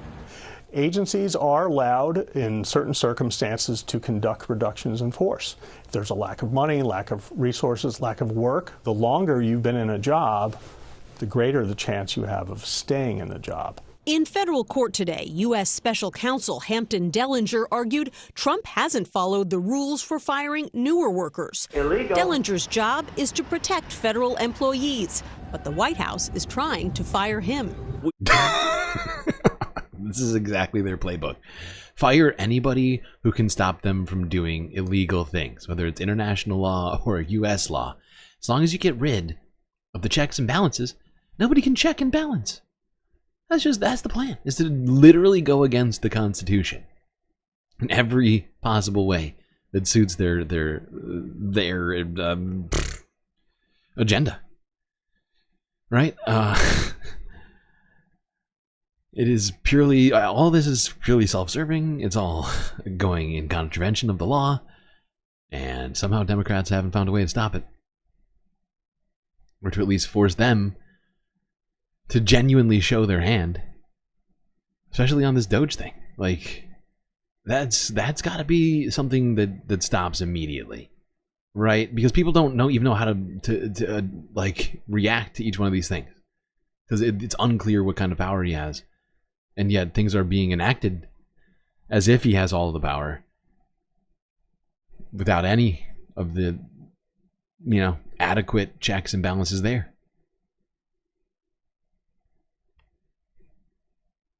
Totally fucked. But don't worry. Maybe a hurricane will come and wipe out all of the United States. Since, people at the National Oceanographic Right now. and Atmospheric Association are being laid off. Hundreds of staffers at the National Oceanic and Atmospheric Administration, otherwise known as NOAA, are out of a job tonight. They were laid off as the Trump administration continues to slash the federal workforce. Good evening, I'm Elliot Rodriguez. And I'm Naja Sherman. Thank you for joining us. Lauren Pastrana has the night off. CBS News Miami's Joan Murray spoke to someone who has worked for NOAA for nearly a decade, but was let go on a technicality. My PhD, my graduate days at Florida State, I did a kind of a student internship here at one of the... Andy Hazelton hoped it would not happen, but on Thursday, he was among a dozen NOAA federal workers in his unit given pink slips at the National Hurricane Center, where he works on sophisticated weather models. So I helped build and test the new computer models, which are basically, running on supercomputers to solve the math equations that allow us to predict, hurricanes and all sorts of other weather. And I'm a hurricane expert, so it was kind of, my work was focused on the hurricane models and looking at, global models and how the hurricane forecasts. Hazelton has been a NOAA worker. Yeah, who needs a guy to stay? Why would you want that guy at NOAA? Somebody who's spent their entire career monitoring weather events at a place that's supposed to monitor weather events, has been at the agency for 10 years. Oh, because he just recently got a promotion, and that made him a probationary employee. So that's why. That's the justification. He was on probation for all of the good work he's been doing.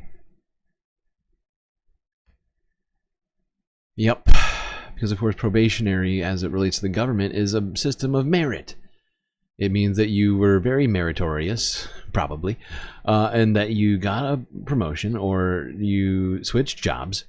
And as a way of making sure that you continue to be meritorious for a period of time, you're going to be monitored to make sure that you do your job competently.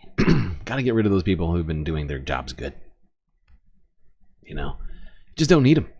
It's fine. We've been doing great. We've been doing great with the hurricanes and the fires and all the other stuff. Everything's fine. We don't need federal workers. We can just hire private fire departments and private, like, weather forecasters. You know, we'll just sell that money. We'll just sell forecasts, right? And it'll be like a free market system, so you can like bid on it, and only one person gets it. Then they can distribute it, or maybe not. It's up to them. But whoever buys it, they get it. And then, you know, we'll be like left up to our own devices. We'll have to just guess what the weather's going to be. That'll be fine. That'll be good.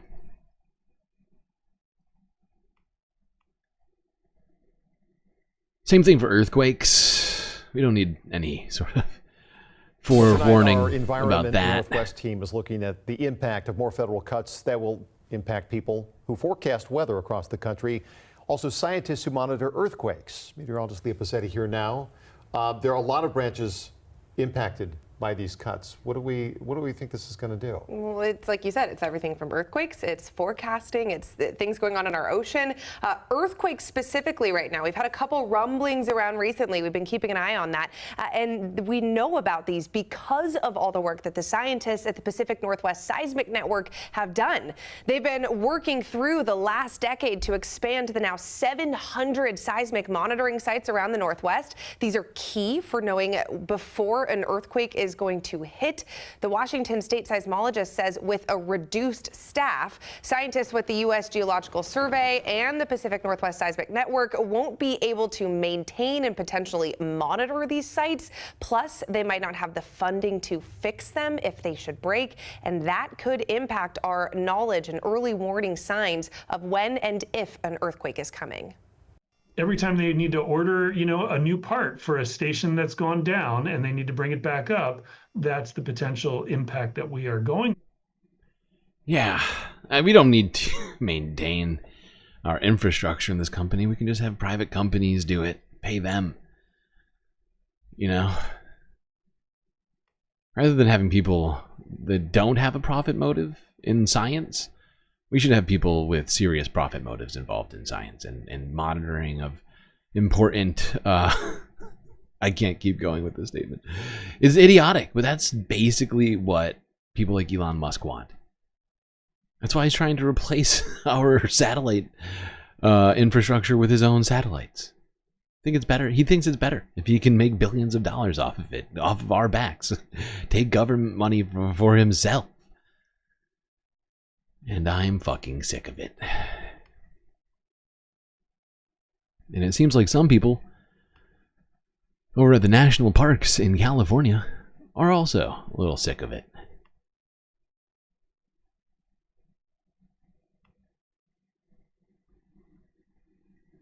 What democracy looks like! Tell me what democracy looks like! These protesters at Yosemite fear for the future of America's national parks.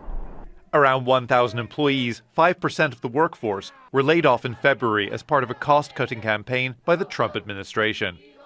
Former staff say this was the wrong place to cut corners. People who come to these national parks to work are not making a lot of money. And in fact, most of them are volunteering time beyond their work duties because they care so much about the work they do.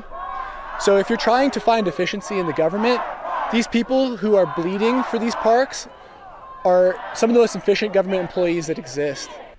Yosemite National Park is famous for its natural beauty. The 300,000-hectare nature reserve attracts around 4 million visitors every year. Staff help keep people out of danger and maintain facilities that are often difficult to reach. They do absolutely incredible work about protecting the environment, keeping people safe, making the visitor experience what it is, and it's absolutely despicable that anybody... What I found strange about this is that this is Al Jazeera. I didn't see any of the other Western news network covering this protest. I found it very strange. I don't know if you find it as strange as I do, but it's very weird to me. Visitor experience what it is, and it's absolutely despicable that anybody questions their job performance or suggests that there's waste. Yosemite is also vital for science and conservation. It's home to hundreds of animal species and more than 1,000 different plants. These national parks are one of the treasures of our country, and they hold some species that are on the brink of extinction. And if we don't act now to save these things, they could disappear forever. Several parks have already scaled back operations in response to the cuts. There's been pressure from some politicians and advocacy groups to reverse them. The Trump administration is still doing whatever the fuck it wants and destroying all of our citizens. Not the ones protected business owners. Well, you know, some of these might wind up hitting business owners too at some point. You know, probably will. Just later. And not as badly. Oh god, what just happened? Oh god, my internet connection just... Oh, okay, I'm back. Okay, why did I put these in this order? I should put this one before it. Whatever. I don't know why I did that. Yeah, let's go here. Also in California. You know, maybe we need those earthquake monitoring systems. Certainly reminded of the need for the earthquake monitoring systems at a very big event. That being the Oscars. And we are continuing our coverage of the Oscars. LA firefighters were honored at tonight's ceremony. Crews that battled the Eden and Palisades fire receiving a standing ovation on the biggest stage in Hollywood. Nice to see them there. NBC4's Robert Kovacic is live in Hollywood. He has more on that special honor. Robert. Kathy and Jonathan, it really was quite a night, and it was really a very interesting evening all the way around as award season comes to an end. We started with fires. We had some heavy rains. Tonight we've got wind, we've got cold, and just about an hour and a half ago, as you know, we had an earthquake, and right in the middle of an interview with the man who was on stage tonight, seen by billions of people, LAFD Captain Eric Scott. This is what happened while we were talking to him. At me before I came here, and he's like, he really set you guys up so well prior to coming out on stage, and that certainly was true. What did he have to say to you? That was normal. I might need water. That felt like one. It was rather jolty. Bad, but I'll be longer if I don't. It couldn't have been, right? It had to have been a car. I'm assuming it was a car. Is there a car? It was pretty Wow, on-camera earthquake. We don't need forewarnings for earthquakes, okay? It's totally fine.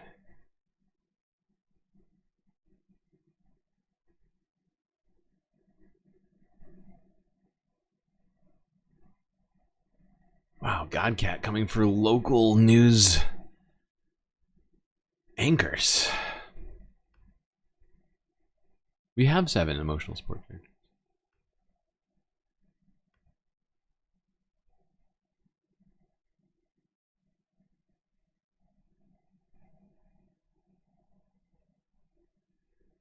Okay, now let's go to more of a Sunday FUNDAY story.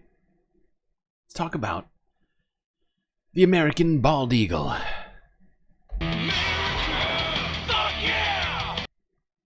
And a love story between 2 beautiful birds.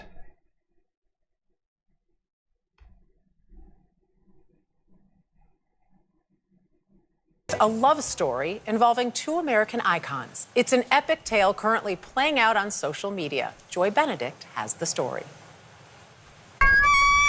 High atop a pine tree in the San Bernardino National Forest, about 100 miles outside Los Angeles. Jackie and Shadow, a bald eagle pair since 2018, tend to their nest and wait. Sandy Steers, who helps run the conservation group Friends of Big Bear Valley, has been observing this nest for years. How popular is the watching of this nest? Well, when they have eggs and when they're there, it's very popular. The social media stars put on quite a show as 2 solar-powered live webcams capture their every move. The couple is expecting triplets. It's a rarity for bald eagles. Steer says they compete over who gets to sit on the eggs. He just flew up with this giant fish. Yes. And he said, Happy Valentine's Day, move. It might have been move, Happy Valentine's Day, now move. Last year, a global audience watched as Jackie, buried under a foot of snow, sat 62 hours straight on 3 eggs. None of those eggs hatched, but Jackie is mom to 5 eagles who flew the nest. Nationwide, the bald eagle is making a remarkable comeback. Once on the brink of extinction, its population has soared, quadrupling to about 316,000 the past decade.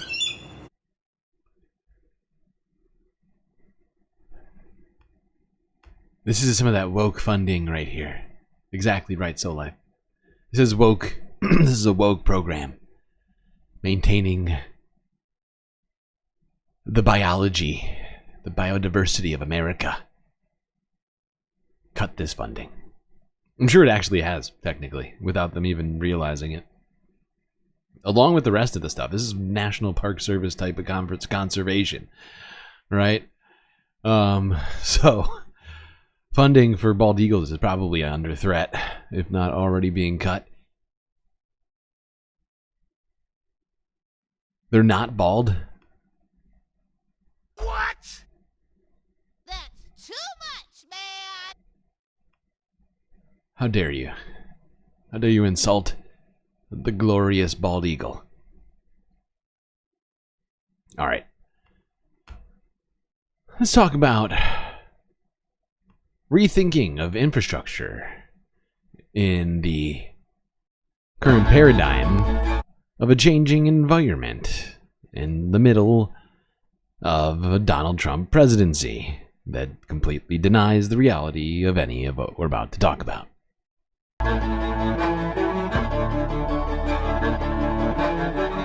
As Californians think about rebuilding, a picture of survival is starting to emerge. This Pacific Palisades house, built last year with several fireproofing features in mind, may very well represent the future of fire resiliency. In tonight's Eye on America, CBS's David Schechter returned to a Colorado town destroyed by fire to show us what's known as the passive design approach. You want a little bit of yogurt, bud? It's hard to miss that 4-year-old Alex Ela is enjoying having a news photographer visit his new house. It's nice to have something to smile about. The fire was 2 days before his first birthday. Let's go. We're gonna go now, we're going. A wildfire is still tearing through Boulder County. The Marshall Fire was the worst in Colorado history. Eric Ela's family lost their home, 2 cats, and have lived in 4 places in 3 years. It's like, are we going to the new home, or we're going back to the new home? It's like, no, this is the home. Yeah. We're home now. We're staying. Yeah. When it came time to rebuild in their town of Superior, where new construction is everywhere, the Elas chose a design concept called Passive House. It behaves different in a fire than a traditional house, where embers get sucked inside through roof vents. It's one of the reasons why we've seen homes in Los Angeles burning from the inside out, something the passive home seeks to prevent. There's very few places for an ember to get caught. Johnny Rizvani, who supplies materials for passive homes, is telling us, compared to the roof vents on most houses, this house has just a single air intake, and inside a powerful filtration system that controls the flow of air, keeping the embers out. As opposed to most homes, you've got a lot. This is exactly the sort of thing that needs to happen to prevent catastrophes. But it's also the exact reason, because of how expensive this kind of stuff is to do. This is the reason why poorer communities, communities of color, in Altadena fared much worse than places, like Pasadena. Why, white communities in this area survived better in terms of their homes. Like surviving through this, as they were able to use their money to improve things. Whereas others were left with aging homes with updated features This is why we also need government subsidies and projects and other things like that to be able to help everyone fireproof and make other sorts of improvements necessary to prepare for what is almost definitely coming. An increased risk of fire threat, tornado threat, hurricane threat, flood threat.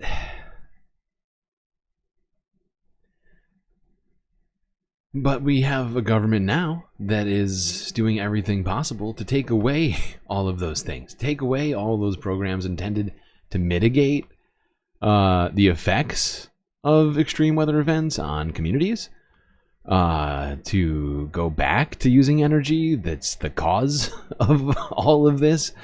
And it's genuinely disturbing that this is...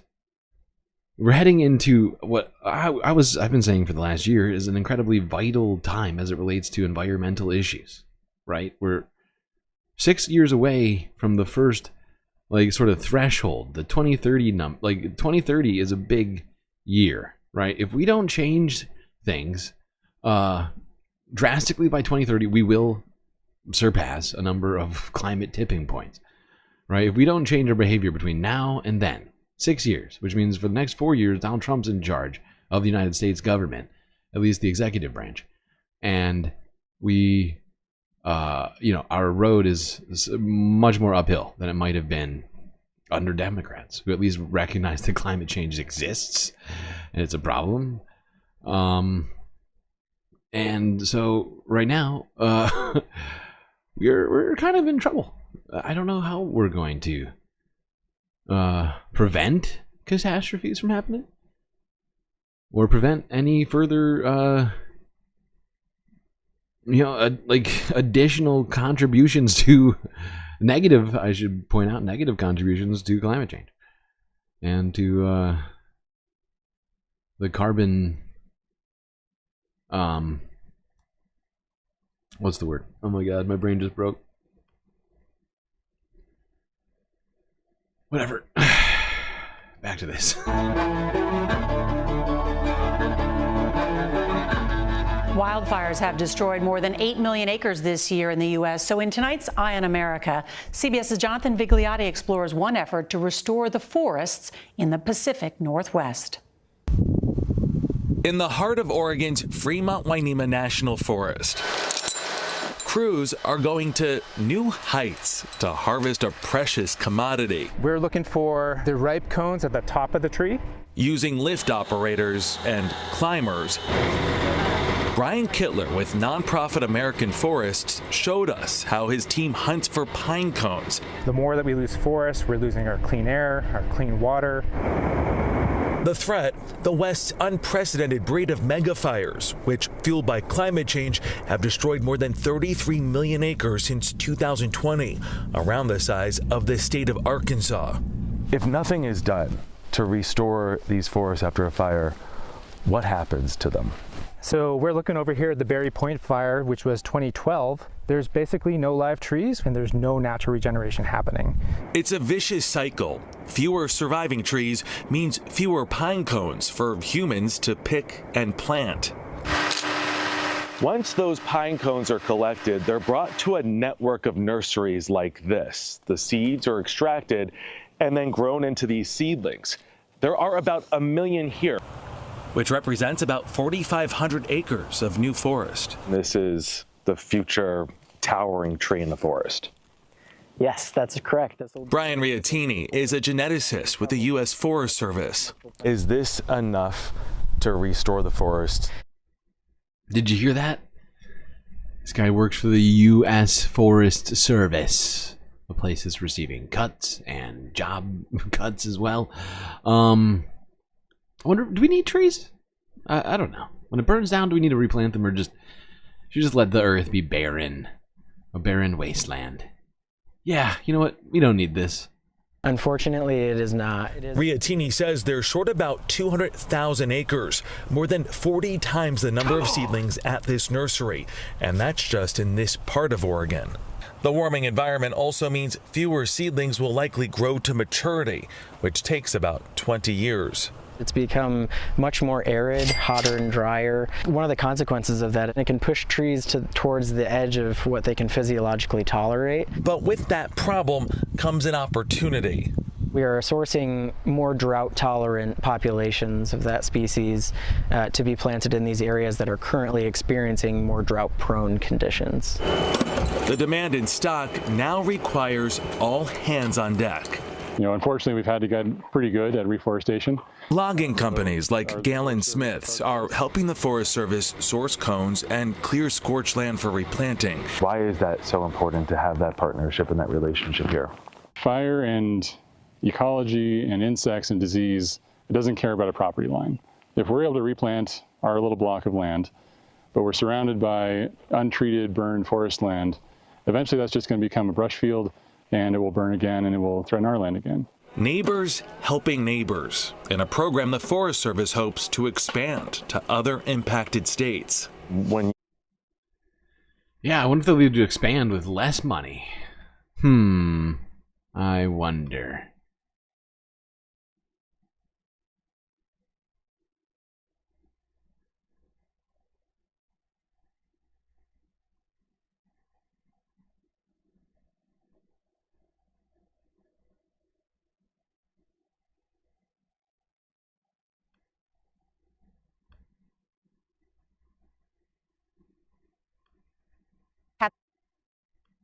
Lives upended by hurricanes this month. 40% of Americans live near the coast and are experiencing how climate change is fueling more intense storms and faster erosion. For tonight's Eye on America, CBS's David Schechter takes us to North Carolina's Outer Banks, where the question of how to keep the ocean at bay has been weighing on residents for decades. Living on North Carolina's Outer Banks, photographer Daniel Pullen has seen the thin line between living on the ocean and falling into it. If you could bring some of the old timers back from the dead and drive them around, they would just be like, what? Why did you build your house there? In the last 4 years, the Atlantic has toppled 10 homes here on Hatteras Island. Pullen captured this one crashing down just last month. I can't believe I'm watching a house disintegrate into the ocean.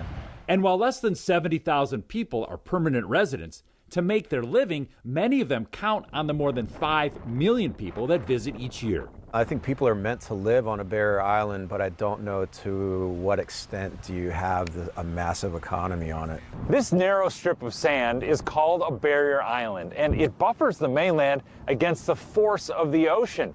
In the eastern U.S., barrier islands cover 2,300 miles of seashore, and naturally, they're always shifting. Out on the water, we met Reed Corbett, an oceanographer who runs the Coastal Studies Institute.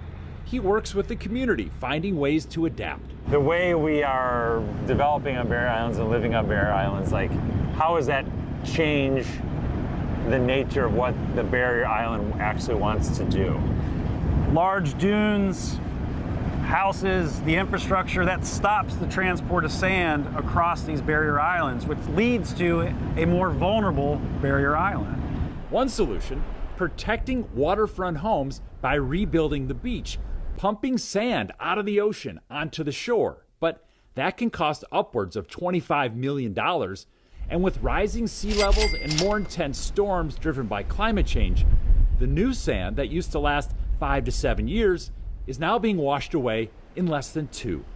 The economics.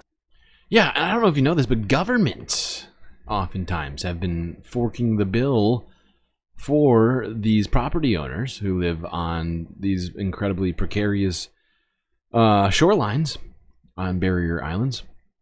Not always, but oftentimes governments are paying for this. So I wonder, I mean, considering Donald Trump lives in a place that's kind of dealing with the same thing oftentimes, and I just wonder, will the money for that sort of stuff be cut too? All good questions, I think. Thanks, Jeff, for the question. Now let's just go to something really stupid. You know, if you happen to live near Mar-a-Lago and you're an aspiring chud. You got an Andrew Tate poster on your wall. Little locket. Well, you know, you're probably doing a lot of weird shit, first off. But then also, you might be spending some time on the water, you know, soaking up some rays. You know, rocking some sweet sunglasses. But you might be feeling empty inside. And I think this is going to solve everything for you. This right here. Let's go to Reuters from 6 days ago. Fascinating new product on the market. Look at that. Have you been hoping to be a douche while also in a boat? More so than usual? Well, here is your solution. Look, its owner and founder 70 countries, the largest is of which is America, Andrew Tate wannabe Canada, lookalike. And countries in this fucking guy. When I saw this, when I clicked this story, and this dude pops up, and and this owner and founder of Jetcar is this dude. I was like, yeah, that makes sense. That makes a lot of sense.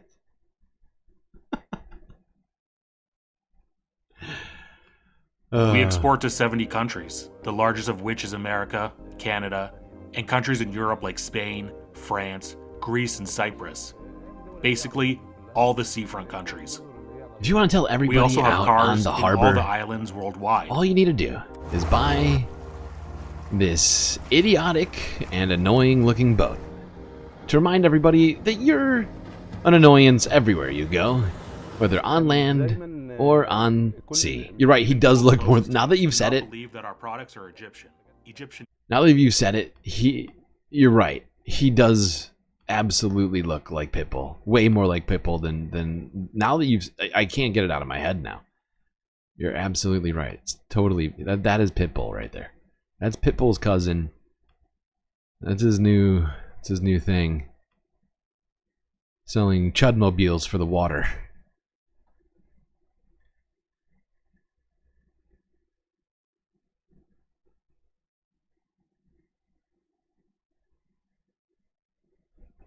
Take your inadequacies to the open ocean.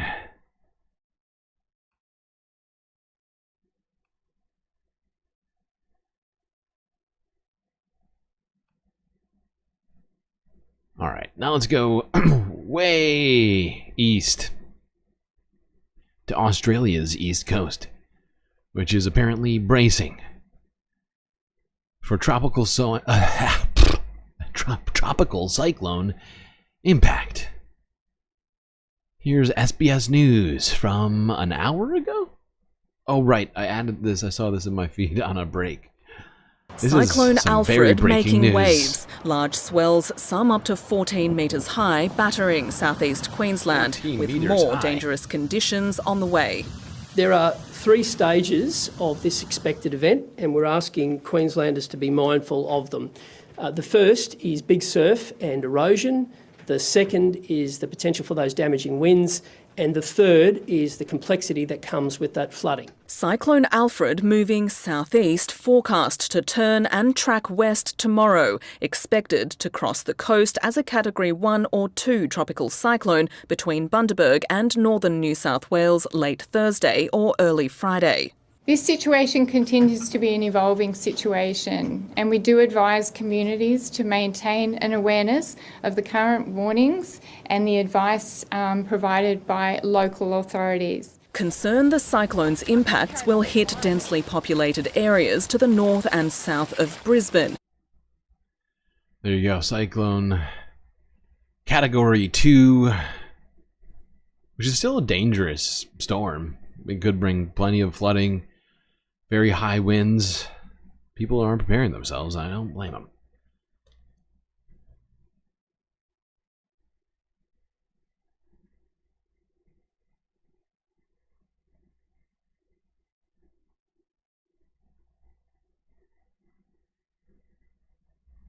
Okay, is that our last environmental story? It is. And we're 5 hours in. let's get into the space news. A little space news. And unfortunately, I have once again failed in the end, or not the end, but in the fight against the privatization of space. As another private company, Firefly, has made a historic landmark in private space travel. That's right, they landed on the moon. Here's a channel we don't watch a lot, video from space 20 hours ago. At 2:34 a.m. on March 2nd, Firefly's Blue Ghost lunar lander softly and upright touched down on the lunar surface. Just recently, we received our first image back shortly after landing.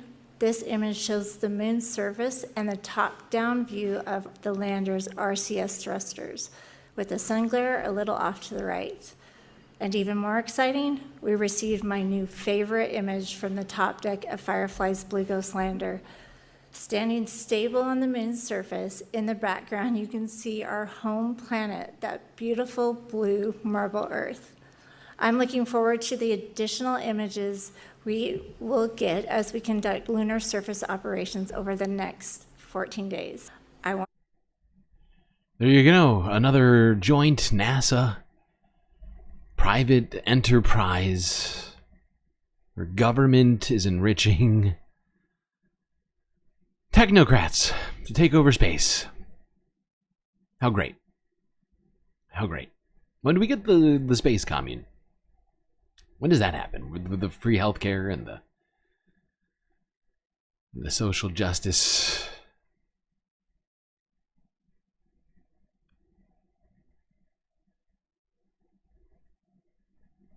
Maybe if people want to go to the moon, they should pay for it themselves rather than getting government money. Or we should just let government do it. I had no problem. NASA was fine. You didn't need Boeing or Tesla or whatever, SpaceX, same thing. Or Firefly, although it's not quite as annoying to me. You know, Firefly, I don't think it's technically owned by a billionaire, if I'm not mistaken. Still bugs me. Not as much, but still frustrating.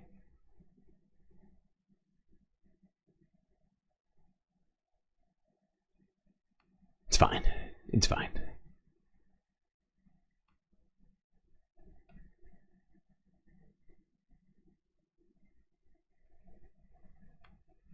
All right.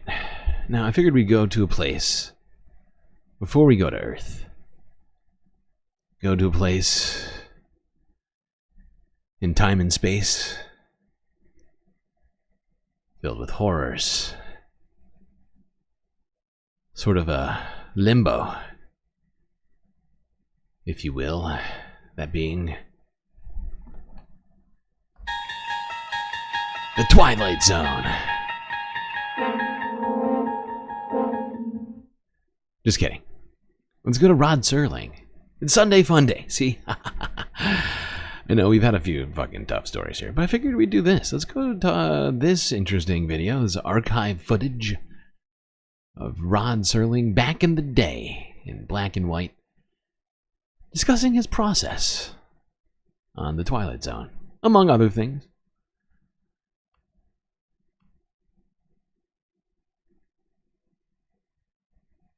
I promised fun, and I'm at least going to try.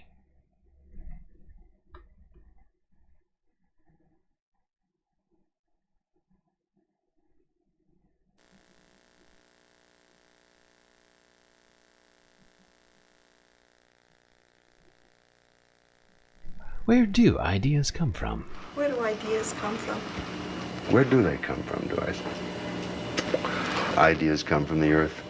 They come from every human experience that you either witness or have heard about, translated into your brain in your own sense of dialogue, in your own language form. Ideas are born from what is smelled, heard, seen, experienced, felt, emotionalized. Ideas are probably in the air, like little tiny items of ozone. That's the easiest thing on earth, is to come up with an idea. Then the second thing is, the hardest thing on earth is to put it down. Who was it that said writing is the easiest thing on earth? He said, I simply walk into my study, I sit down, I put the paper in the typewriter, and I fix the margins, and then I turn the paper up, and I bleed.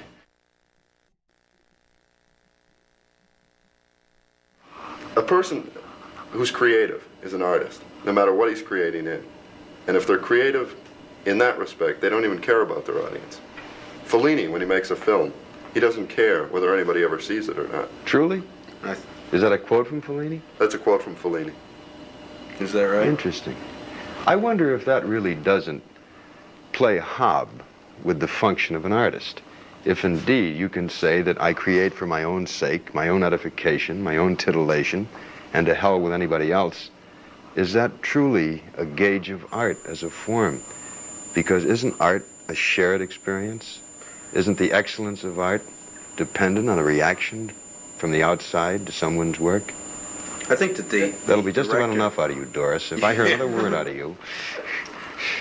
I think the director who said he didn't care about the audience's reaction is caring about it. I mean, it may be his intention. Bergman said at one point that the audience needed medicine, and it was his to dole out. But he still thinks of the audience as an integral part of making the work. That is, when he directs a scene, it will be seen by people someday.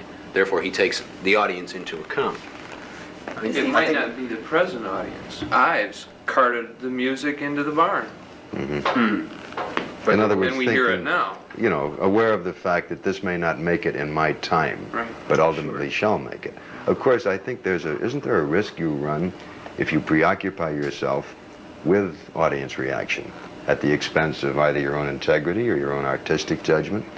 I'm convinced that 90% of the writers who walk around laying claim to the honored sobriquet of writer are thinking in a sizable portion of their mind, will they love it in Des Moines?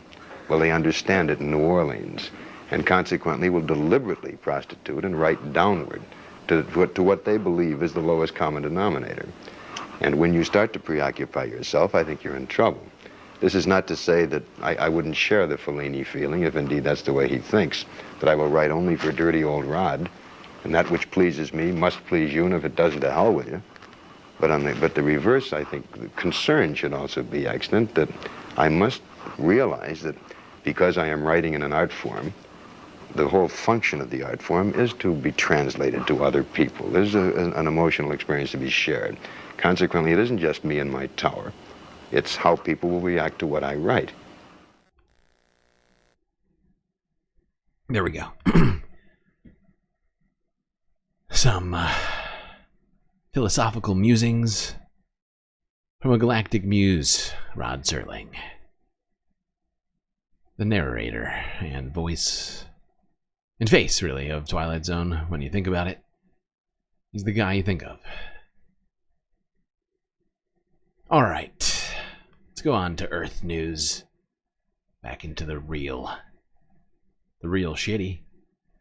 Because in Argentina, Javier Milei, the what do you call it? The chainsaw-in-chief is deciding to continue pushing for his austerity measures, continue to cut down Argentina's government, forcing the people of Argentina into poverty and into, I don't know, just horrifying circumstances, I guess. Here's Al Jazeera English from yesterday.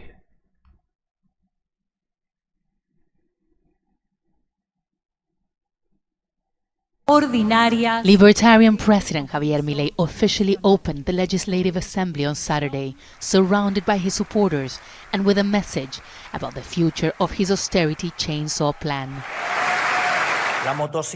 The chainsaw plan's not a government program. It's a state policy that will continue for years and won't stop until it ends the role of the state in the economy. Outside, some people came to show their support. It's amazing that a superpower like the United States is imitating us, because we're discovering expenses in the country that only benefit the political class. It has to end. But there were other people with pots and pans protesting against the president's policies. Since coming to power, Javier Milei has implemented a harsh austerity plan to reduce inflation in this country. He has reduced government spending, shut down ministries, and laid off thousands of state employees. But even though inflation has gone down, there's many who say that their situation has deteriorated since he took office. Eduardo Moreno works as an electrician and says he's struggling to make ends meet. Milei is corrupt and we've all lost our purchasing power because everything's very expensive. The laws he's passed benefit the rich. But his speech in Congress comes at a time when Milei is under pressure after promoting a controversial cryptocurrency on social media.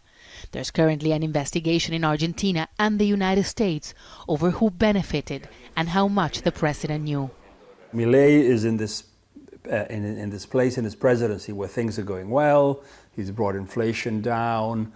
Some of the other macroeconomic indicators are going up. He has an interesting alignment with Donald Trump and Elon Musk and so on. And suddenly he comes up, out of the blue with this cryptocurrency scandal, and it's hit him hard. And I think he needs to react like you would react to a heart attack. It's sort of saying this one isn't going to kill you, but if you keep moving in that direction, you're going to be in trouble. Oh, how disappointing. If Milei were to get ousted. Yeah, he's become incredibly unpopular in his own country. Doing the same things that Elon Musk is doing right now, him and Donald Trump. That's why he showed up at fucking CPAC and gave Elon a fucking his chainsaw, right? I mean, this all makes sense to everybody, right? Like the current state of Argentina is the future of America if we don't stop Elon Musk.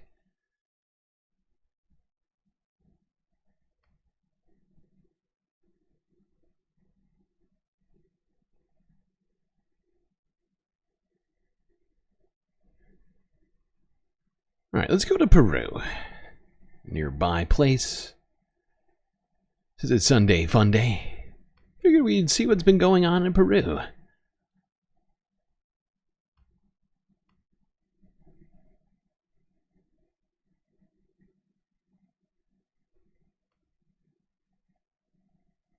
Perhaps a meowling good time?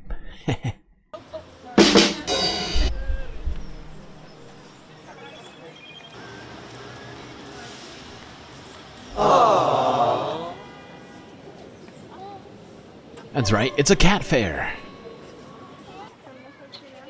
They brought out all these very cute cats to help fundraise and to put up for very adoption nice stray this cats. Is possible here, because I have never seen like a cat park like this anywhere else in the world, even in Finland.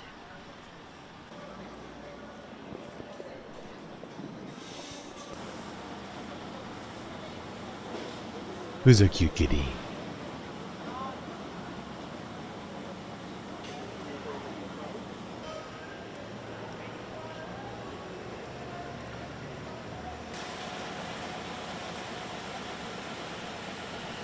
There's something about it. Unfortunately, I don't speak Spanish, so I can't translate. But there's something about seeing cats outside that just feels so much more normal than having them in homes. Like, seeing these cats just chilling on the lawn, they look like a pride of lions, don't they? Like a pride of little lions.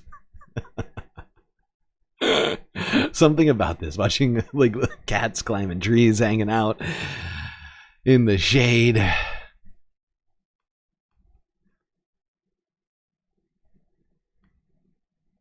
It was just a little Sunday FUNDAY fun.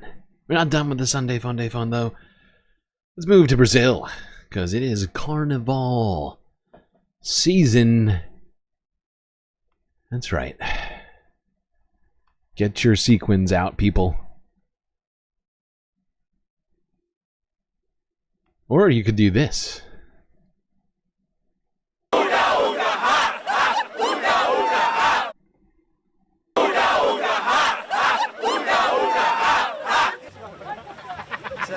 basicamente consiste em entrar na lama, se nutrir da lama. The experience basically consists of going in the mud, feeding on the mud, emerging from the mud, and shouting to your comrades, "Ooga ooga rah rah, ooga ooga rah rah." Yes, that was actually pretty clear, as it turns out. The costume here is the mud. It's free, doesn't cost anything.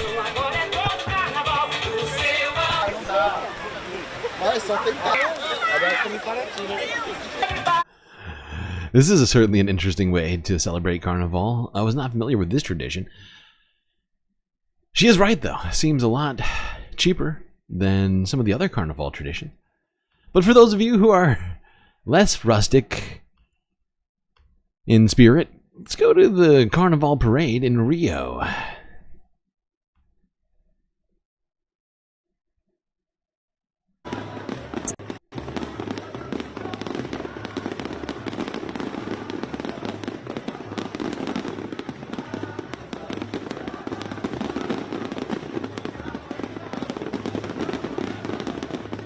Solife's right. It did feel a little racist. I wasn't sure what to think about it. It's not clear what the motivations behind that are. But it seemed fun. I'm hoping it's completely benign.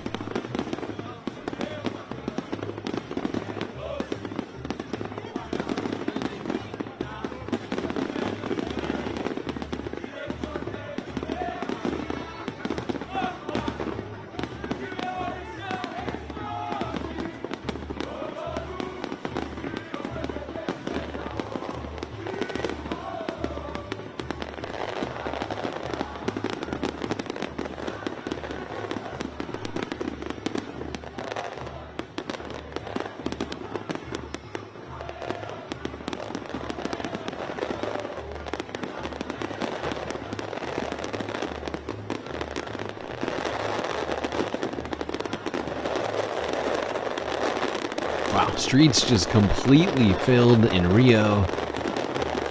Let's see more. Let's see more of this. Oh my gosh, this parade goes on forever.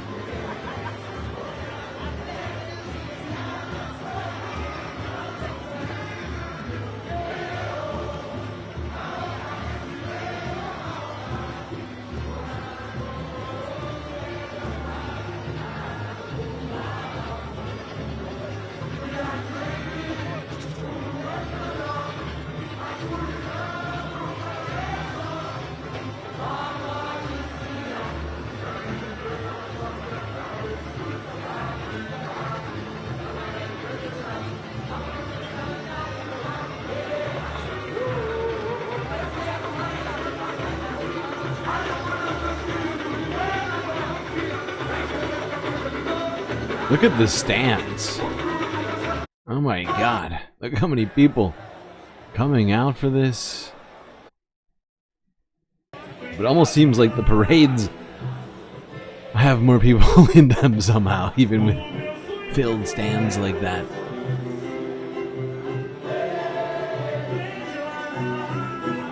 Look at all of the effort going into this. It's utterly incredible. Can we just pause? What just happened?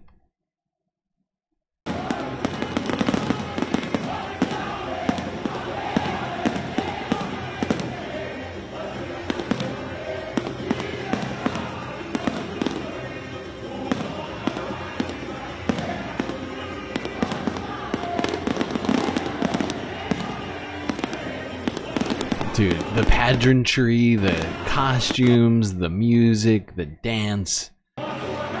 This is something else.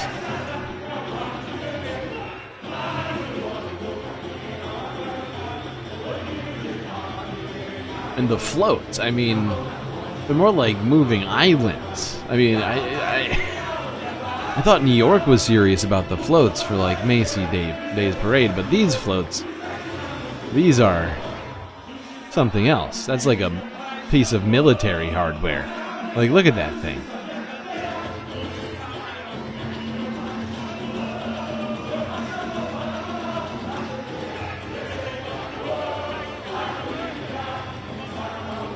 You could live on this float. You could have a family of 6 living on this this freaking floating apartment.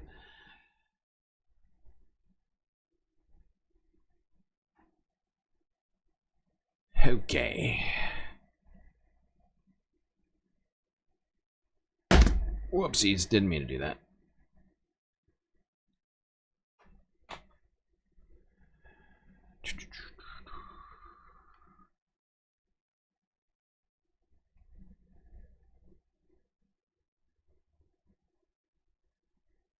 All right, now we're gonna breeze through a few. Wait, where are we? 5.5. Okay, yeah, we're gonna breeze through a few things that happened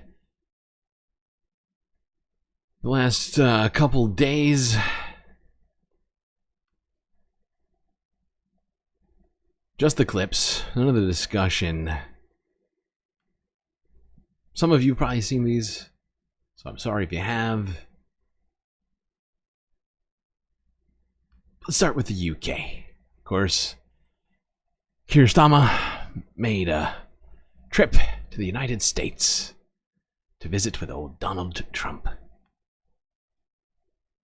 It is my pleasure to bring from His Majesty the King a letter. He sends his best wishes and his regards, of course, but he also asked me to bear this letter and bring it to you. So can I present the letter from the King to you? Thank you very much. Am I supposed to read it right now? Yeah, please do. I will do. I've got to tell him what your reaction is, so I need to know. I need to know. He is a great gentleman. A great, great gentleman. He's a great gentleman. There was Keir Starmer being obsequious with President Trump, hoping to convince him to stop doing all the crazy stuff that he's doing, giving him a letter directly from King Charles, an invitation, historic invitation, perhaps a way to appease Donald Trump, speak to his very narcissistic mindset. Wants to be able to brag to everybody else that he got to go meet the king twice. Donald Trump, after receiving the letter, had some comments about the security of the United Kingdom. This was him in the same meeting.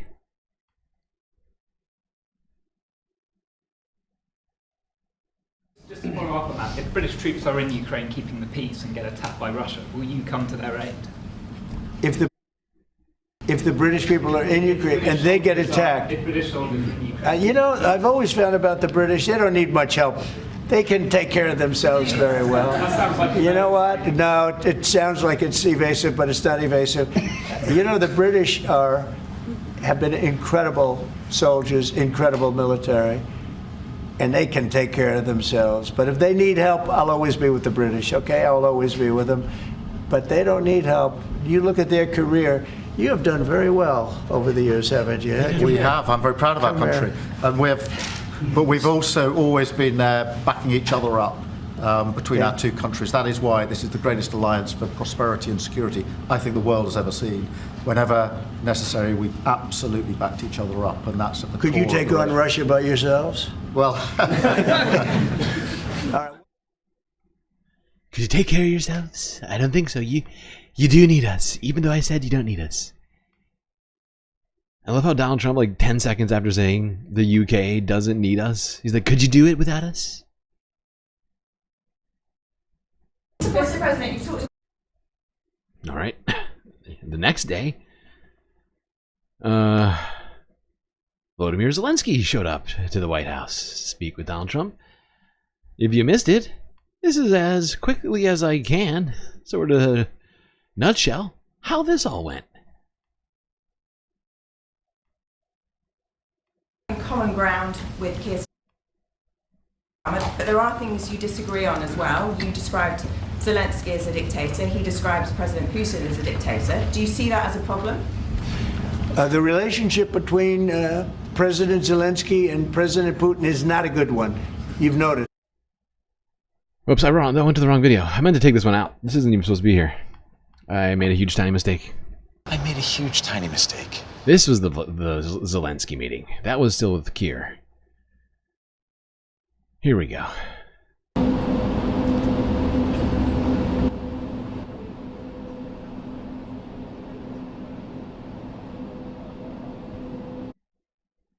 Here we go, Trumpy waiting. Waiting and waiting. Where is this guy? Oh, here we go. Finally. How long do I have to wait? Hey, guy. Hey. Hey there, little guy. Look. He's all dressed up. Look. Victory. Victory over Ukraine. We beat Ukraine, everybody. Great job.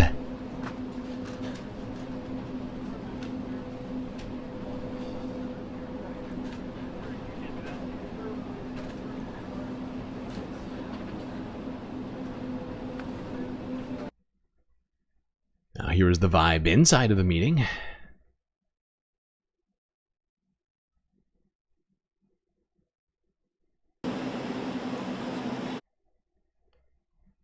Whoops. Why don't you wear a suit? You're at the highest level in this country's office, and you refuse to wear a suit. Just want to see if you do own a suit? Yeah, problems. A lot of Americans have problems with you not Really? respecting the dignity of this office.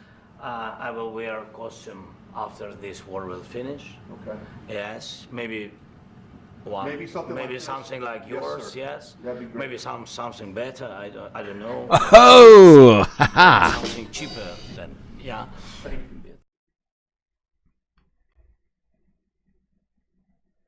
Yeah, and this was how quickly this meeting ended.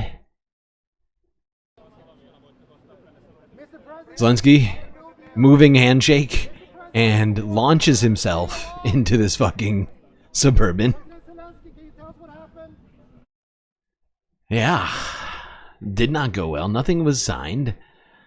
No mineral deal. Here was the response from one idiot senator by the name of Lindsey Graham. Incredibly proud of what he saw inside the Oval Office, which pretty much everyone but Lindsey Graham thought was an absolute disgrace.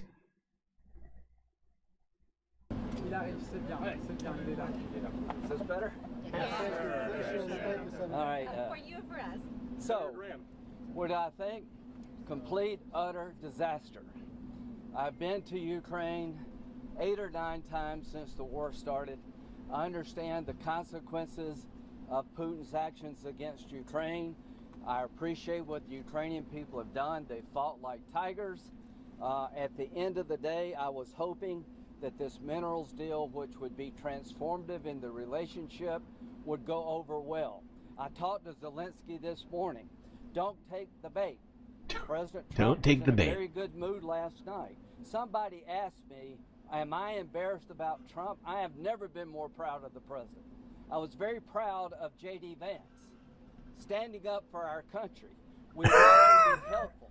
What I saw in the Oval Office was disrespectful, and I don't know if we can ever do business with Zelensky again. I think Wow. most Americans saw a guy that they would not want to go in business with. The way he handled the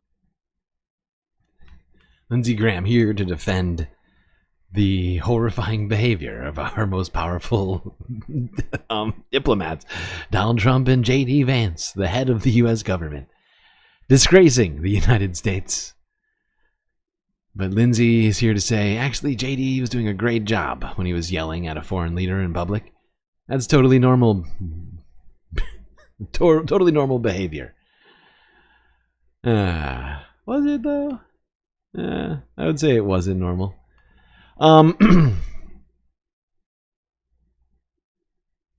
Let's go to a different place where perhaps things were less contentious. Why is this one still in here? This should not be in here still. In the UK, where Zelensky made a little stop on his way back to Ukraine. Look at this bro hug. I mean, the love is in the air. Completely different welcome. Keir Starmer giving Zelensky a embrace. They even signed a deal for Ukraine to receive more funds. Loan agreement, and I want to thank you and your ministry for your work in getting to this point. As you say, unique amongst the G7, the money available from our loan agreement will enable you to use those funds in the way that you best see fit, including for military procurement, so that you can better defend your country. And of course, this is in addition to the £3 billion a year ongoing support from the United Kingdom to Ukraine. I also just wanted to say, Minister, that we had to take this legislation through Parliament, and one thing that struck me when we did that was the cross-party support for it, and indeed do whatever it takes to stand by our allies. Of course, this money is about helping to secure the territorial integrity of Ukraine and protecting your security, but if I might say, it's bigger than that. It's about the security and prosperity of all of Europe, and we're pleased to play our part alongside you in the huge efforts and undertakings that you're making. But perhaps now is the moment to sign this loan agreement, Minister. Let's start.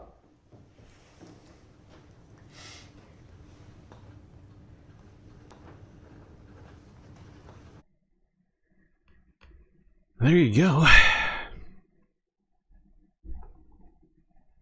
UK signing an agreement with Ukraine to loan them money, while the US is seemingly almost cutting ourselves out of this conversation entirely.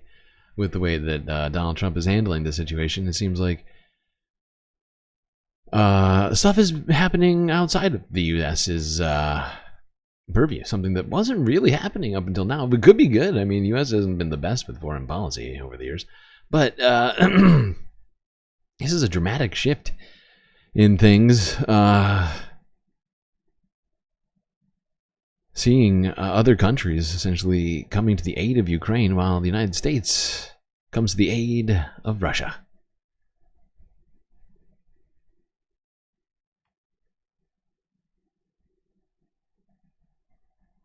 And even the way this meeting ended was drastically different. As you'll see here, instead of Zelensky rushing out with rushed handshakes while literally moving, a slow departure, sort of meandering. Two leaders side by side, Keir Starmer patting Zelensky on the back reassuringly as they walk away from the paparazzi. Well, there we go.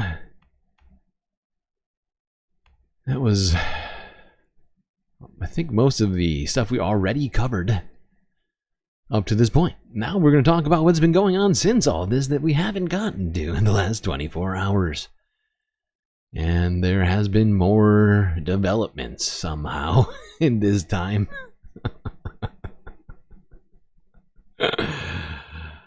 Oh, I'm glad I left this one until later.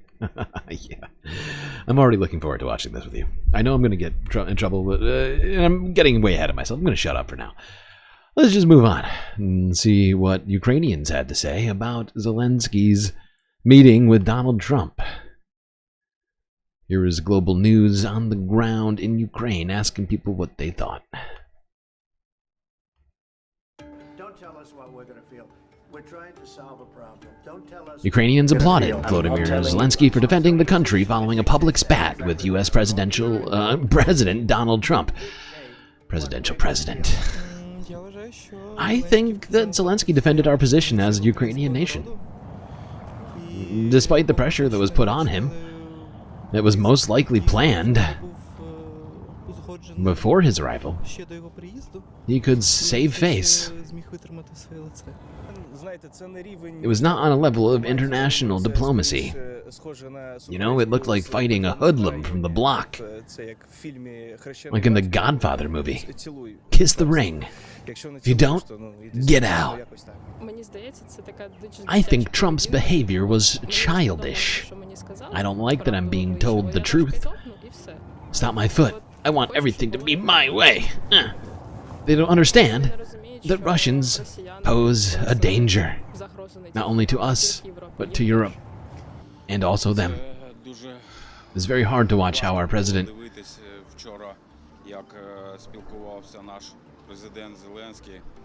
was spoken to by the US president. It was a very important meeting for all of us who believe in victory,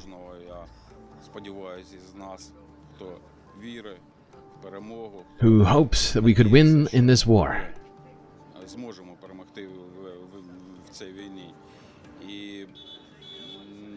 In my opinion, the US president did not support us. He betrayed us.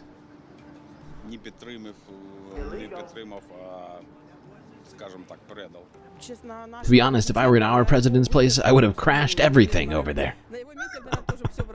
The way they behave themselves. Of course, I support Zelensky. I don't know how he held himself in such conditions. He did good. There was no other way to react. The Americans don't know the real situation of what's going on here. They don't understand. Okay, now let's go here.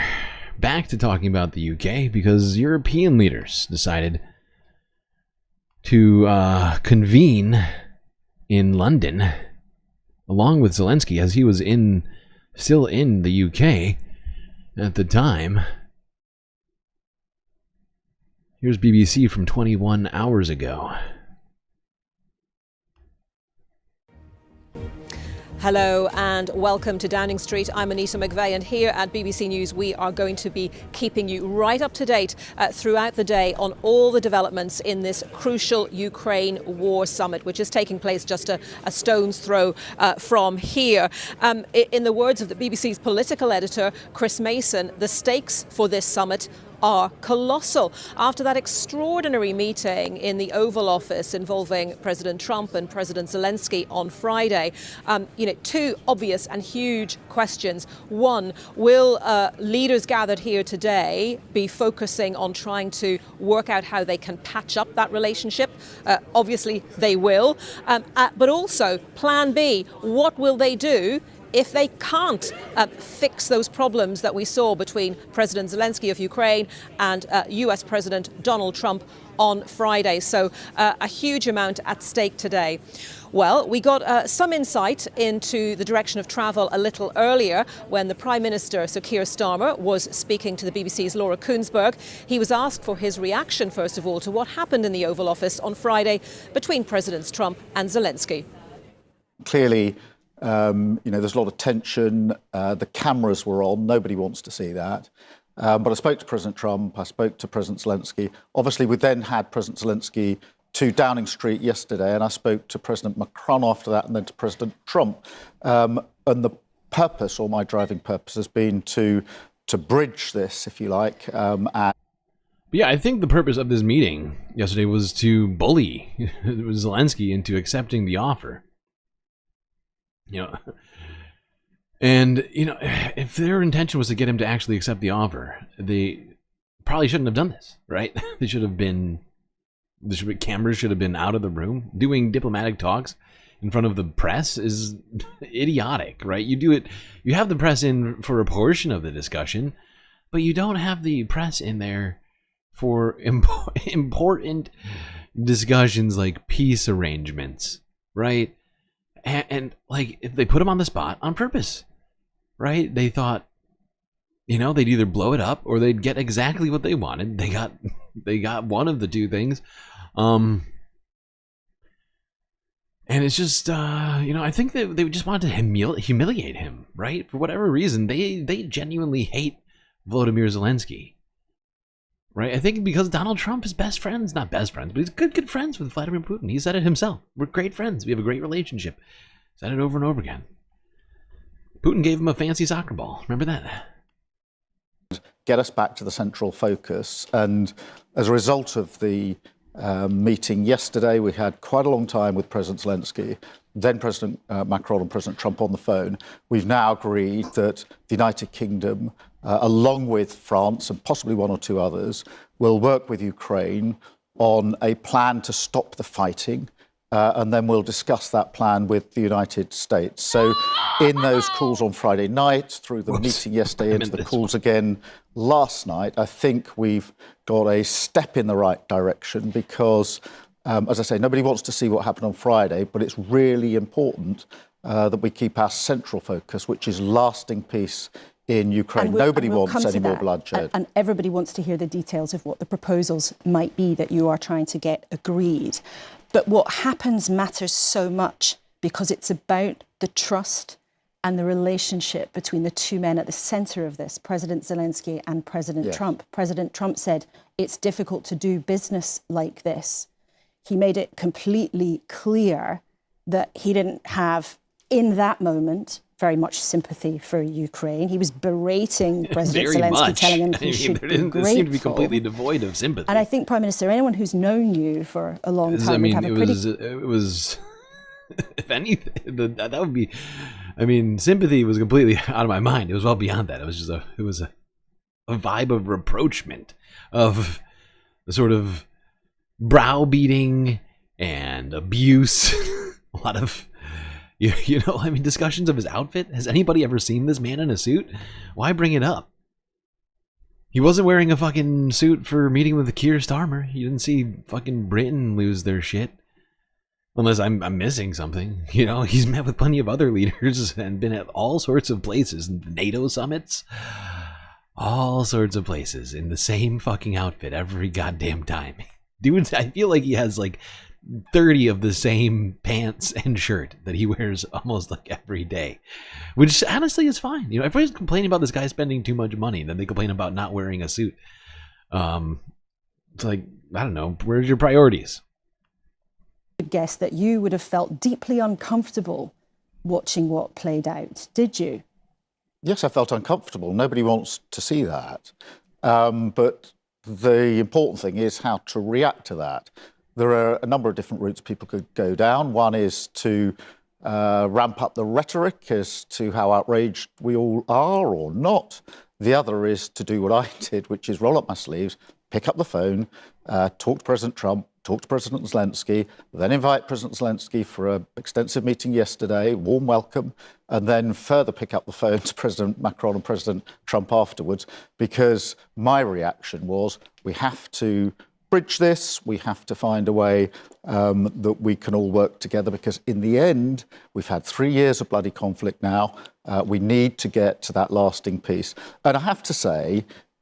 having Donald Trump be one of the nexus, like one of the important dots on the geopolitical board is problematic. And the further that this presidency goes, the more I think it's going to become clear to everyone just how problematic it is geopolitically.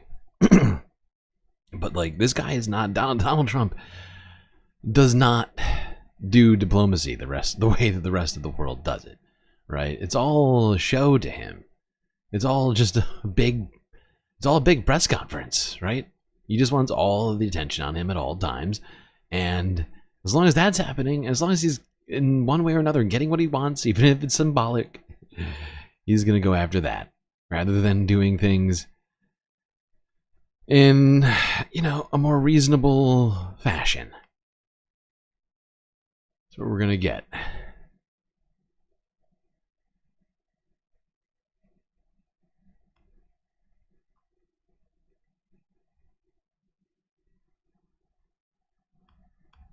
I mean, I appreciate Keir Starmer, even like, well, I mean, I have plenty of problems with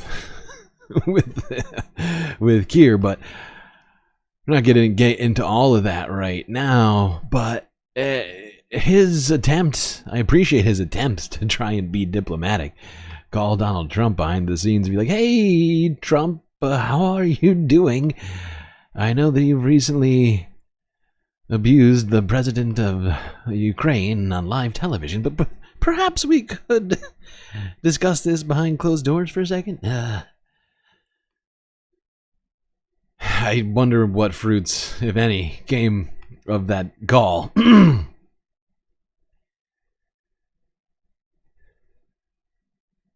I'm just wondering to myself, like, what Keir Starmer could have said to Donald Trump to get him to change his mind on this, or to perhaps amend his position slightly, attempt to assuage the negative effects of his recent behavior. Can't imagine what it would take to get Donald Trump to admit that he made, I don't know. I made a huge, tiny mistake. But yeah, let's go here. This was shortly after that little interview on BBC. You can see foreign leaders arriving at, where was this? Is this 10 Downing?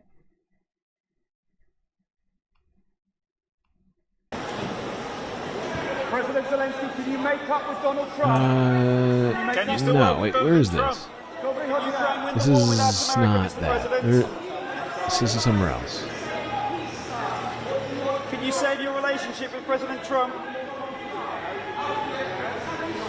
Can you still get a peace deal, Mr. Zelensky?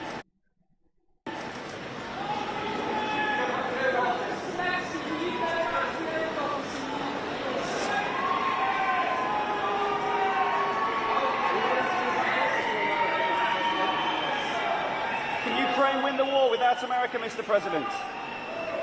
Can't you see they're in the middle of a conversation right now? Press trying to ask questions in the middle of a important diplomatic conversation. How rude. Are you looking forward to meeting the king? Okay, never mind. There you go. Kid Stava welcoming Zelensky. Can we still rely on the US, Prime Minister? Prime Minister, is the US Prince Trudeau showing up looking his best.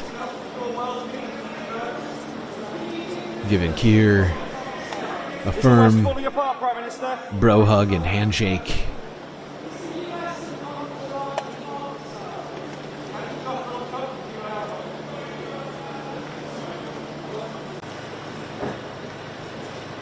Ursula von der Leyen.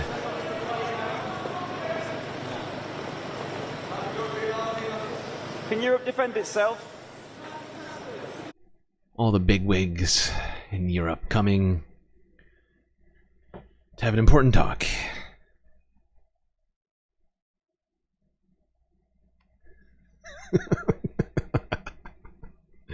I love how my chat will never let Trudeau live down the blackface. I appreciate you all.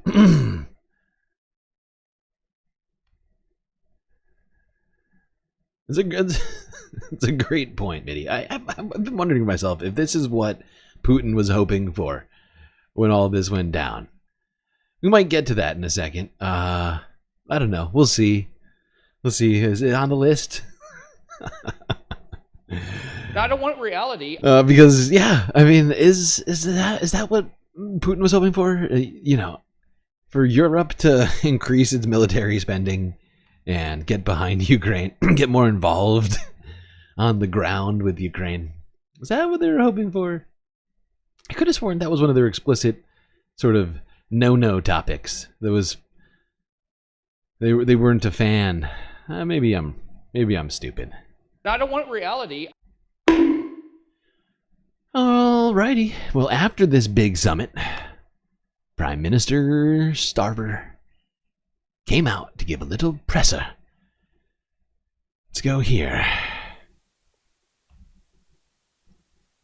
I like how fast they came up with these little securing our future signs. Oh my god, that reminds me of something that I really want to do. We gotta watch this. But seriously, I wonder how long it took them to get these signs out. I mean, this all happened over a short period of time. They came up with these securing our future signs in no seconds flat. I mean, my God, immediately, if not sooner. Immediately, if not sooner.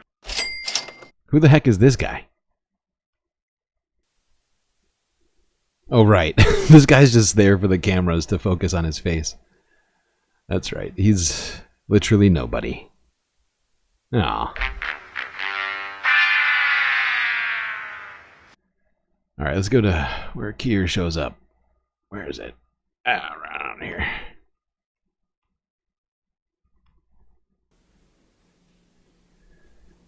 But seriously, this sign is reminding me of something that I... Oh, God. We gotta watch this. It's Sunday FUNDAY.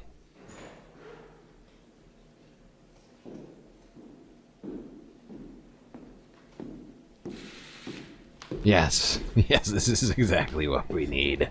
Afternoon. This is utterly perfect. The first priority of this government, of any government, is the security and safety of the British people, to defend the national interest, particularly in these volatile times. That's why last week I announced the biggest sustained increase in defence spending since the Cold War. That's also why I met President Trump last week, to strengthen our relationship with America, and indispensable partners in defence and security. And it's why this weekend I've been hosting European leaders here in London to work together for the security of the United Kingdom, Ukraine, and Europe as a whole. Through my discussions over recent days, we've agreed that the UK, France, and others will work with Ukraine on a plan to stop the fighting. Then we'll discuss that plan with the United States and take it forward together. The purpose of today's meeting was to unite our partners around this effort, to strengthen Ukraine and to support a just and enduring peace for the good of all of us. Our starting point must be to put Ukraine in the strongest possible position now, so that they can negotiate from a position of strength. And we are doubling down in our support. Yesterday evening, the UK signed a £2.2 billion loan to provide more military aid to Ukraine, backed not by the British taxpayer, but by the profits from frozen Russian assets. And today I'm announcing a new deal, which allows Ukraine to use £1.6 billion of UK export finance to buy more than 5,000 air defence missiles, which will be made in Belfast, creating jobs in our brilliant defence sector. This will be vital for protecting critical infrastructure now and strengthening Ukraine in securing the peace when it comes. Because we have to learn from the mistakes of the past. We cannot accept a weak deal like Minsk, which Russia can breach with ease. Instead, any deal must be backed by strength. Every nation must contribute to that in the best way that it can, bringing different capabilities and support to the table. Hold on, we're not going to listen to this whole thing. Oh, and in fact, I guess we're going to have to come back to this because I just realized we broke through the third break time, 6 hours in, which means we gotta take a little pause. We'll come back to Keir, come back to all of that. Although,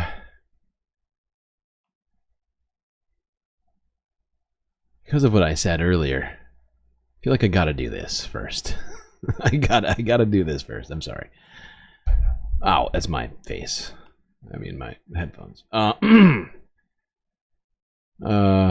We gotta do this. I was talking about the signs and how quickly they got those signs out. They must have some expert sign makers, perhaps these guys around the case.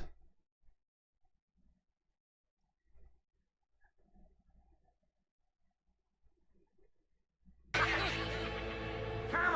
on, guys, what has happened happened to this dream factory? When I first started coming up with friendly phrases that put a positive spin on what some organisation is self-evidently doing, people said that that was totally unnecessary and no way for an honourable man to earn a living. Then I landed the Thames 7 water contract and came up with bringing water to people who need it. Stick that in fake handwriting on all the vans, I said, and that will in some way be good. Guys, I'm afraid we're getting tired. Tim, have you come up with anything for that fleet of delivery vans? All right, it's when there's a thing in a place, but the people whose thing it is need it in another place, then wouldn't it be good if there was some kind of system where... Too long! Much too long! Brian, what about the one for the Dulux paint vans? Making paint for obvious reasons. No, you can't say it's obvious. That's death. It's all obvious. Julie, Department of Health? Working with you to stop you dying. Brackets sometimes. Department of Education? Hopefully ensuring you can read this. Oh, in fact, I've come up with one that would work for all government departments. Being the governmental department named above. That's a disaster. You can't give them a multi-purpose one. But it'd be a big saving in terms of... What? Money they'd give to us? What we're selling to them is the idea that people can no longer cope with things being simply labelled, but need some kind of hand-holding accompanying phrase. Now, I'm a certain sort of evil. Not death camp evil, not serial killer evil, but I take a perverse pleasure in having been paid through the nose for nothing of any value. That is my dream, and I'm not going to let it die. We're all completely behind you on that one. Oh, yeah. I mean, I'm sorry, but that's all I could think of when I saw that sign. I was like, how quickly did they... What government department was it? Who made that freaking sign out of the blue for this meeting? Why did Britain need these signs for this moment? It just didn't make sense. That's all I could think of. All right, chat. Perhaps our final break of the evening.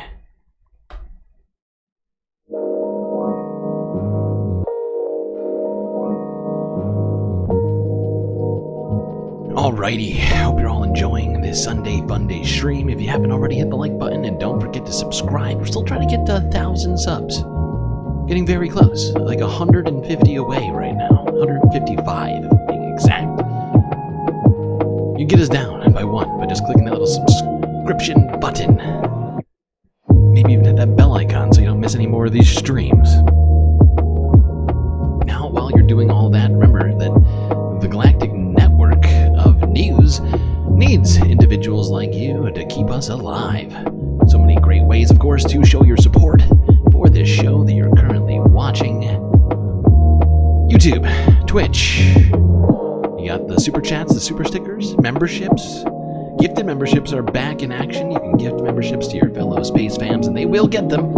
At least they have been recently, ever since we started gifting again. And I've been getting paid for them, so that's all good.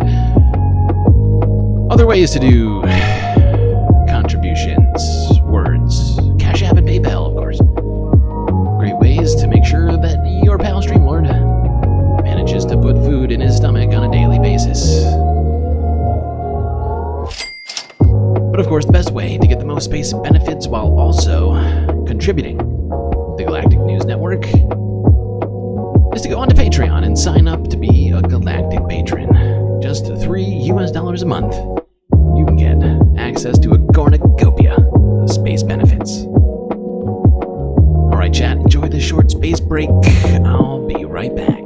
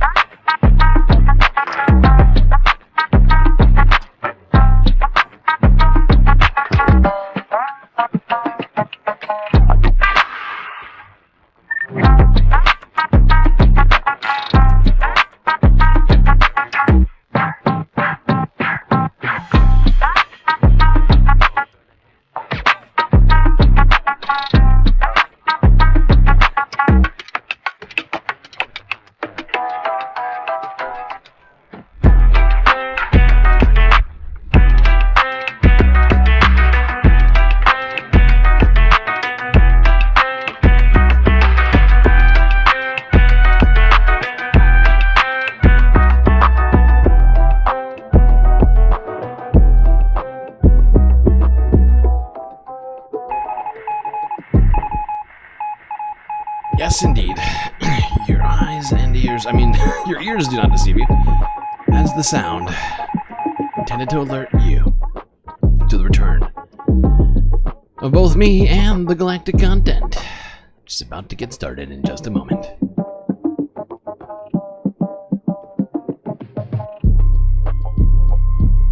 Alright, let's get back to Keir Starmer.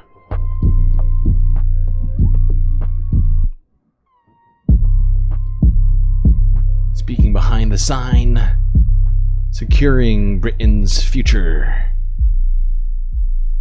We cannot accept a weak deal like Mint,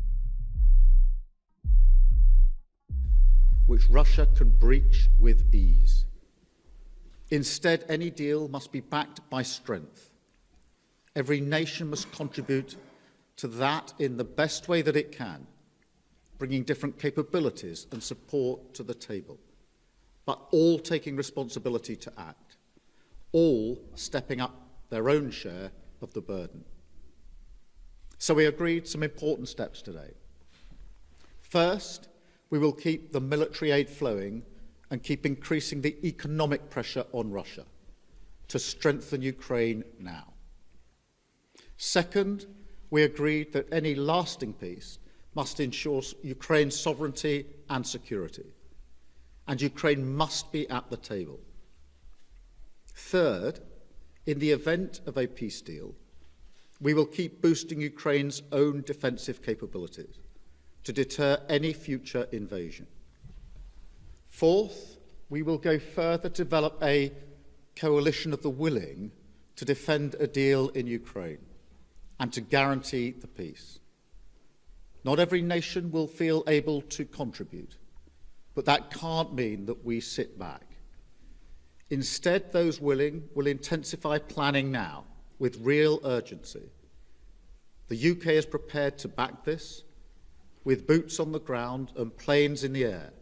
Together with others, Europe must do the heavy lifting. But to support...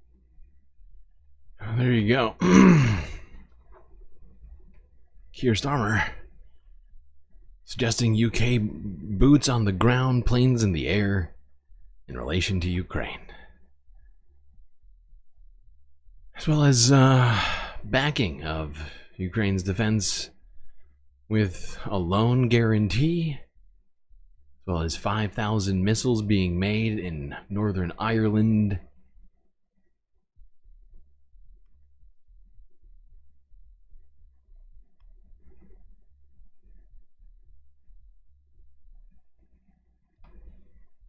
And it's just, I don't know, it's troubling to me that this is the direction that our sort of world is heading in, this increased militarization, increased conflict. It's sort of the opposite of the things that I want, I would say. If I were asked, is this something you want? I would say no.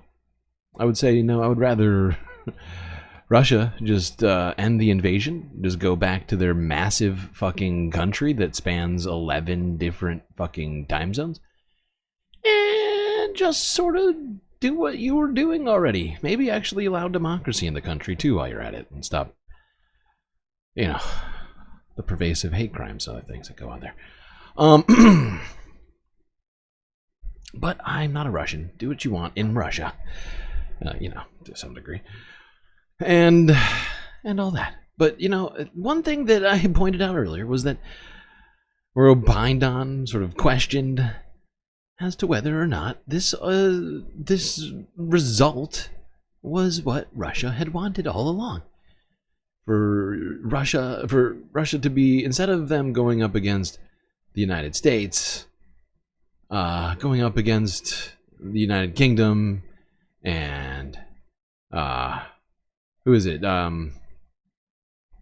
Like Germany and Poland and, you know, Italy, all the other European countries, I guess. Is that what they wanted? And also, one thing that I asked previously, not today, but in another stream, which is coming up, it's about to come up right now. Shockingly, I had some amount of foresight on a situation.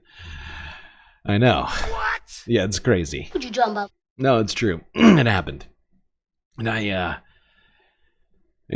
earlier, I don't remember when it was, but a number of days ago, when Donald Trump had suggested some stuff about European peacekeepers on the ground, which I sort of, at some point, I just kind of let go of because he kept saying it so much. He said it like a half dozen times. He mentioned European peacekeeping forces on the ground. And so I just, after the first time I brought it up, I just sort of let it go. But I was like, hey, does Russia want European peacekeeping forces on the ground in Ukraine?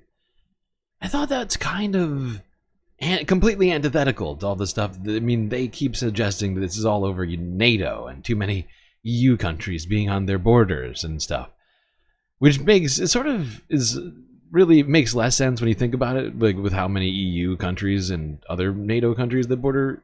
They'd be closer to NATO countries than EU countries if they took over all of Ukraine, right? Just saying. That's just science. It's science. Let's see what Foreign Minister Lavrov had to say about foreign peacekeepers on the ground. He's probably super into it. Вот сейчас мы про миротворцев. Мы As for peacekeepers, they say so many thousands of peacekeepers, and we will provide peacekeepers with air cover. This is also impudent. Firstly, no one asks us. And Trump understands everything. He said that if it's too early to say when there will be a settlement, you can discuss this issue. But the consent of the parties will be needed. He behaves correctly. This plan of peacekeepers in Ukraine is a continuation of the incitement of the Kiev regime to wage a war against us. Just as they brought him, Zelensky, on bayonets and push him forward, they now want to prop him up with their bayonets in form of peacekeeping units. But this will mean the root cause of conflict in Ukraine will not disappear. Oh, weird. We will never think alike on every issue of world politics. We acknowledge this in Riyadh. And Americans acknowledge. They actually say it themselves. Where will we see a coincidence of interests? Common sense suggests that it is foolish not to use it in order to translate it into some practical actions. Well, it seems like Foreign Minister Lavrov thinks that European peacekeepers on the ground would be in, what was it? How did he say it? Complete contravention of the goals of this? Where was it? I missed the exact wording. But he basically suggested that, yeah, actually we don't want European peacekeepers in Ukraine.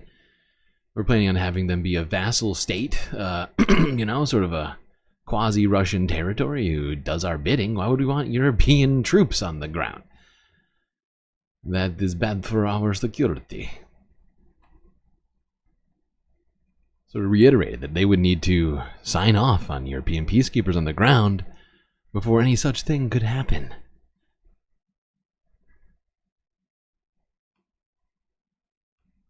It's fascinating. It's fascinating. I wonder if Donald Trump ever checked with Russia whether or not they wanted European peacekeepers on the ground. Because he said it a bunch of times. He said it like 7 or 8 times at multiple press conferences.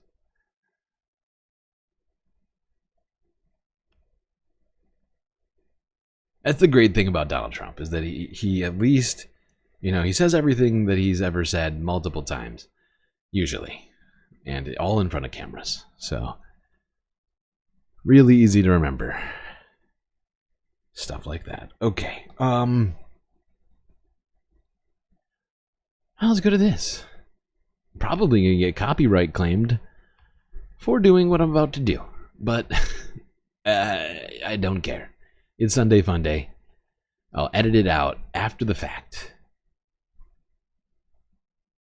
Let's watch this historical reenactment. Sorry you invaded. God damn it, I just realized the volume was low. That's terrible. That's horrifying. We can't have that. The voice isn't super on the Elon, but holy shit. The body movement. Oh my god. Michael Myers really has the body movement down perfectly. It's creepy. It's fucking creepy. Don't be creepy. Yep, that's real life. I mean, that was footage from the White House. I mean, it feels pretty much like exactly what happened. I know it's SNL. I mean, I'm not an idiot, okay? I'm not that stupid. But for a second there, I was like, wait, am I rewatching the interview we watched? Oh no. No, we just live in a fucking nonsense fantasy land led by billionaires and psychos. And so SNL just feels all too real.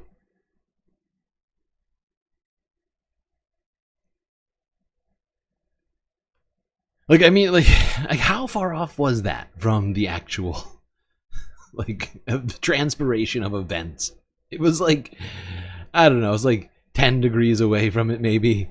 Most of it was all on point. Shocking. Shocking world we're living in right now. Oh, God. All right. It is Ramadan right now, so we're going to talk a little bit more about that.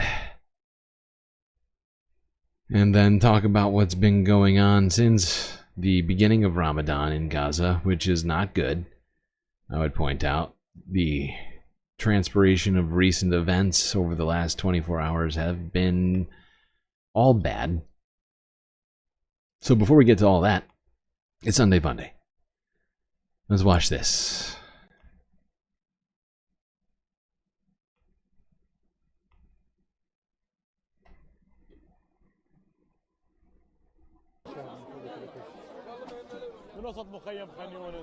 From the heart of Khan Yunis, we have organized the largest pre-dawn meal in the city of Khan Yunis and the Gaza Strip to reminisce about the old days, the days of peace and solidarity. Our neighborhood was full of love, and Abu Sharak would wake us up. We were happy and lived life with simplicity until the occupation came and destroyed everything. Ruined our lives, killed our sons, children, and women. Today we have come back to do it again, determined as ever to decorate our neighborhood, adorning it with Palestinian flags, with lanterns, and to hold the first pre-dawn meal in Gaza. A grand meal attended by hundreds, as you can see, to bring joy to the faces of our children, our little ones, the blossoms of our life. The spirit of love must continue. This is our people. Love and unity must always remain strong among us. Our people are humble, generous, and kind. We are known for our love, courage, and solidarity. This is what we have inherited from our fathers and grandfathers. The world might see this scene and wonder, what does it mean for you? The world may think this is just about decorations and festive lights. This is our message to the entire world. We have decorated over the rubble of our homes to send a message to everyone that we will remain on this land. We will not leave. We will not leave it by the will of God.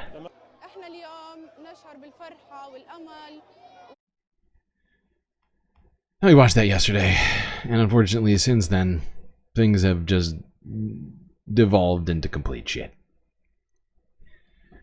At the end, which just happened over the last day of the first phase of the ceasefire agreement, Israel has decided to block entry of all aid into Gaza, essentially violating the terms of the agreement. Whether or not anyone will hold them to account for that, I can't imagine. Let's go here to Al Jazeera from yesterday to talk about this.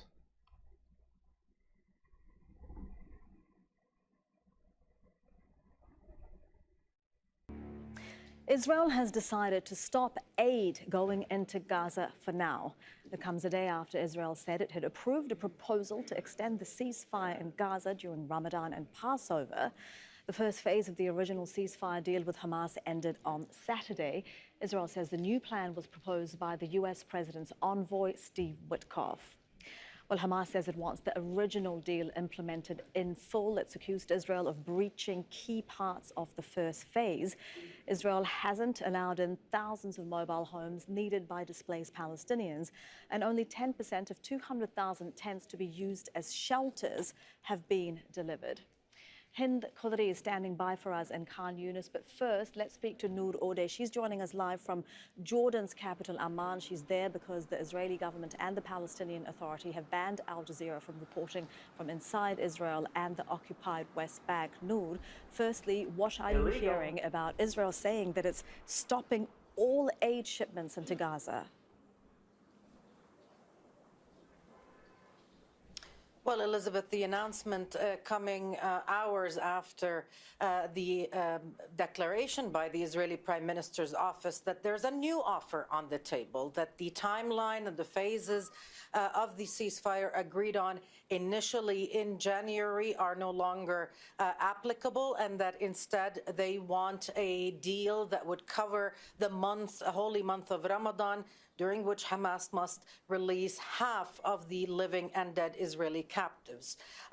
Now it's the early morning hours, beginning of the business day. This announcement really caters to calls within the Israeli government that Israel must apply pressure on Hamas. It must weaponize the entry of humanitarian assistance. So closing of all access points to the Gaza Strip, not allowing humanitarian aid, in violation, it says, of international law. Hamas is violating the agreement or the Witkoff proposal. We have not heard from Hamas specifically about the proposal, but that is the Israeli line. Look how many fucking trucks are waiting to get in. There's an ocean of aid trucks neatly lined up and waiting to go in. Israel's blocking it in contravention of humanitarian laws intended to stop civilian casualties, something that they seem to be just interested in exacerbating, I guess. Totally fucked up. We have not heard from Hamas specifically about the proposal, but that is the Israeli line, that this closure of crossings, that not allowing humanitarian assistance is because Hamas is not engaging on the Witkoff proposal. Noor, stay with us. We want to come back to you for the latest on this U.S. proposal that Israel has signed onto. I just want to bring our correspondent in Gaza in at this point. Hind Khudri is joining us live from Khan Yunis in southern Gaza. And Hind, you are able to tell us what a difference the aid that's been coming in during the first phase, the 6 weeks of the first phase of the ceasefire, has made to Palestinians in Gaza, and what the stopping of that aid, the impact that that will have on people there. We're talking about 600 trucks every single day that were entering the Gaza Strip since the ceasefire deal, and 600 trucks were barely enough for the huge demand of Palestinians after 470 days of war. We're talking about a whole population that is totally relying on humanitarian aid because Palestinians were on the move. They were displaced from place to another. They lost all of their jobs. They have zero income, and the humanitarian aid was the only way Palestinians were eating. We're talking about food assistance, hot meals, community kitchens, and also tents, tarps, and winter clothes, because Palestinians were unable to buy or purchase anything that is available in the markets. Now, we have been here on Salahuddin since the early hours of the mornings, and we did not see any aid trucks entering the Gaza Strip. Normally, during the ceasefire deal, we have been seeing aid trucks coming over and over again, holding and carrying different food assistance, for different food parcels from different agencies. Now this is going to make a lot of stress among Palestinians, because if humanitarian assistance is not coming in, they are unable to have a meal, for example. And we know that it's Ramadan now, and Palestinians are completely relying on food assistance. Now, another thing, Palestinians were expecting that today mobile houses are going to start entering caravans, construction. And as you see, this is one of the trucks that we're seeing all of the trucks empty, and we are not seeing any uploaded trucks. So Palestinians are now feeling a little bit depressed. They're feeling that a little bit drowning, because they thought that today is going to be a step closer to the second phase, where more reconstruction and more humanitarian aid is going to be entered. And yeah, second phase of the deal was supposed to increase the aid, and instead it's being stopped completely. Even though the ICJ, like someone mentioned, ordered Israel to stop doing, but they don't recognize the ICJ. They think that they're basically Hamas over there at The Hague.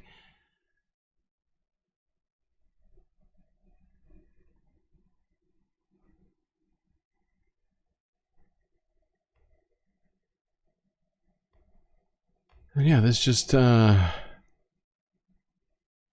the middle of this holy month for Muslims in Palestine,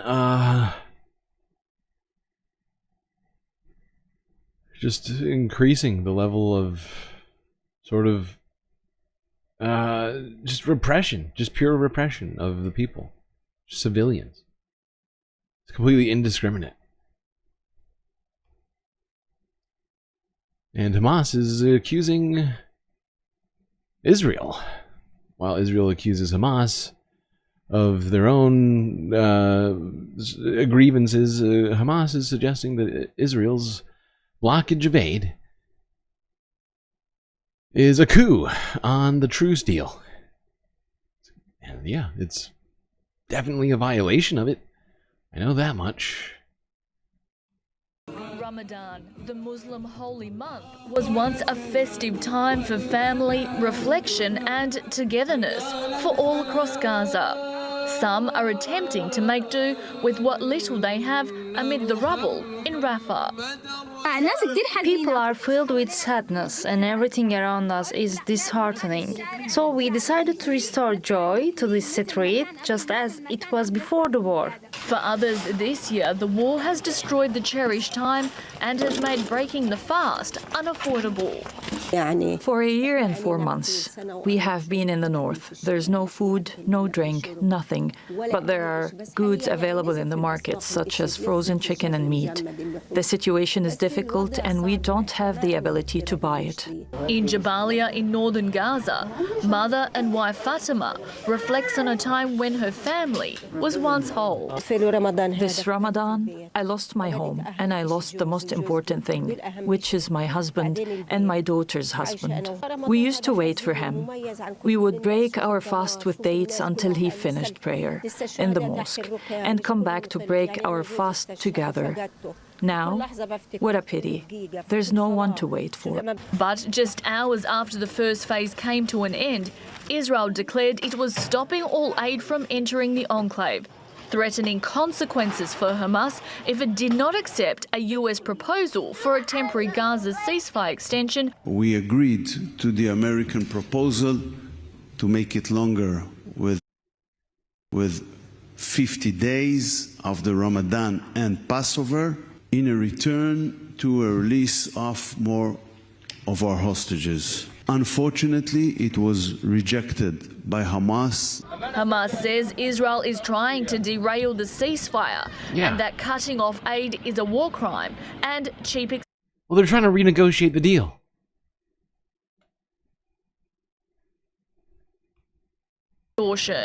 We are afraid that the war will return. We don't want war. We want peace and security. Those we lost are enough. Mediators continue to work towards a resolution, but for now, Gaza finds itself in a critical limbo, caught between an expired ceasefire and the ongoing uncertainty of Phase 2, with no agreement yet reached at a time when... Yep, this is horrifying. Need to end this fucking shit. This cannot continue. It seems like Benjamin Netanyahu is willing to do this as long as it takes. I mean, he's got the support of the United States government in anything now. Literally anything. There's not even any fake red lines anymore. There's no line for him to dance on, aside from, you know, dance on the line on the way to taking all of Palestine, Gaza, West Bank.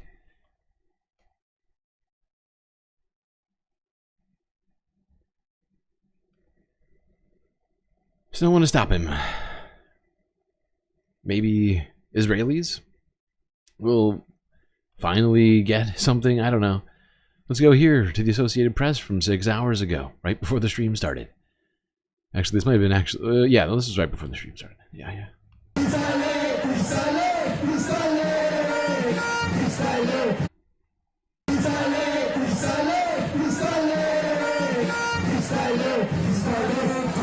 We need to end the war immediately, as President has said. Stop this crazy war immediately.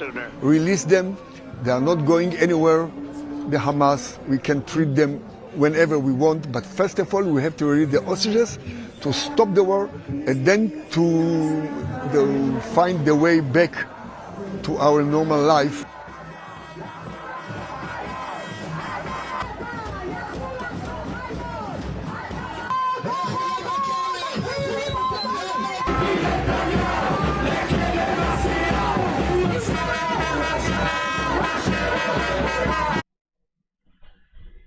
Yeah, and the fact is the hostage families, Israelis, have been losing their patience. But Netanyahu's been ignoring them almost entirely. Although they may have been the major reason why he tried to make this ceasefire arrangement work for a short period of time. Oh my god, Violet Quinlaw is sending a slew of messages. This is intense. You couldn't compile these down into into 1 or 2 messages. What the fuck? It's a lot. That's a lot.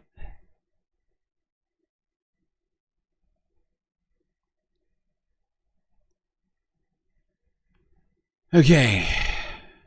Yeah, much of that is right. Let's go now to this video. This happened while we were streaming today. Here it is. Netanyahu explaining why he's committing a war crime and blocking aid to civilians. Israel has accepted President Trump's envoy, Steve Witkoff's plan to extend the temporary ceasefire by 50 days. During that time, we can discuss the conditions for a permanent ceasefire that will end the war in Gaza. In Witkoff's plan, half of the hostages would be released right away, and the remaining half would be released if we reach an agreement on a permanent ceasefire. Again, Israel has accepted this plan, I accepted this plan, but so far, Hamas has rejected it. Israel Hamas had also put forward positions for a permanent ceasefire. What are you talking about? You just said the same thing twice. Israel accepted the plan and I accepted the plan? What the fuck are you talking about? You're in charge of this entire thing. That are totally unacceptable. Israel has decided to stop letting goods and supplies into Gaza, something we've done for the past 42 days. We've done that because Hamas steals the supplies and prevents the people of Gaza from getting them. It uses... That's weird, because we just watched a video of children eating food for Ramadan. So, clearly that's not true. But that's the excuse, is that Hamas steals the food, so we can't give Palestinian civilians food. They're going to have to just go without, because everything is Hamas's fault all the time. Fantastic. What a fantastic excuse from Benjamin Netanyahu.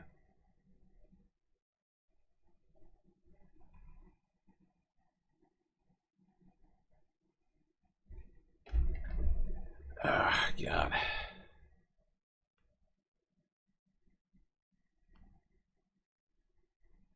We've seen that food makes it to people. I mean, there's plenty of evidence that the food is getting to the people and it's not being stolen from them. And this is just a fucking excuse to commit a war crime. And by the way, not a legal excuse. Completely invalid one.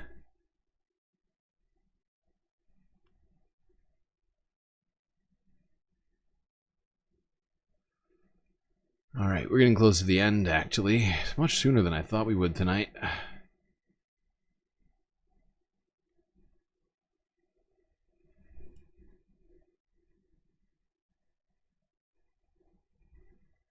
Alright, let's go here.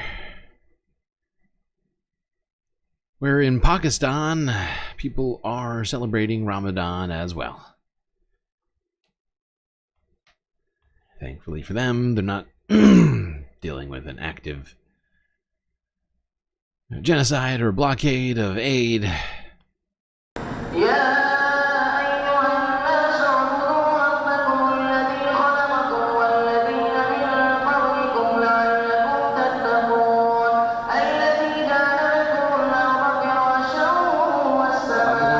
तमाम इस्लामी मुल्क जो है वो उनके लिए जितनी भरपूर उनकी मदद कर सकते हैं हमें उनकी मदद करनी चाहिए मुआशी तौर पे.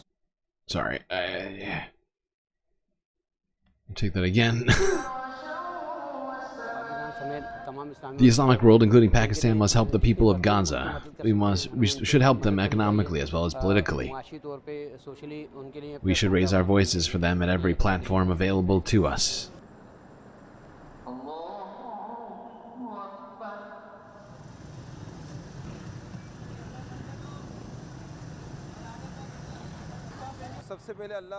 I thank God that He has bestowed upon us Ramadan once again. I'm here to buy food for Sari, pre-morning meal.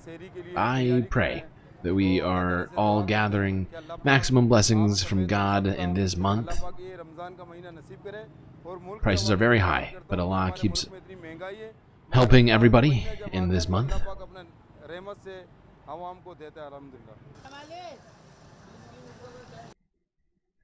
All right, second to last video here coming up, penultimate. And since it's Sunday FUNDAY, I figured we'd end the stream with some things that are less horrible. Maybe a little art. Let's talk about this South Korean artist, Ah-Young Kim.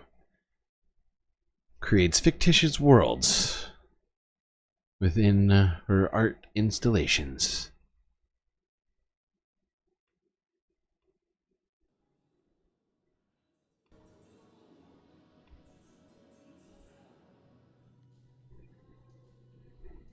This is kind of creepy.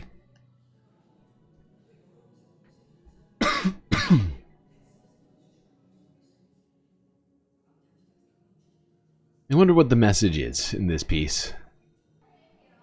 Was there a motorcycle crash? Is it a fight? Almost hard to tell.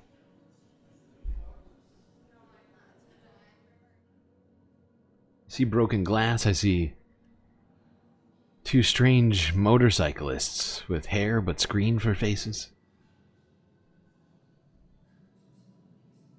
It's very strange, very surreal.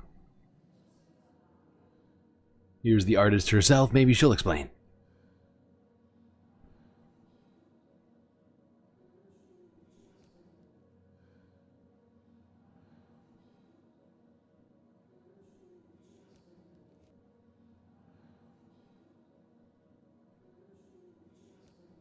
When you enter the exhibition, you will see the reflection of yourself from so many distance, and somehow it will create some dizzy feeling and vertigo, and this repetition is a part of the exhibition concept, because the whole fiction is about labyrinths, conceptual labyrinths that you're stuck in, and encountering yourself again and again, which is identical looking counterpart from another possible world.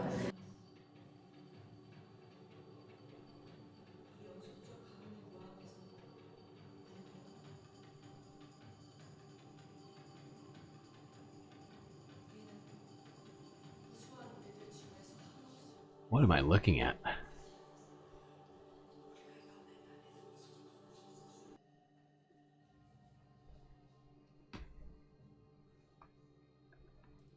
Ayung is creating these worlds that are based on speculative fiction. This is a literary genre where fiction becomes a way of imagining other possibilities for human beings, for human coexistence with other life forms. And I think that's exactly what's at the heart of this show. World building, transformative physical and spatial experiences that allow us to rethink our relationship to everything that exists around us. Whoa.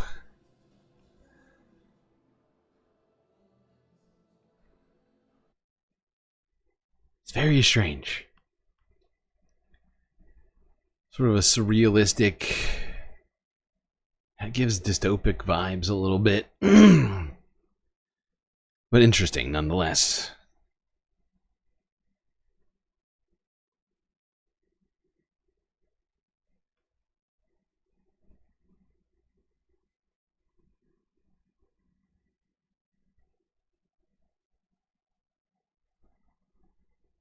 Alright, now let's go to Japan to watch the cherry blossom trees as they bloom. As it is approaching springtime now. Somehow, it's been a long winter.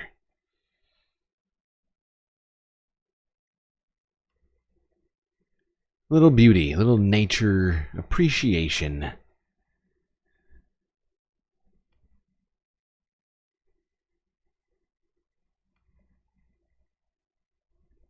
I'm gonna full screen it.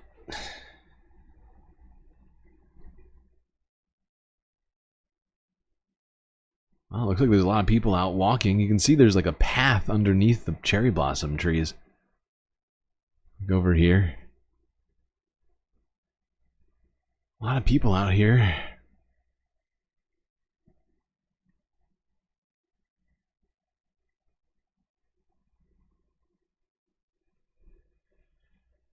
Hopefully this will bring a little bit of peace into this crazy world for you.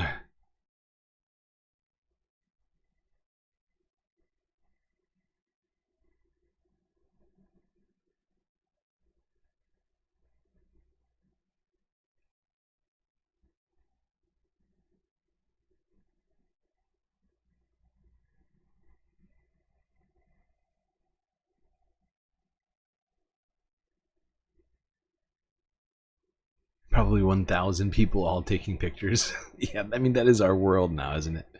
Everybody's got their phone out taking pictures of every single thing. We must have pictures. We can't have enough pictures, actually.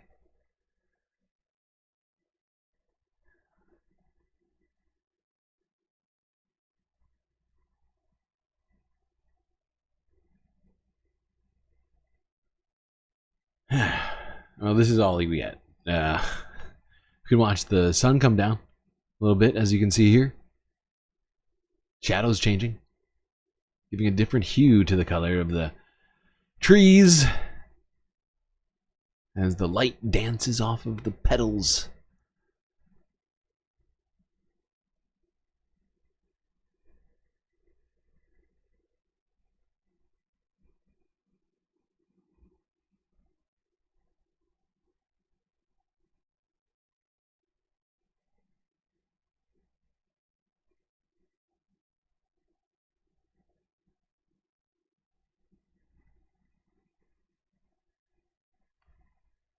Alright, chat. That's gonna be it. Just figured we'd end with a little peace here on this Sunday Funday.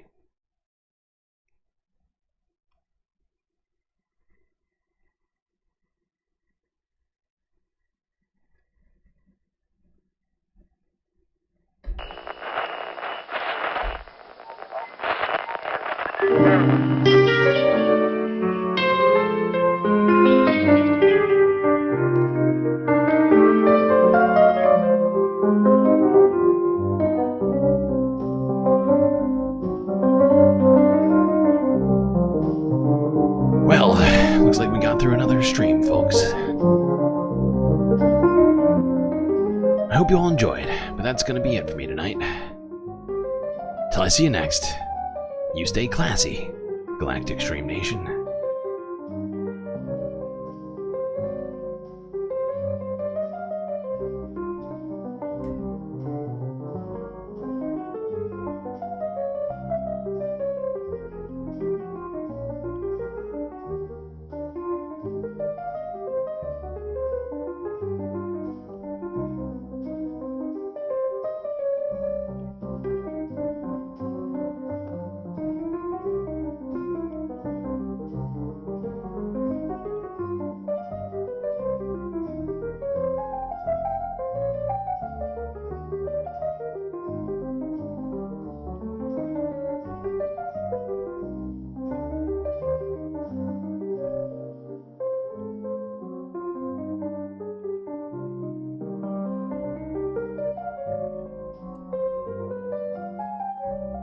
You didn't think I'd forget this, did you? No, of course not. These are your galactic patrons. Gabby, Gonthox, Aaron W., Schmegley, PB, Mitty, Afroponics, Narwhal by Nature, Interplanet Janet, Godcat, Robotcat, Disco Wolf, Callie Braiding, Decipher, Geodragon, The Anti-Corporatist, Obsessive Audio, Moanoep, Nadia, Choki, Skelts, Tracy Eva, Mrs. Jen, Omegastar, Sasha G, Pitchforks Dragon, Vincent Morales, Donald James X, Evan from Portland, Impeccable Audio, and wait, what just happened? I just lost it. What? I still haven't gotten this right. Evan from Portland, Impeccable Living, and Magaggles. That's right. All these people here have helped produce the show which your eyes and ears just got done enjoying. You can too, for just a few US dollars a month.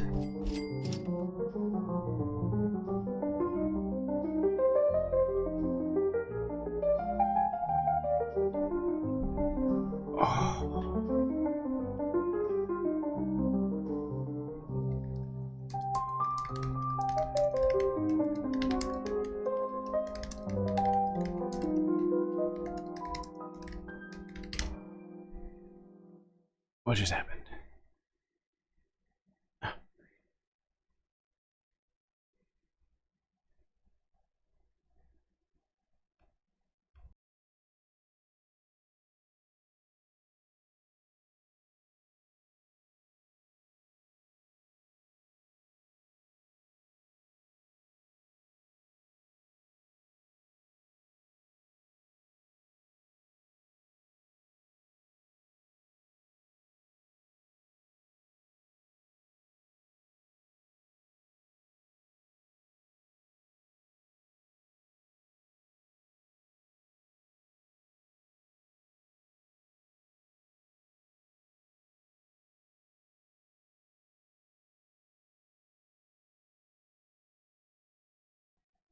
All right, that's enough ones to engage the after stream.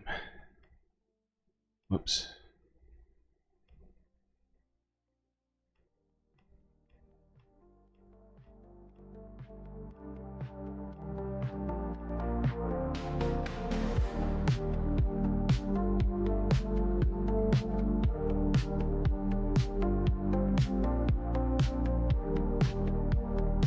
Do the Palestine DJ? I could do that.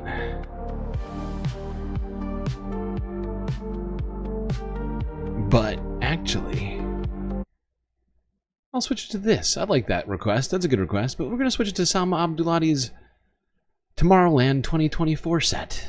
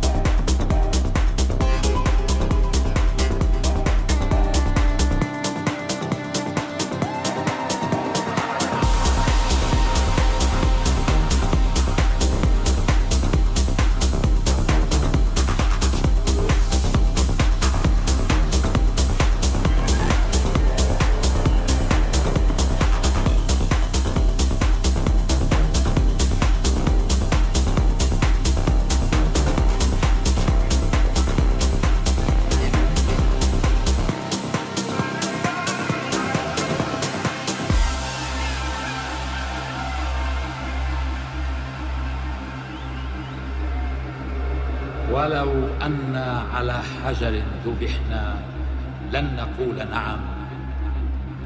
فمن دمنا إلى دمنا حدود الأرض، من دمنا إلى دمنا سماء عيونكم وحقول أيديكم.